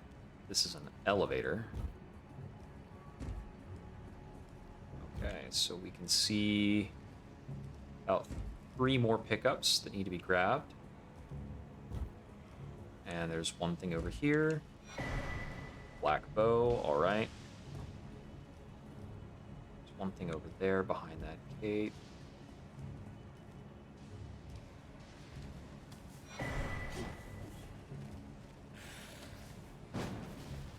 Excuse me. There's a 4. Travel stone, not that great. Okay. Ouch.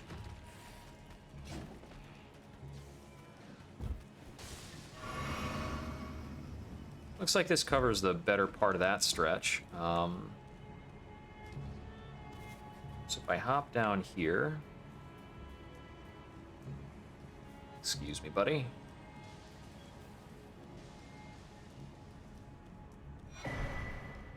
Cracked pot. Okay, those are handy, actually. Oh, yeah? Does it do a status of some kind? Oh, yeah, I bet.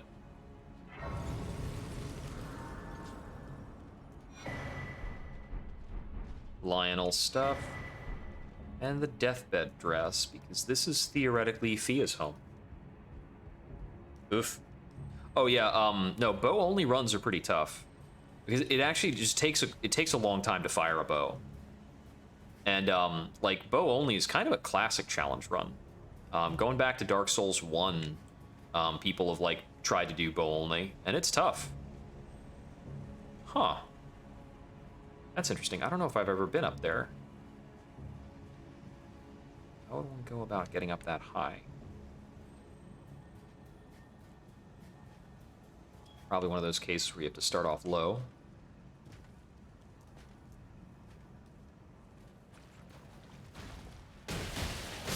Not in the mood for you right now.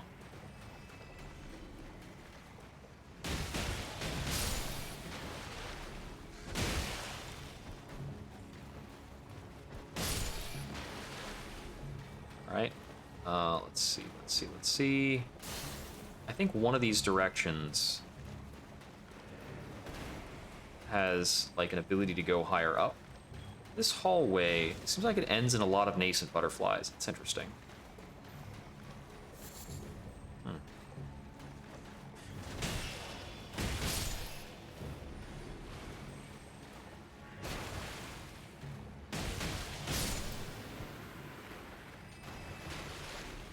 Okay, let's just scramble past the rest of this.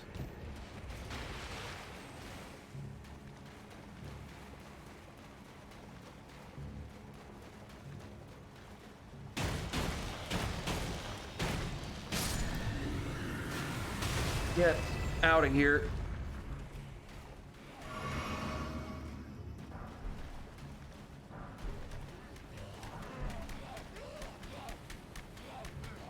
I think when I'm on the ladder, I can't get grab attacked. Let's get on up here. That makes sense, yeah. Interesting.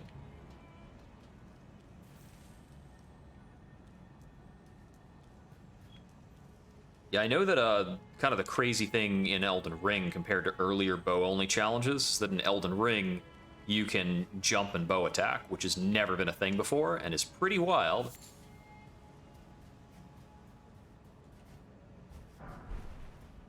Somber 6. It's like just not what we're going for right now.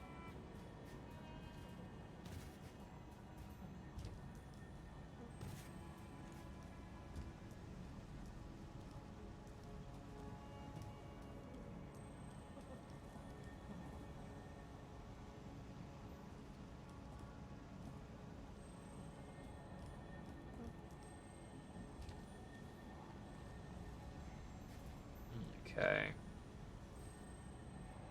There are a few secret areas around here I think that I've never found.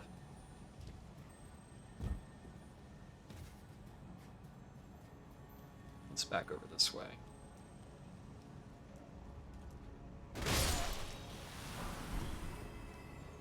Okay, that wasn't super useful.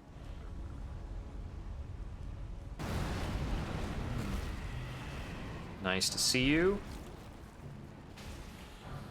There we go.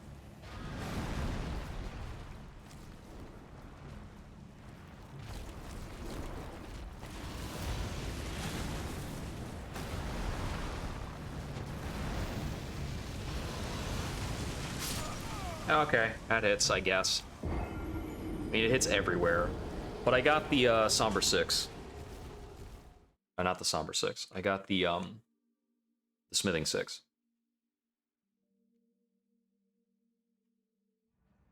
The explanations of where some of these are, like just referencing them, are really tough.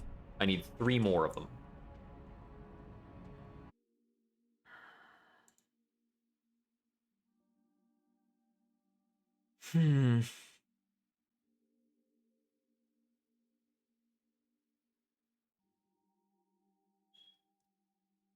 Corpse sitting among some tombstones in a tiny island in the lava in the Volcano Manor dungeon.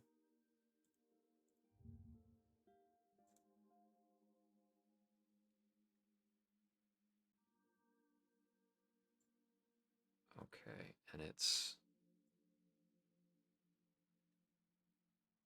over there in that segment of the dungeon.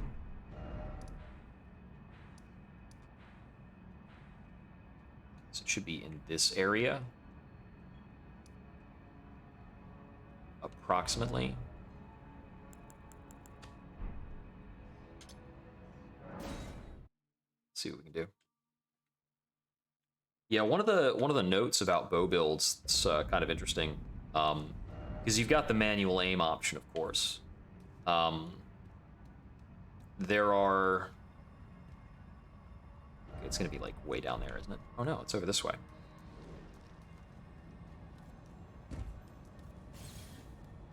It's over this way, but it's in lava. Is there lava down here? I probably just marked it incorrectly. That's the truth, but. Oh yeah, almost certainly marked it wrong, but.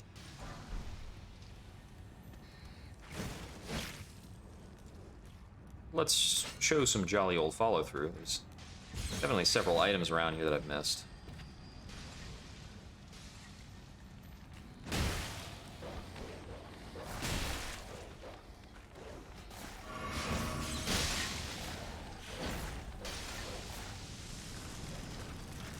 Whoops, missed that. I suppose it's alright. Aw, missed the dodge. I'd appreciate it if more of their attacks would hit each other.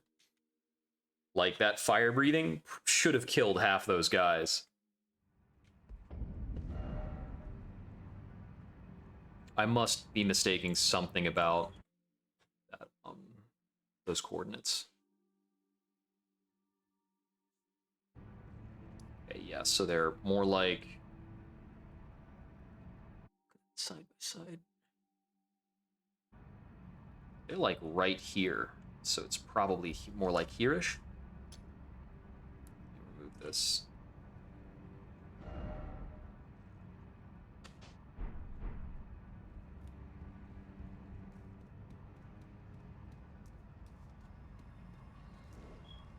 It's probably like attached to that balcony in the back.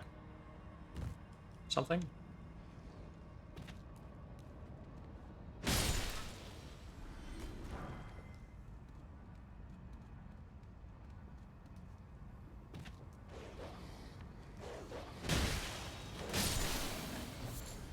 Catch him barking.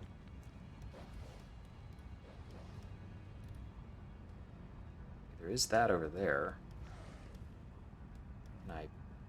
How on earth do you get that? I forget. I feel like there's a way to do it.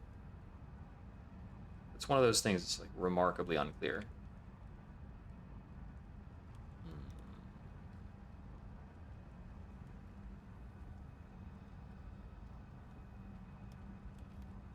Okay, let's see. So, thinking about it, might have to fall from up there.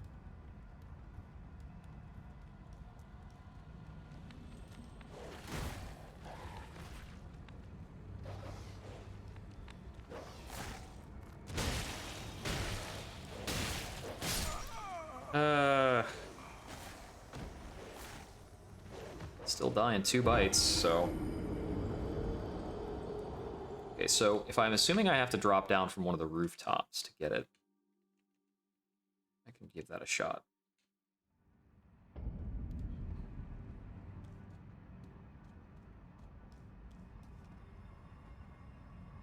Yeah, so Let's just do this. I'm gonna have to fight you.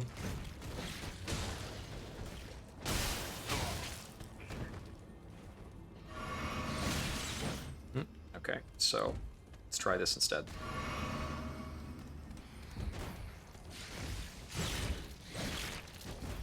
Two of them. Interesting. Okay, interesting. That was the wrong one to fall to. Dang it. Oh, you can just make that jump. Okay. Well, that's not what I wanted, but oh well. In that case. Is it more kind of back over this way then? Oh. Here we go.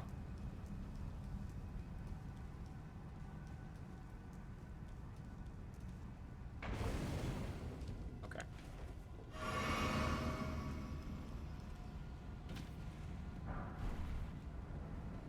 Two of them there. Excuse me, fellas.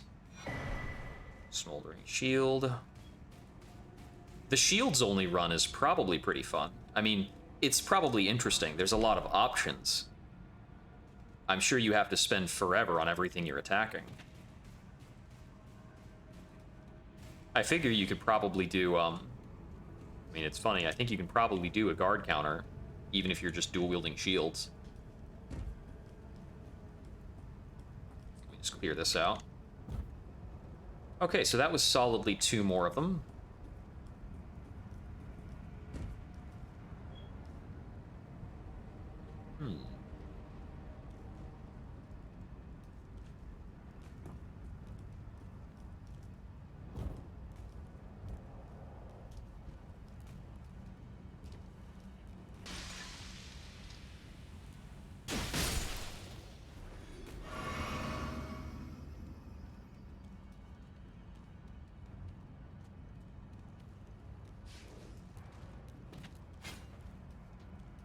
Okay, I see.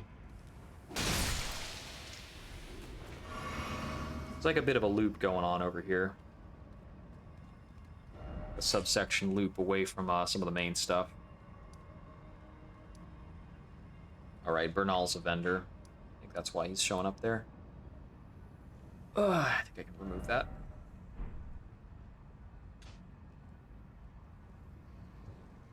That over there... That's a castle I could go to. I'm trying to remember if that's, That's not Castle Sol, because Castle Sol is in the, Mountain of the Giants, from what I recall.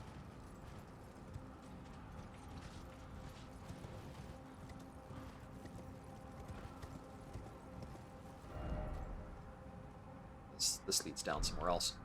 That's not the Shaded Castles. The Shaded Castle's back over there. I think it's like a fort. It might be like a lesser deal. More of a minor thing.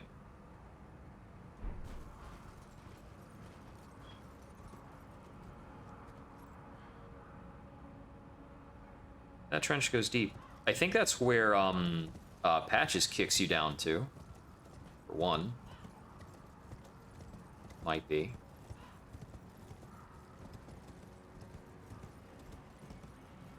I think that's all technically livable terrain down there. But it doesn't matter much. I think this ulcerated tree spirit's gonna murder me for being anywhere near any of this.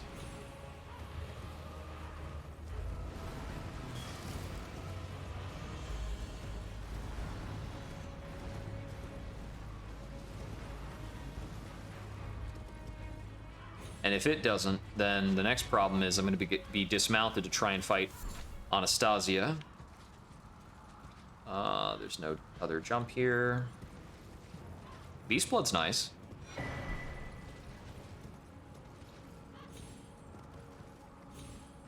If I cling to the right wall, can I avoid fighting Anastasia?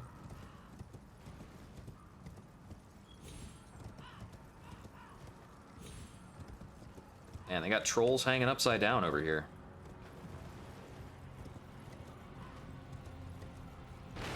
Looks like that might have actually avoided the fight. Go figure. Got a ladder here? Where does this put me? Trinkets that give guard block? What do you mean by give guard block? Oh, like increase your guard block? No. I haven't seen a single one. I don't think there is. There is a trinket that makes your counterattack stronger.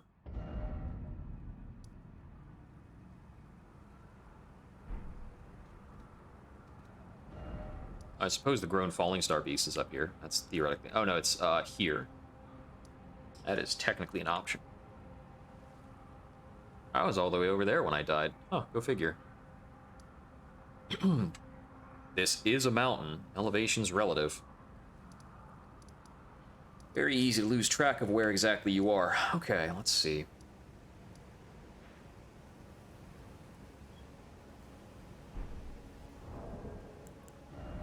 Yeah, I don't believe there's anything that gives you higher guard boost.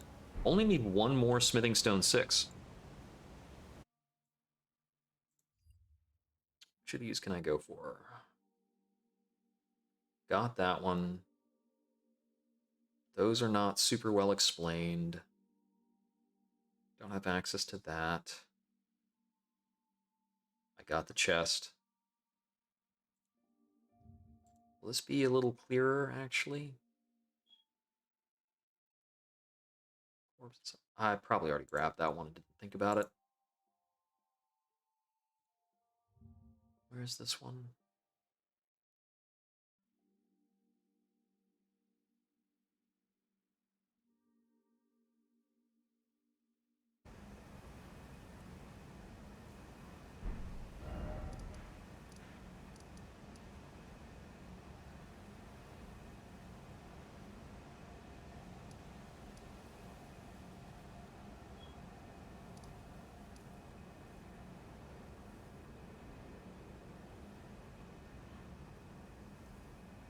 I think there's another tunnel. Ah, that's right. That's another tunnel. Pretty sure.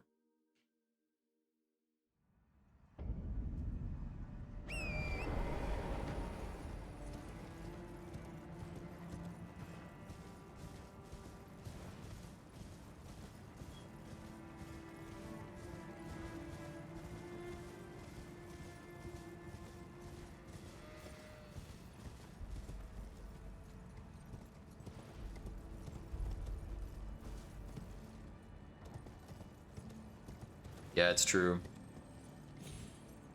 You take so much damage coming through that it's really, really not worthwhile to ever like try to block with a weapon.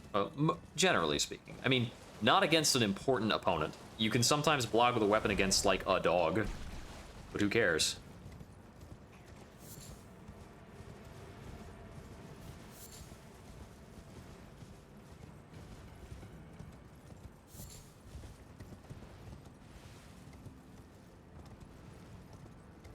I think it's the southernmost part of this as a cave. No? Yes.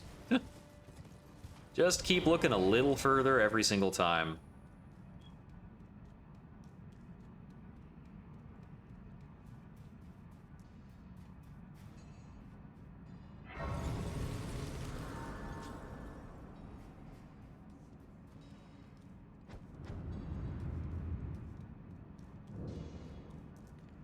Well, that's demonstrating pretty clearly that we better be ready for some illusory nonsense.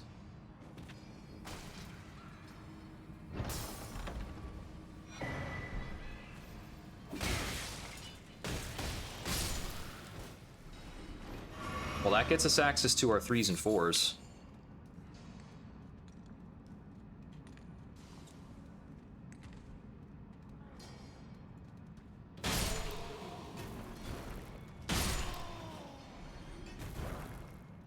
There's a 5.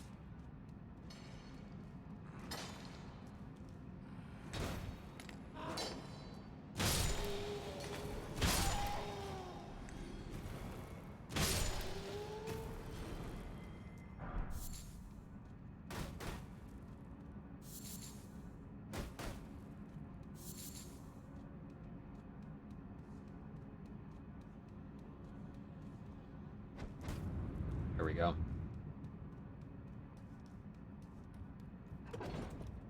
Going down.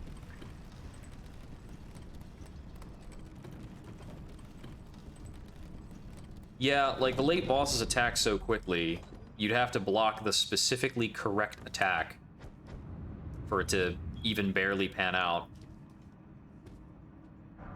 Thank you, but, not falling for that.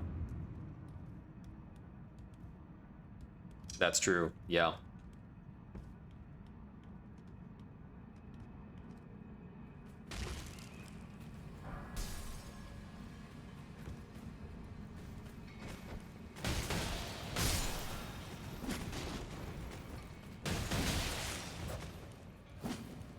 Freaking vulgar militia.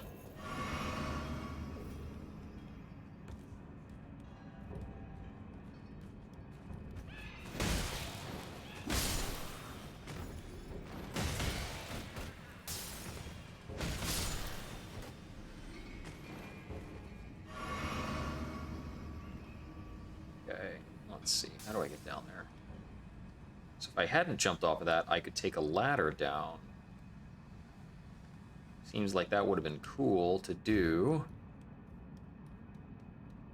Now I don't think I can. Oh, I've got America steak here. That's nice. Go through there. Can I fit into any of this? Barely.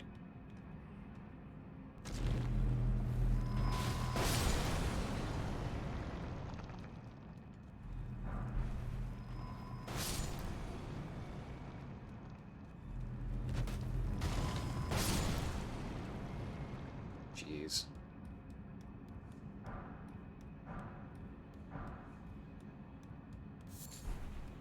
Old fangs. Okay. Oh, I was too close to one. Jeez.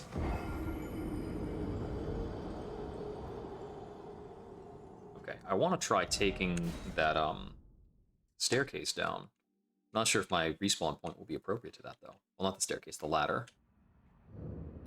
Okay, it was not appropriate to that. Can I just jump down here and live? Oh, maybe not if this guy gets me.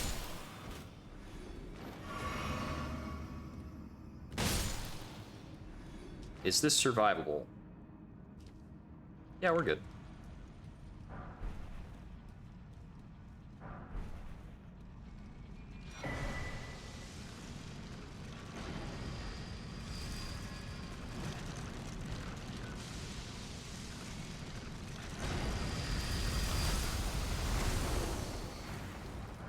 There we go.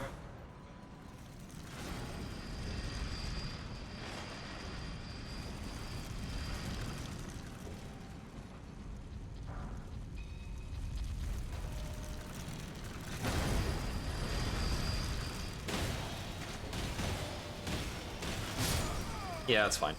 Takes forever to kill one of those things anyway.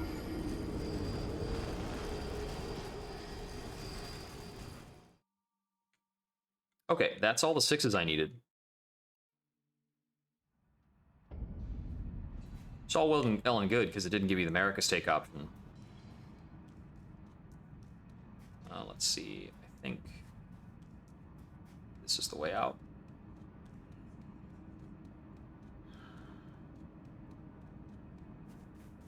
Okay, now that we're on the trail of 7s, the first 7 that I remember clearly, well, somewhat clearly,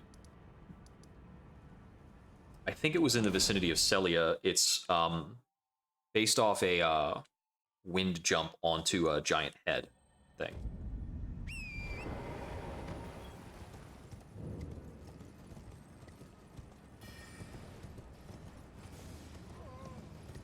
No, don't get in my way.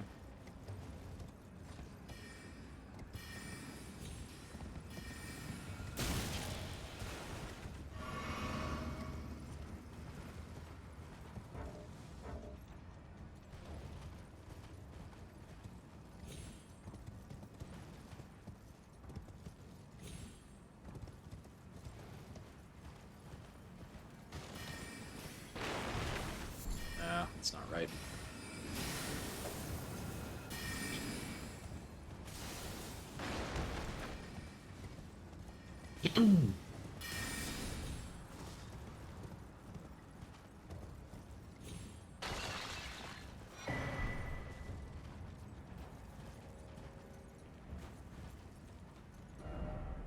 I remember more about the layout of Celia. I think I do actually need to get this cleared.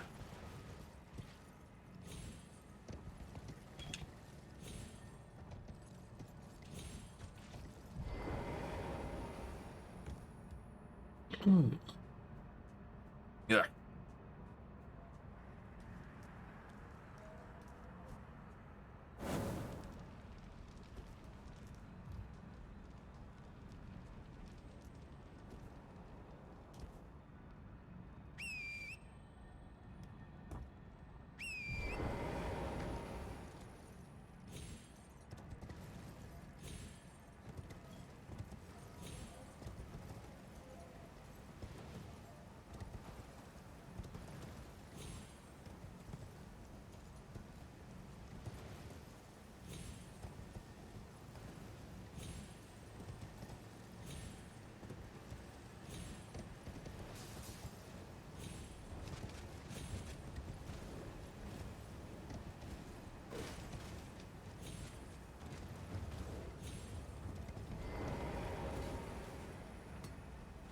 Don't shoot me.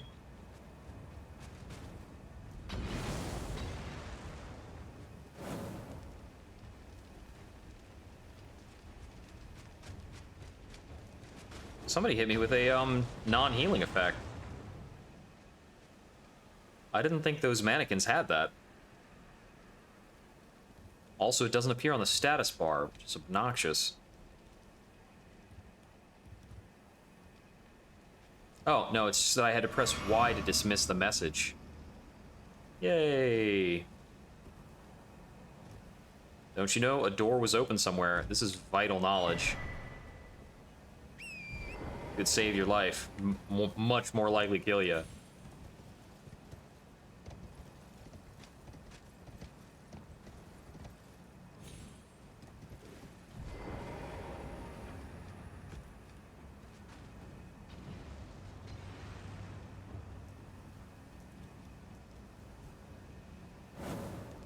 I remember it took me a while to figure that out the first time. I needed to get a hint from a merchant. Or from that, I think the guy who's like just outside of Celia gives you that hint, doesn't he?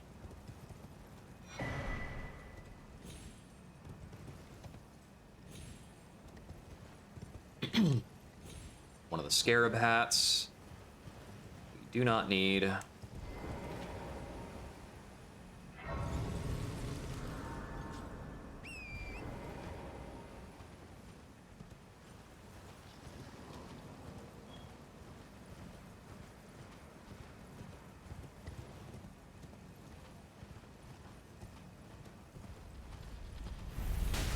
Ouch. Torrent will remember this.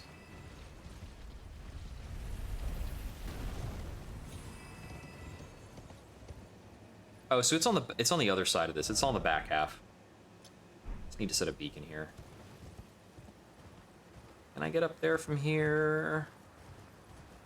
I'm not sure. There's a resolute maybe. It looks like it. That's right. There it is. There it is. There's the Spirit Spring. And of course the secret dungeon's back over that way too, but I don't think that one has a lot of upgrade materials, weirdly enough.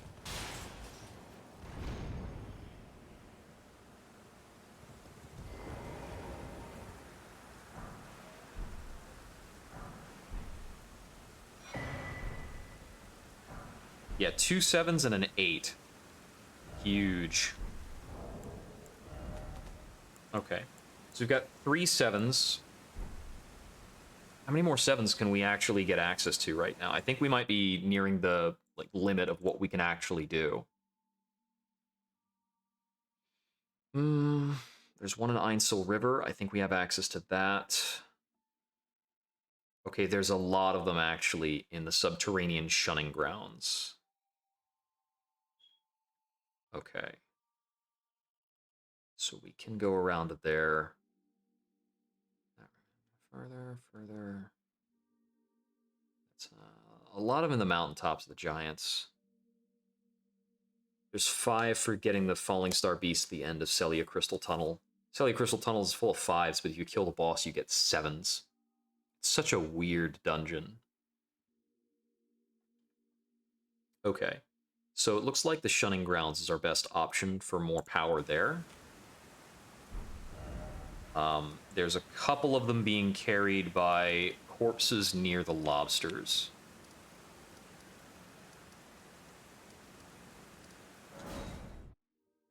So I can get back to the lobster corpses without too much fuss. The rest, I need to go through a lot of hassle down over here.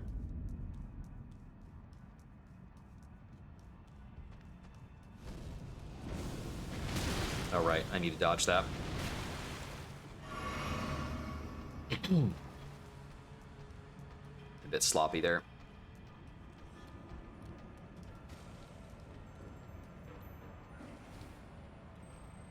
Yeah.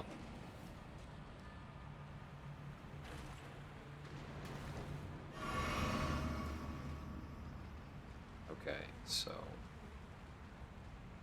there's like 2 corpses over there, and the 1 corpse over here I think is my next goal right now. Okay, 2 more Smithing Stone 7s right there.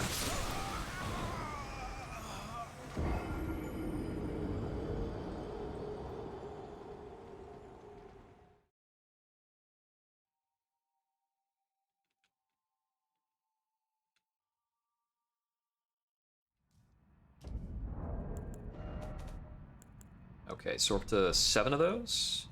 So if I get 1 more, that's another upgrade. And then the last upgrade past that is going to take like another 5.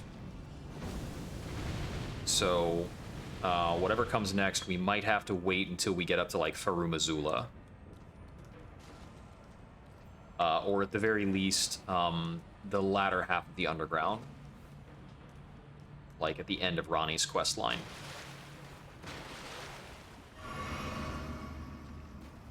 So I think one of these 2...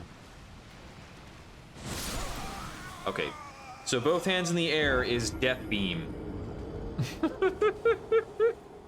Why do the lobsters have a frickin' pressurized Death Beam? Pressure Death Water. Okay. Yeah, one of those 2 corpses has another 2 stones on it. There are some more stones beyond that, level 7s in the subterranean Shunning Grounds. This is considered to be a silly high-level area.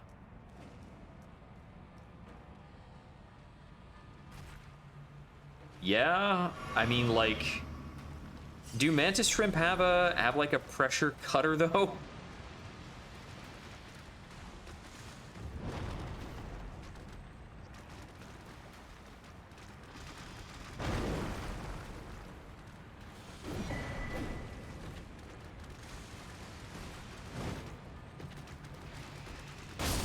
Got him. All right, and the other one was Moog's Shackle, which we don't really need. We're not going to use it either way. Even on like actual Moog, I'm not going to bother using it. Or like basic Moog, I'm not going to bother using it. Because there's like your regular Moog fight, and then there's Moog Lord of Blood.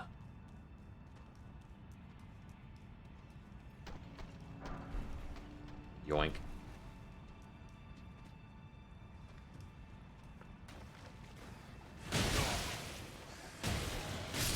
Oh man, that was weird. Those attacks were in no mood. Yeah, for the last couple stones down here, I think I need to progress through a lot of the tunnels. A lot of them. Ah.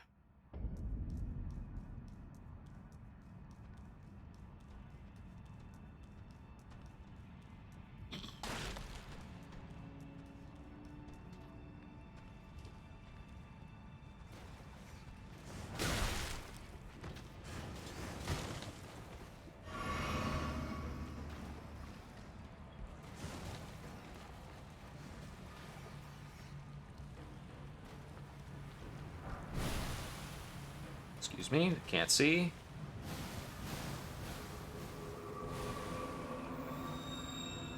Will I survive this? Okay, yeah, we're good.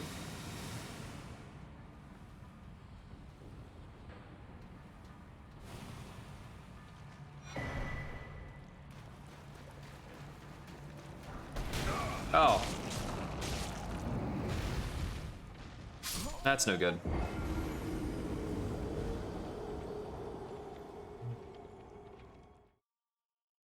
Yeah. Those are a little hard to see.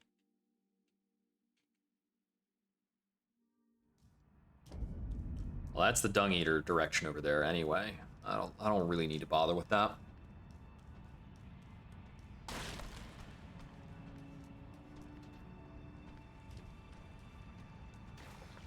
Oh, wrong way.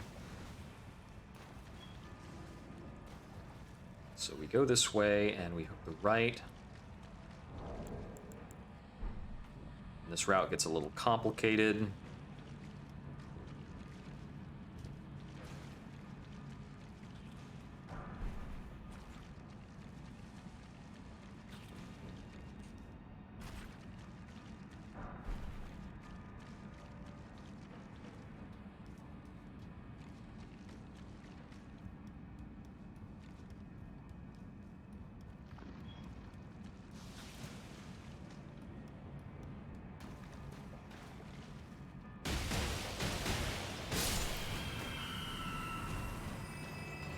Couple sewer Albinorics for some reason.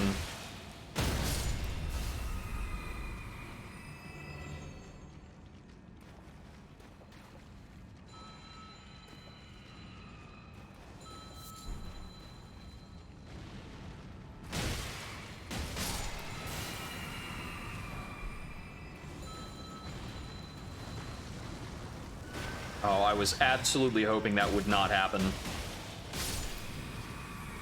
The one thing I wanted to avoid was him summoning one of these Royal Revenants.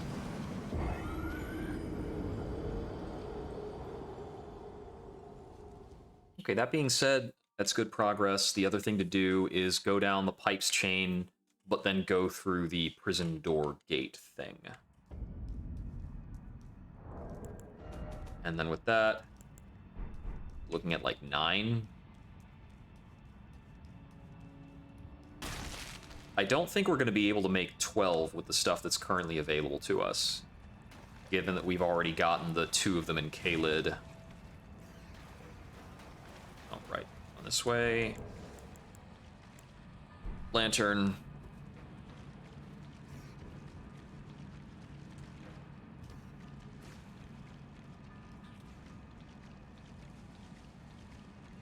Up here. Jump. I think, like, one of these you can get some items by falling into. Actually, I don't know what this is back here.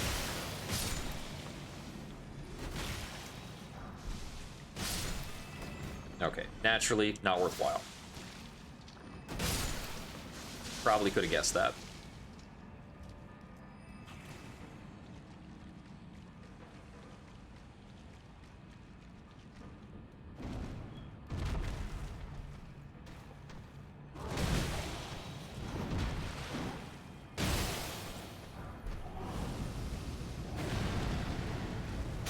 Oh, I forgot that explosion did a whole bunch of other stuff. Somber 8, okay.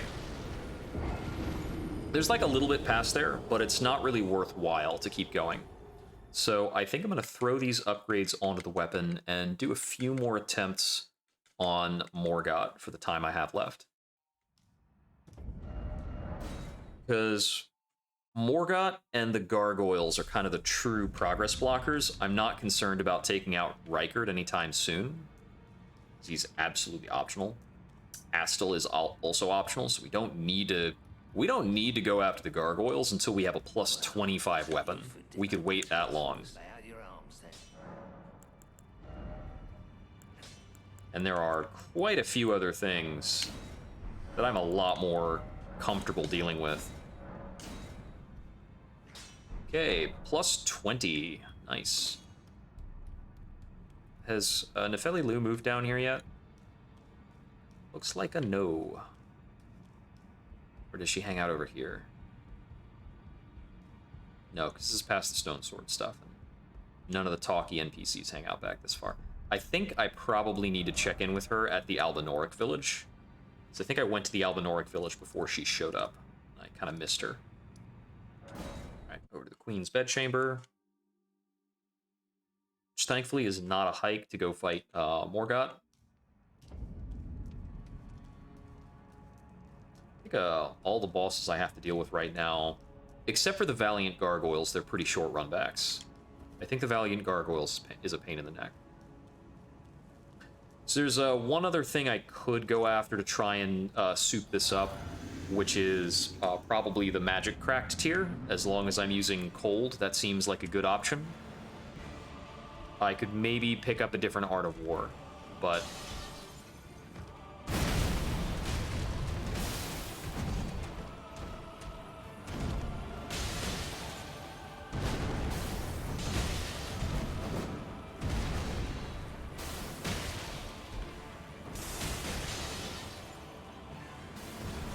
Okay, big damage, quick, big damage in quick.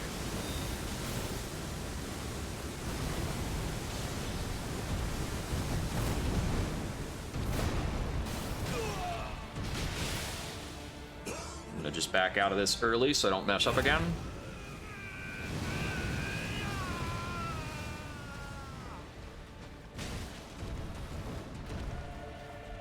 Ah.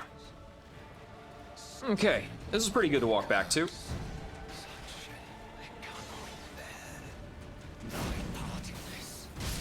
Ah, he got me. Okay, so that was a lot better than before, having thrown like 5 more upgrades onto the weapon. Bruh.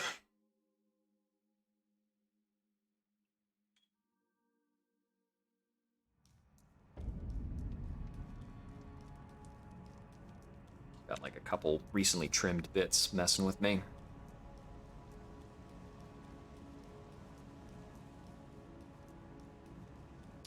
Okay. So that was pretty good. I got the jitters out of it.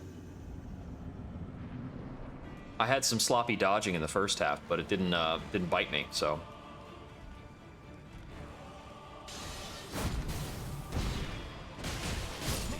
I thought I might have had the time to dodge there, and I almost did.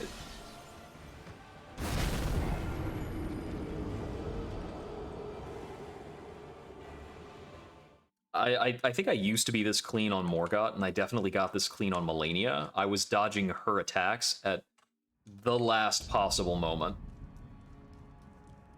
Unfortunately, to go after Melania, we also need to take out Niall. That might be a pain in the ass. Not looking forward to Niall. More interested in fighting Moog and Melania. I think both of those will be pretty cool. But I might want to go for just the any percent clear before I worry about those two.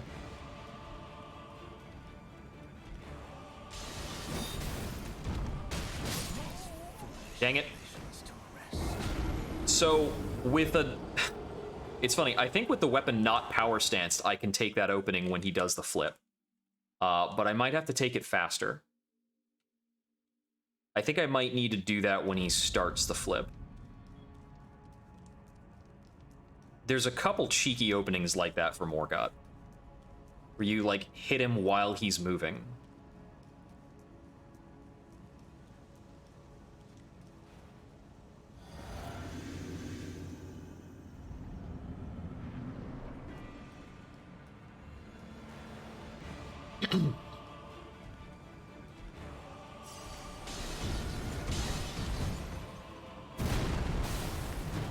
Okay, didn't have the time to charge that up.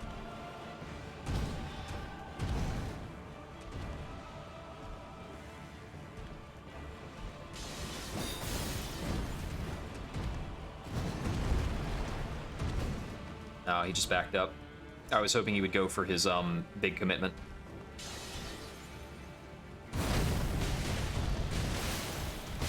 Ah, my dodge was too early. If I had dodged to the right instead of to the left, he would not have hit me anyway, even though the dodge was early. Because that attack hits very outside. It doesn't, it doesn't, like, hit his inside on that. Because he kind of flips away before it would hit, before it would follow through all the way.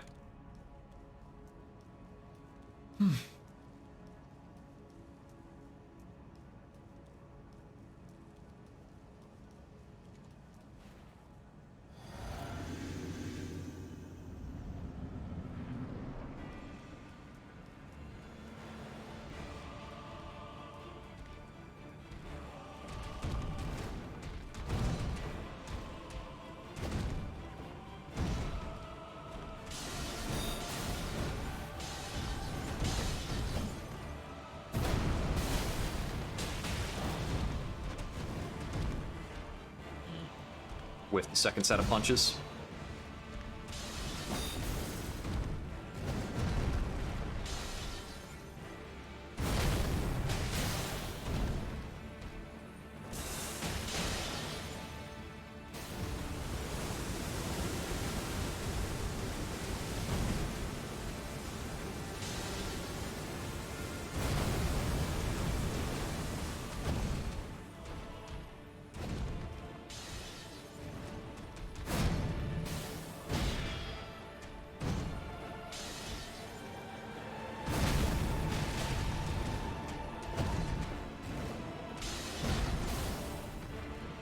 I did it again. Okay, so after the golden sword, he basically always does the slow slash. And if I train myself to do a jumping attack after the golden sword, I will have the timing better. And that's just the golden sword, like, single overhead, as opposed to his, like, whirlwind nonsense. But the golden sword whirlwind starts with a swing of his regular sword from the, like, just a regular sweep of that. Then he conjures the golden sword and goes into the whirlwind. And the whirlwind is basically, if you dodge left, it's free. Nothing crazy.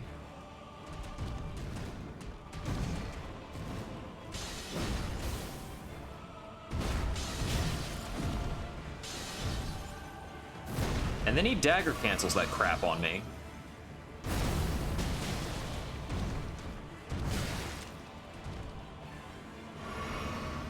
Come on.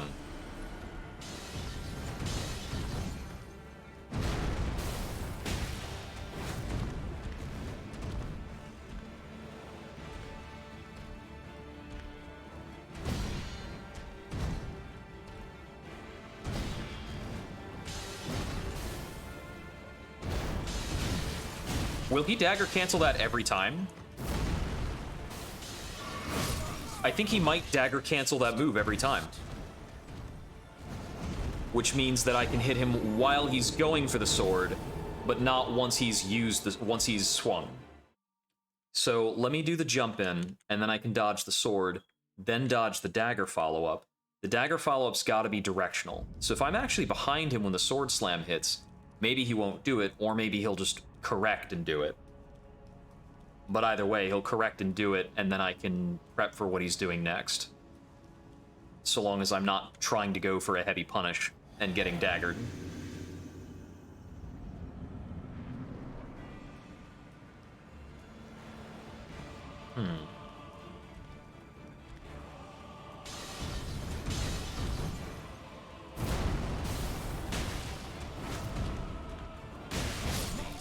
Okay, so I can't get a second leap there.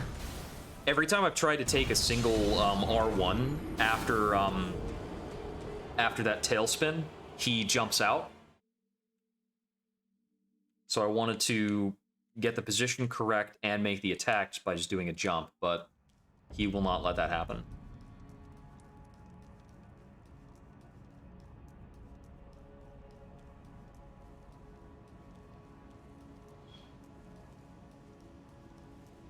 Woo.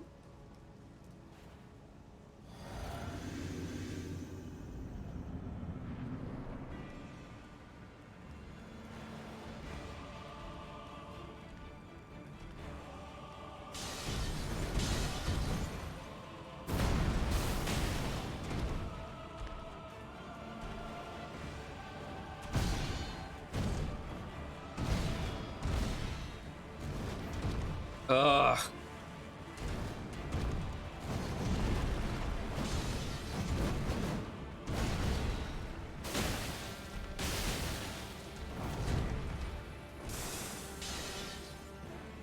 Such a chore finding things this guy won't jump out of.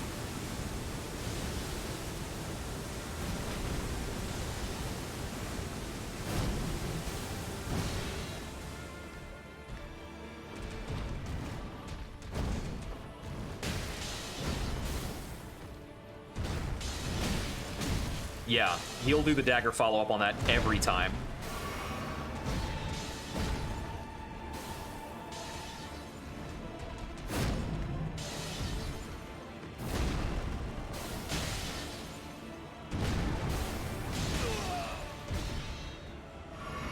I'll just take a sip and back off. I need to remember how to deal with some of his phase 2 attacks anyhow.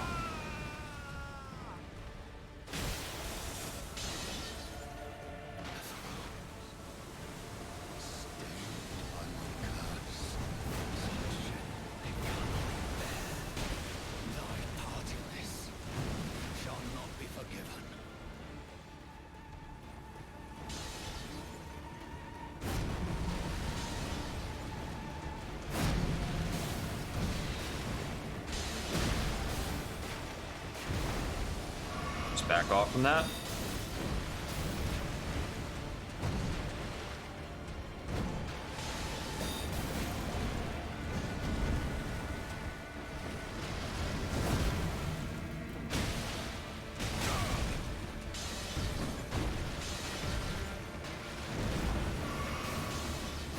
Ah, dang.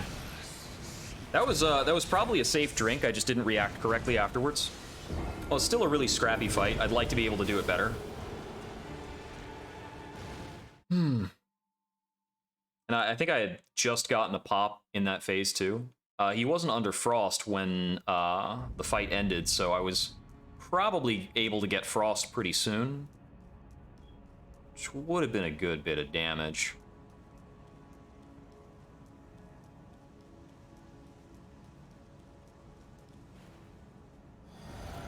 I was glad I got the blood pop very shortly into his second phase. And it takes care of such a big chunk of boss.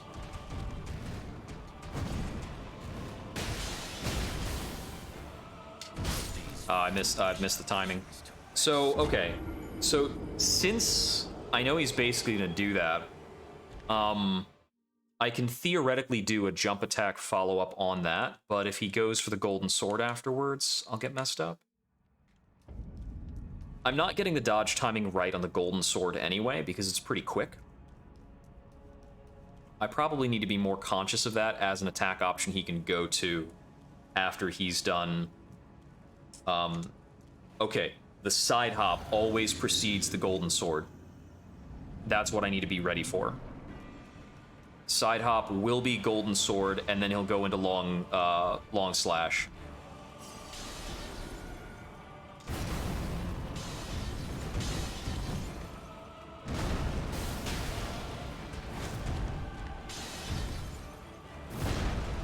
I could have punished that better.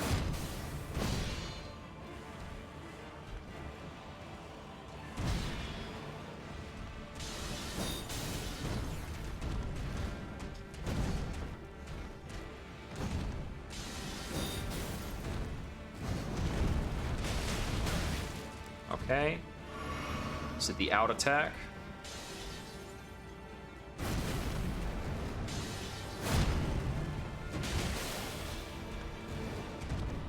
I think I could do full... Oh, no, I don't think I could do full charge into full charge. But I might be able to do full charge into small charge. Or maybe I can do full charge into jump attack. For that sequence.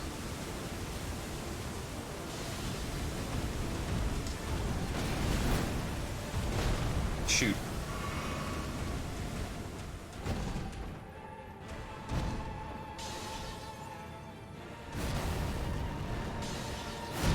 Let's see.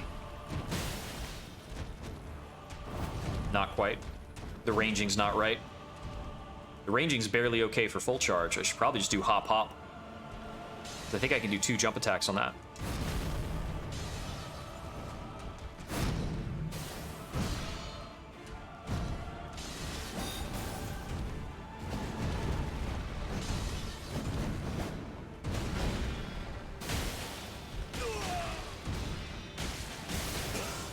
Back up.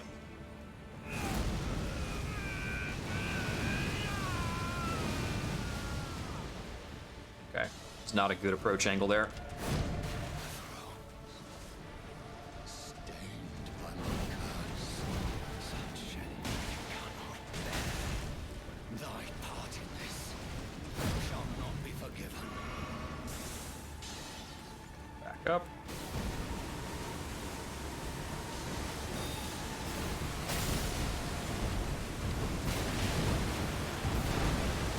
Slurp. Okay, so when he's doing the sprint up after the hammer, he's always going to go for the big hammer. Like, he's going to go for hammer whirlwind. So I need to prep for that.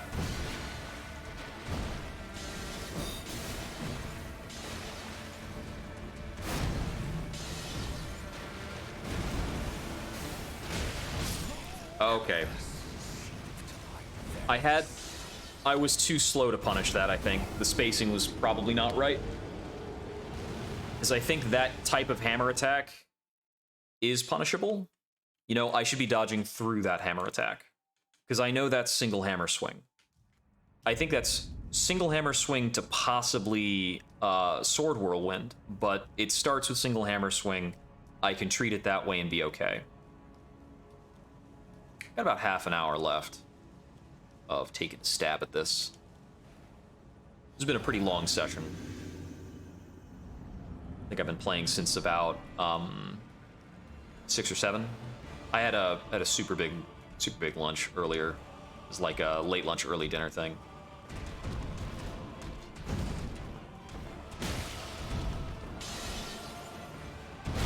Oh, I dodged too early to be out of that. I thought that the dodge plus some strafing would do it, but I needed to dodge later.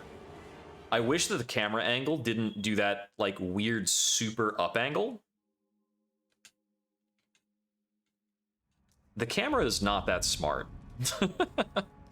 Specifically, the issue with the camera is that it's a fixed distance from your character, and it does not, in like another kind of brawler game, if you were dealing with a really big boss like this, like if you were playing Devil May Cry or Bayonetta, the camera would zoom out. Because it kind of understands in those games contextually that you want to focus on the action, where the action is. Elden Ring only knows that you want to focus on your character, which is actually patently untrue. You don't really want to do that. Like, my character can go shove it. I know how he works. I need to see the boss.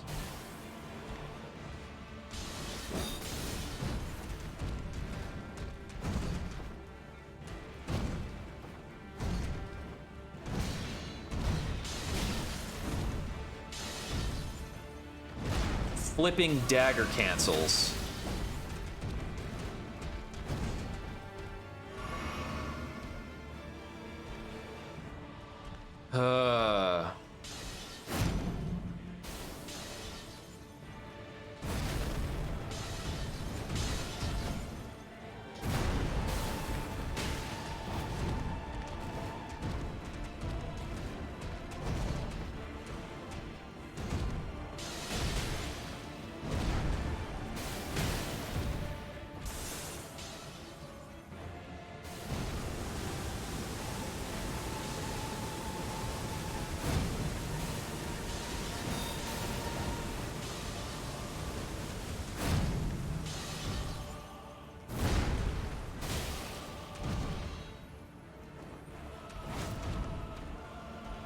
He got super delayed on that choice.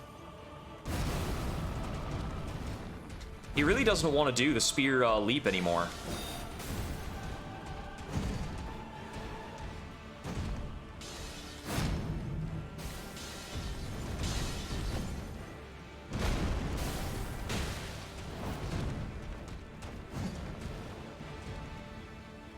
I've been like only punishing one attack right now. I can do better.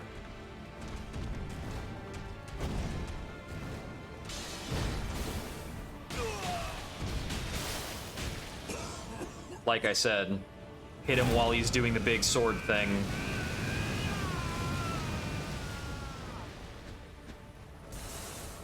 You're kidding me with some of those whiffs.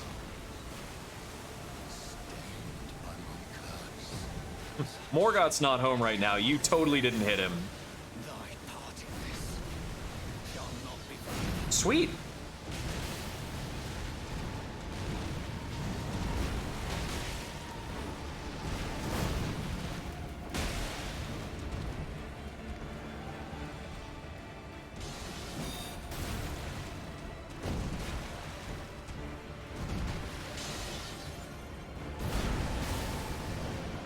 Okay, if I had a different facing on him, he would have done the sword whirl thing. That's what I was kind of prepped for.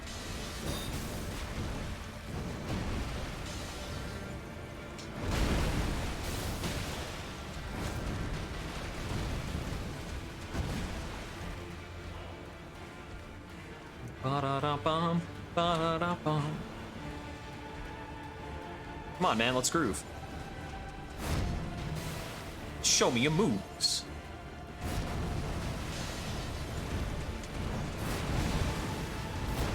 Gonna have to sip. That'd be a big opening if it didn't tag me. Do like a dash thing. Not that. Not that. There we go.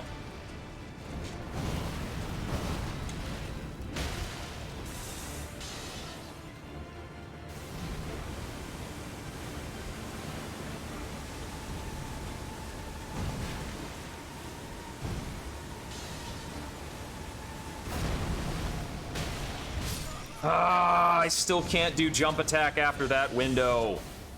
I can get a single standing R1, and that's the best I can do there.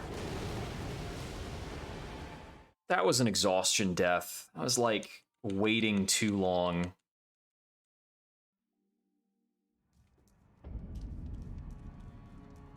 Okay, I need to handle his AI a bit better to get him into those committal situations. And I need to punish every single spear throw because I cannot rely on him going for spear leap. He does it so seldomly. I think 1 out of every 4 spear tosses, he'll follow up with a spear leap.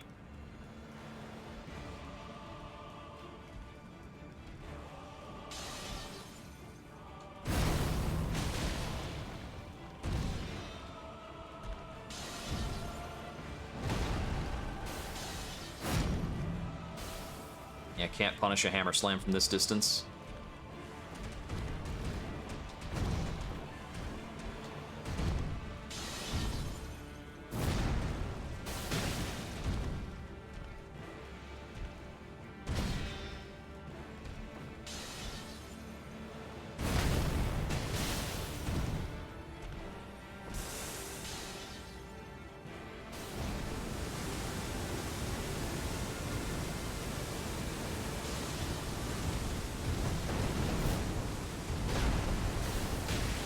I wasn't sure if I would connect. The distance.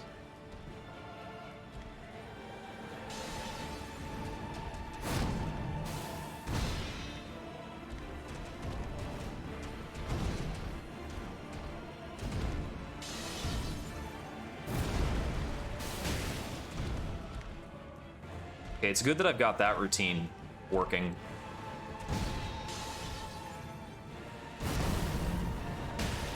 Still not safe to do that.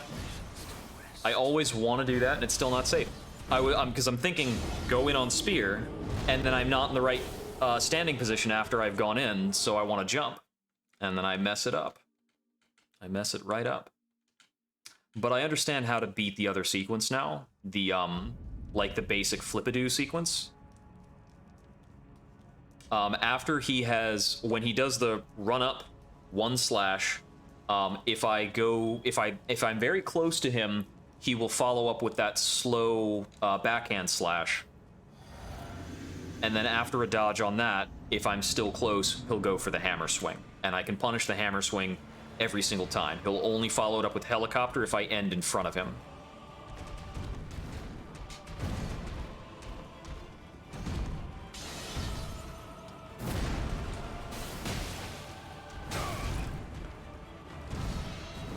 Buffer almost killed my ass. Killed me so dead.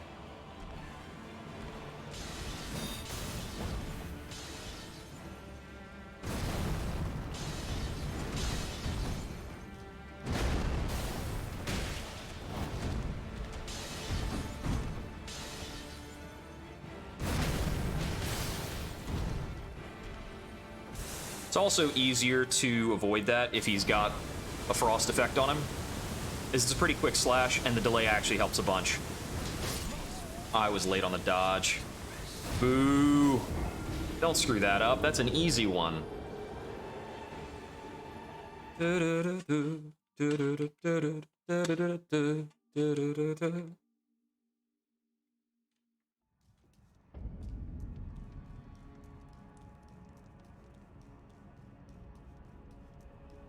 I think the first fight of this run that was worth sharing is probably the Godfrey the Golden fight. That turned out pretty good. I'm hoping that this is like share-worthy content at the end of this.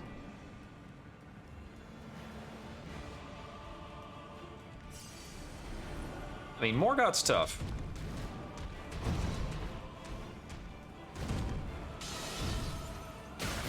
Oh, okay. Did his sword slash come faster than usual? Is that just me? I think that's maybe just me. He did not swing them both at the same time. He did the sword, like, notably sooner.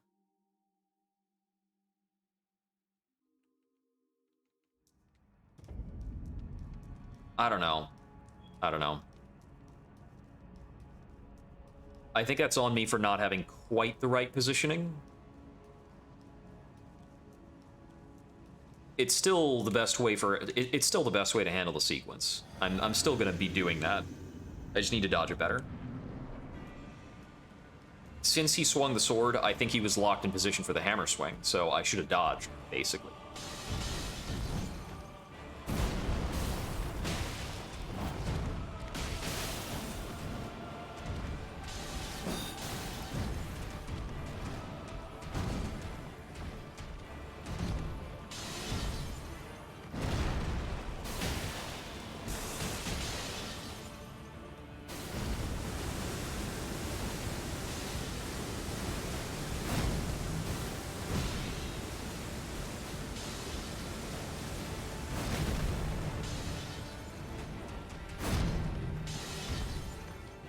I'm just gonna give him room until he agrees to not be up against the wall.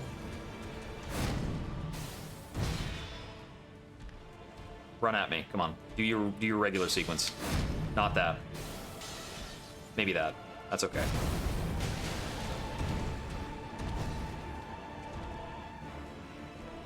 Ba-da-da-bum, ba-da-da-dum.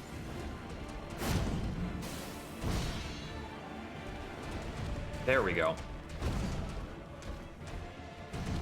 Hammer.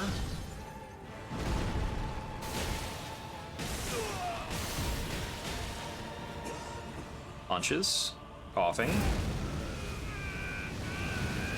Bubble, bubble, toil, and trouble. So a couple heavies, make it a double. Back off again because swords. What's next?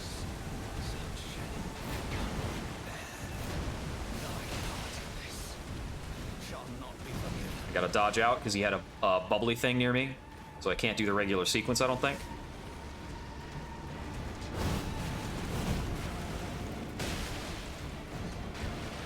One of our regular safe punishes.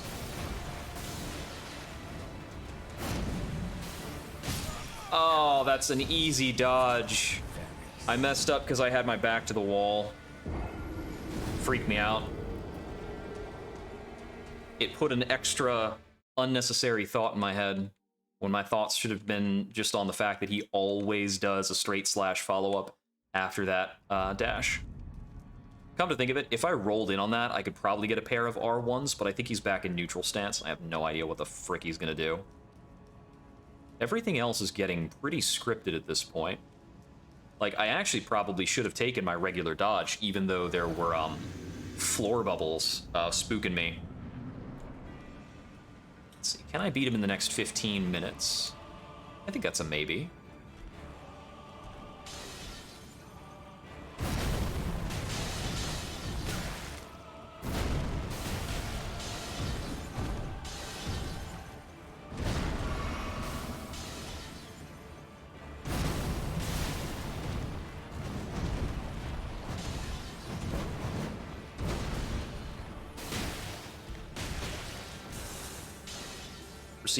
provided he doesn't start acting like some kind of cracked out Mojo Jojo.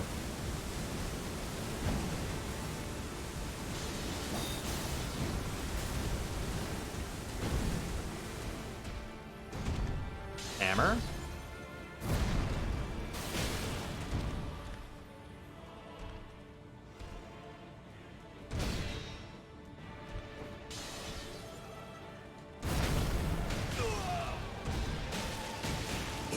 Let's back it up.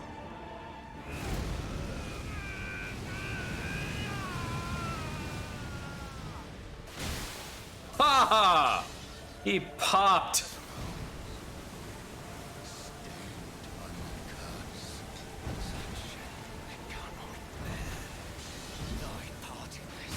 Okay, he like re-corrected because the range is a bit too much.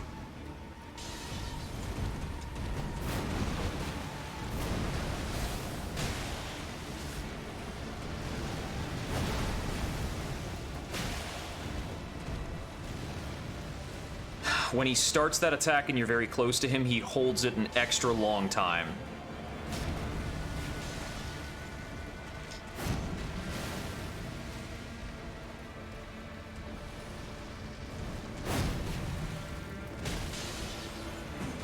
I have no idea.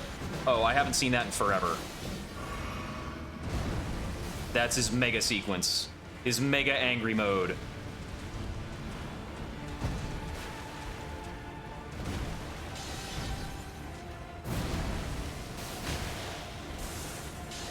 Very close. Let's not freak out.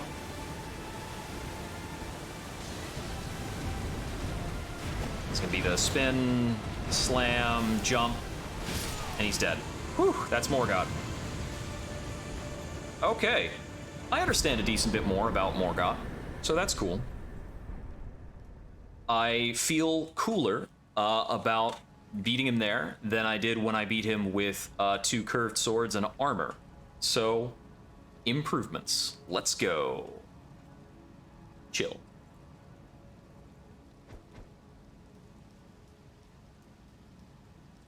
Take a peek at the thorns, and this will allow us to get up to the mountaintop of the giants, where we can grab more upgrade stuff.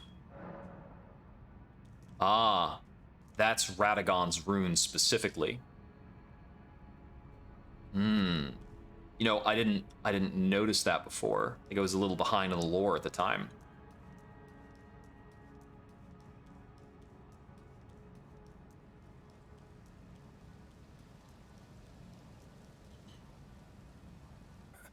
Tarnished. The Erd Tree warrior. None may hide. So I would presume that Morgoth attempted to take up the mantle of Elden Lord and was denied by Radagon. Radagon and Marika are the same. So Radagon and Marika do not wish for somebody to be Elden Lord. Although theoretically they set everybody to fighting. No, it's not that they set everybody to fighting. Grace is controlled by the Greater Will. The Greater Will hold grace away from people during the fighting after the shattering. I believe that it was Marika and Radagon who performed the shattering anyway. I think they would have to be the catalyst for it.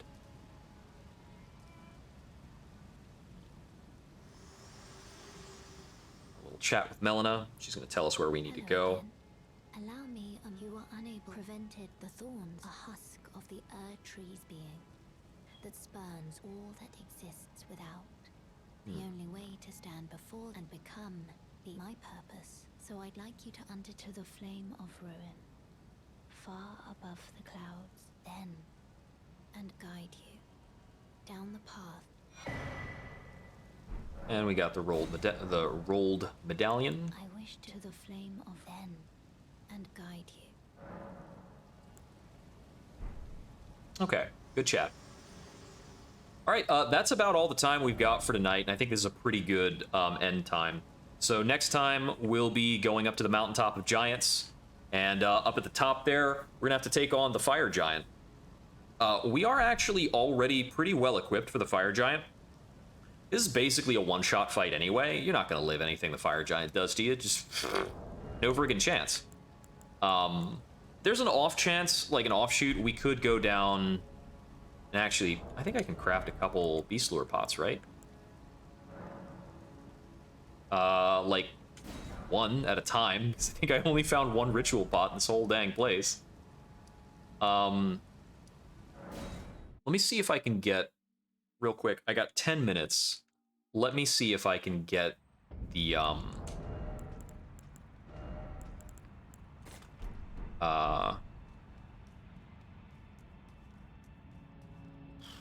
the Bloodlord's Exaltation.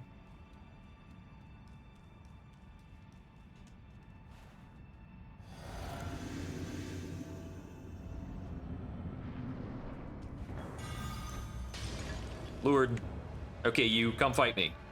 It works.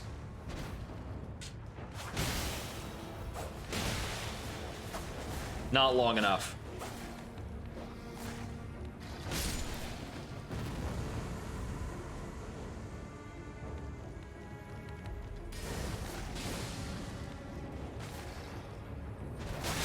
Ah, dang it. Well, I can still craft one every single time I come in. And honestly, if the Beast Lure pots buy me enough time to land one more jump attack, I might be able to land this. Last time I was trying this, I had like a plus 15 weapon. So...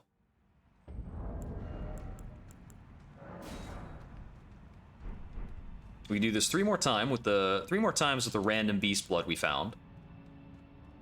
Oh, and I didn't activate Warcry either, actually.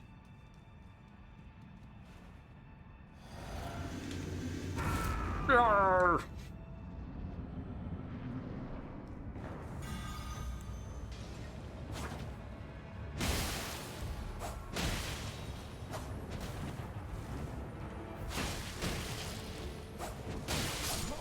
It put me on top of his head. It tried to Goomba stomp him.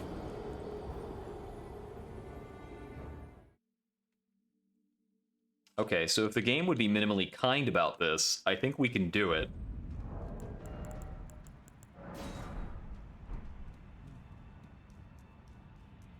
Just stomp this man. I do kind of wish that he would just get stunned after losing 3/4 of his health bar.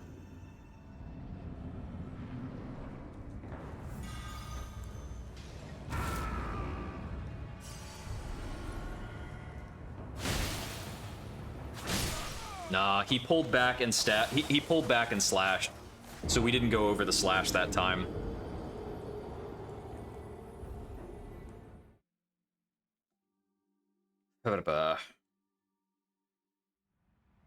This is actually a fight where I might just want to get Hoarfrost Stomp and hope that solves it. Because with Hoarfrost Stomp, I could probably kill the dogs. And I got no shame about using some tools for this that I wouldn't normally use in other fights.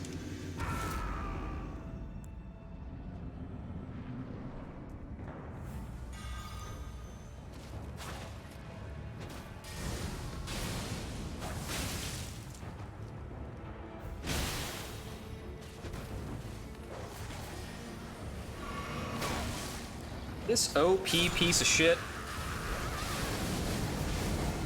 Friggin' Reduvia. Come on, dude. Just stand there and take it for a little bit. Just let it happen. Alright, that's my last Beast Blood. It's not a pain in the neck to farm. Like, anything that uses Arteria Leaves is the worst to farm. Those things only drop from hairy trolls in the Mountain of Giants.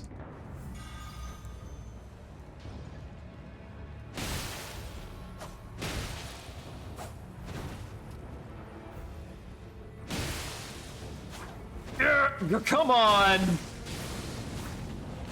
You clown! Ugh! Okay, I don't I'm not confident the Beast Lure pot is helping at all. It is making the dogs walk to another side of the room momentarily, and they come right back. I don't know if I've ever seen such a useless decoy effect.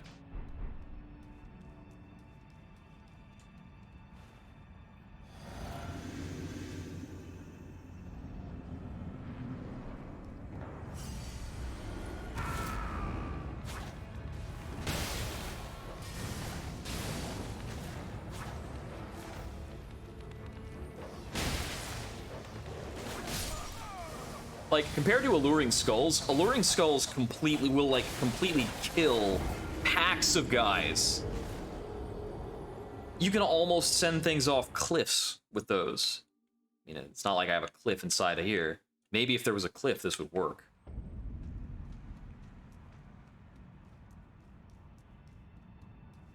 But yeah, lure effects in Elden Ring. Making me cry, bro.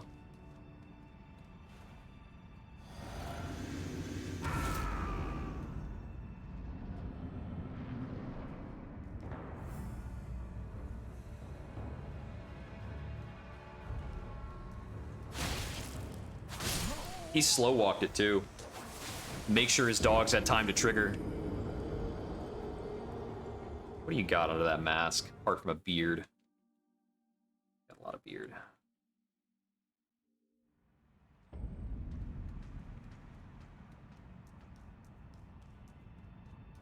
think I basically only need to get 4 jump attacks on him to kill him. It's pretty funny. Like, how much of a wimp this guy is. Oh, already did that.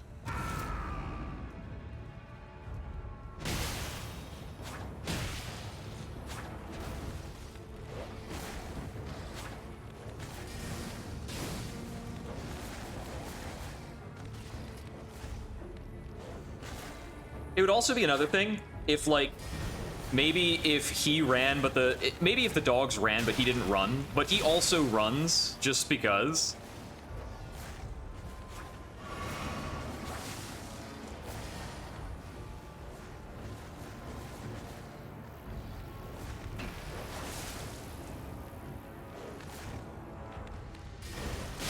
For casual players, this has got to be the most trivial guy who ever lived.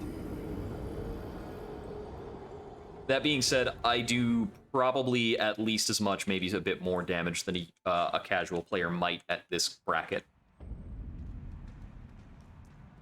The damage boost from Blue Dancer Charm is actually ridiculous.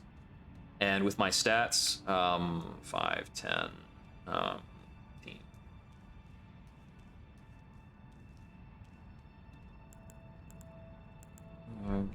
I think I'm about a level 30 character, give or take, if you just count the stats.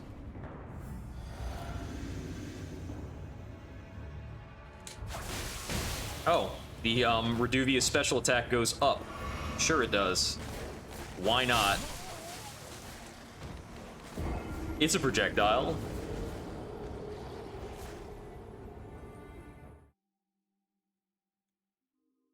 Let's see. You know, let me actually try this with maybe Flame of the Red Mains or something.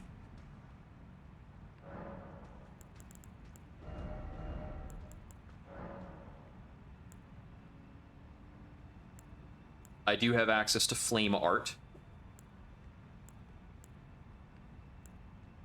It's just, I think a good bit weaker. A good bit. Yeah.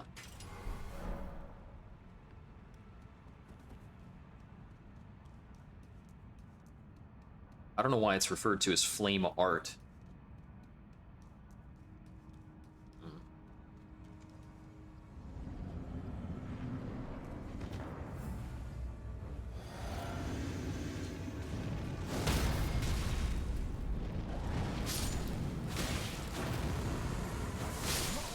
Okay, so that is an effective way of killing the dogs.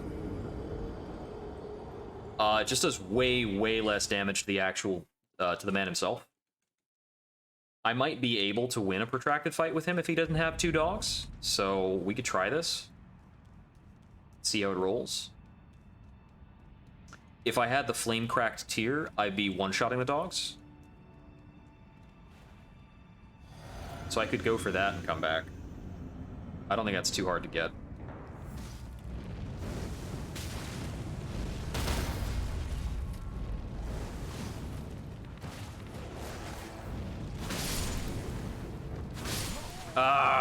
So my second red main went into the ground because I was on manual targeting. I'm gonna give this like 2 more and then call it. This guy is a pain in the rear.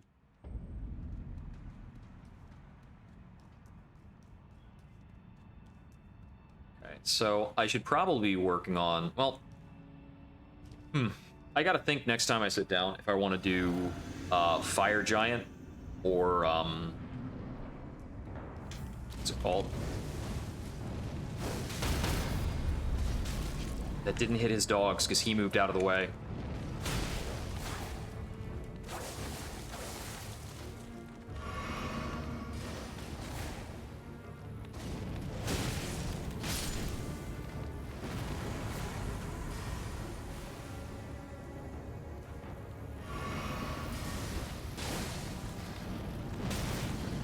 That also didn't hit his dog. Is it like didn't go through him?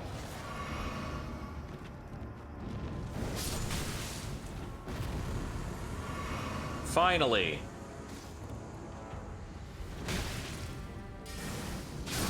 Dang it.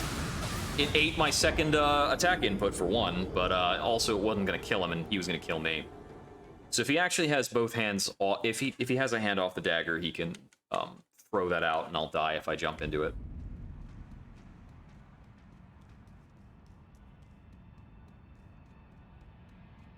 Yeah, so it looks like he'll dodge and react to Flame of the Red Mains as a projectile. The dogs won't.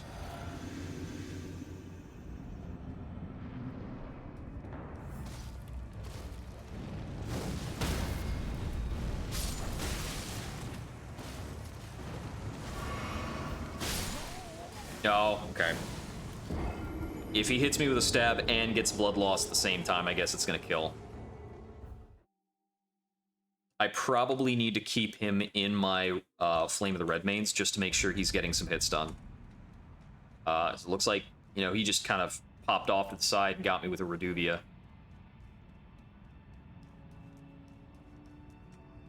Pain in the neck weapon. If he was a player, that would cost him, I think that costs health to shoot. Yeah, okay, just roll in and friggin' murder me.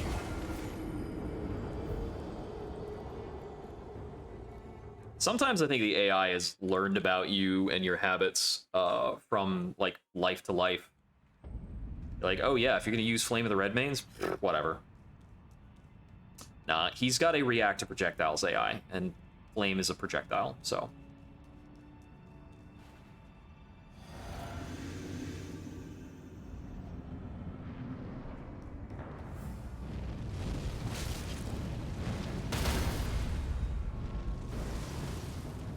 Ugh.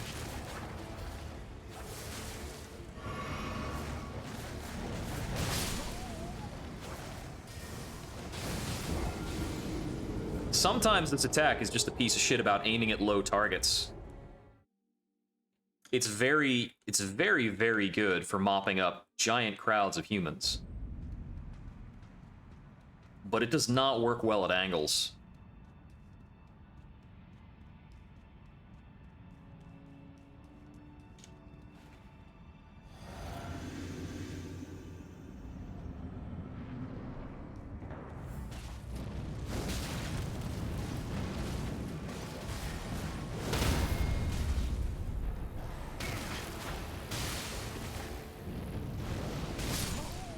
He moved too much to the side. Every time I unlock, it just duffs into the floor is the problem.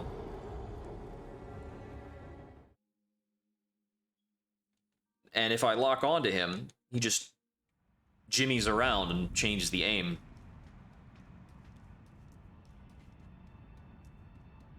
I need to swap the aim onto the dogs at the right time.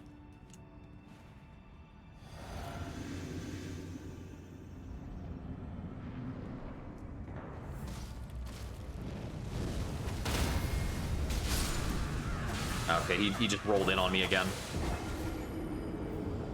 I need to respond to that a bit. If I actually hit the dogs with it, I can slow down a sec. Because they'll be on the floor.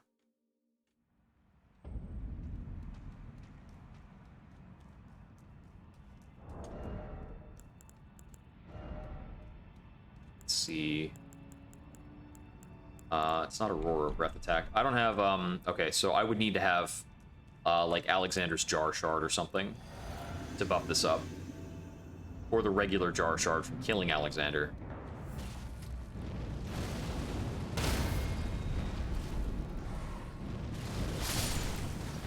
Got him.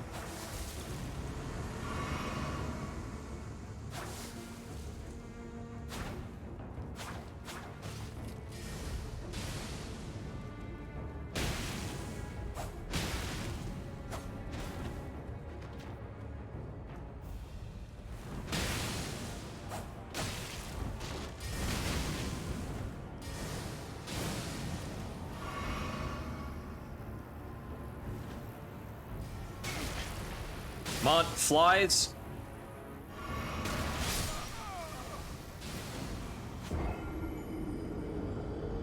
I couldn't get the flies to stop on a pillar. It's close. It was once again another one of those things where it just ate one of my leaping attack inputs. I might have run out of stamina. I don't know why. I don't know what happened. It might be that I ran out of stamina, but it took away my last leap attack. It just didn't come out.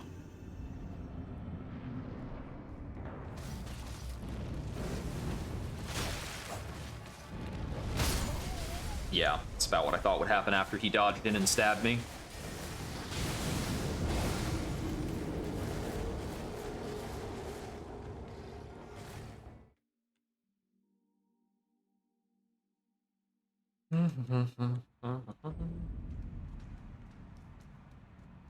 Oh man, so there are a couple spots later where I'm probably gonna have to run around and gather up a lot of ritual pots, or pots and ritual pots, because I absolutely still want to use pots during my fight with Gideon the All-Knowing.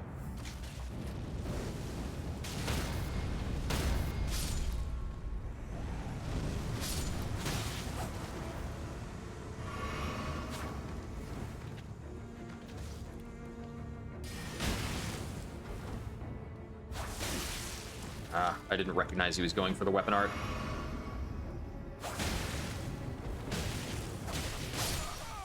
Come on! I actually just needed to go for another jump.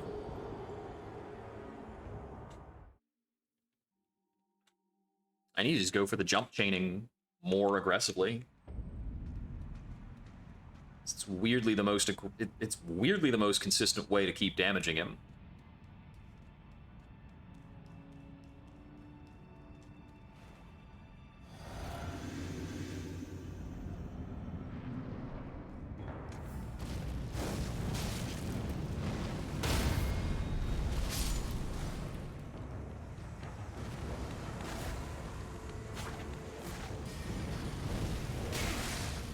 Okay, Flame of the Redmanes just missed that dog twice while I was locked onto the dog, and only the dog. At point blank range, it missed it.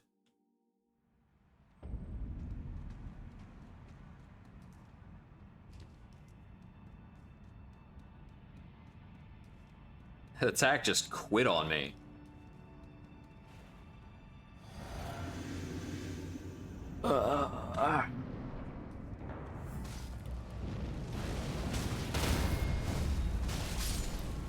That's both of them.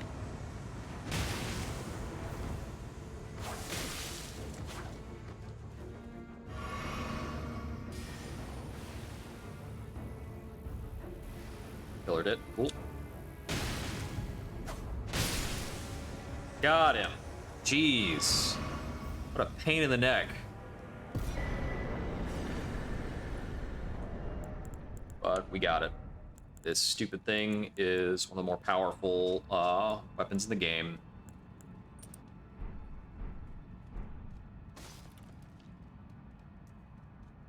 It will be a reduction in attack power until we trigger the things that make it not a reduction. All right.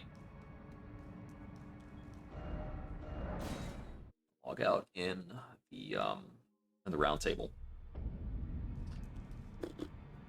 That's it for tonight. Thank you very much for tuning in. This has been Jupiter Exile. I hope we wander again soon.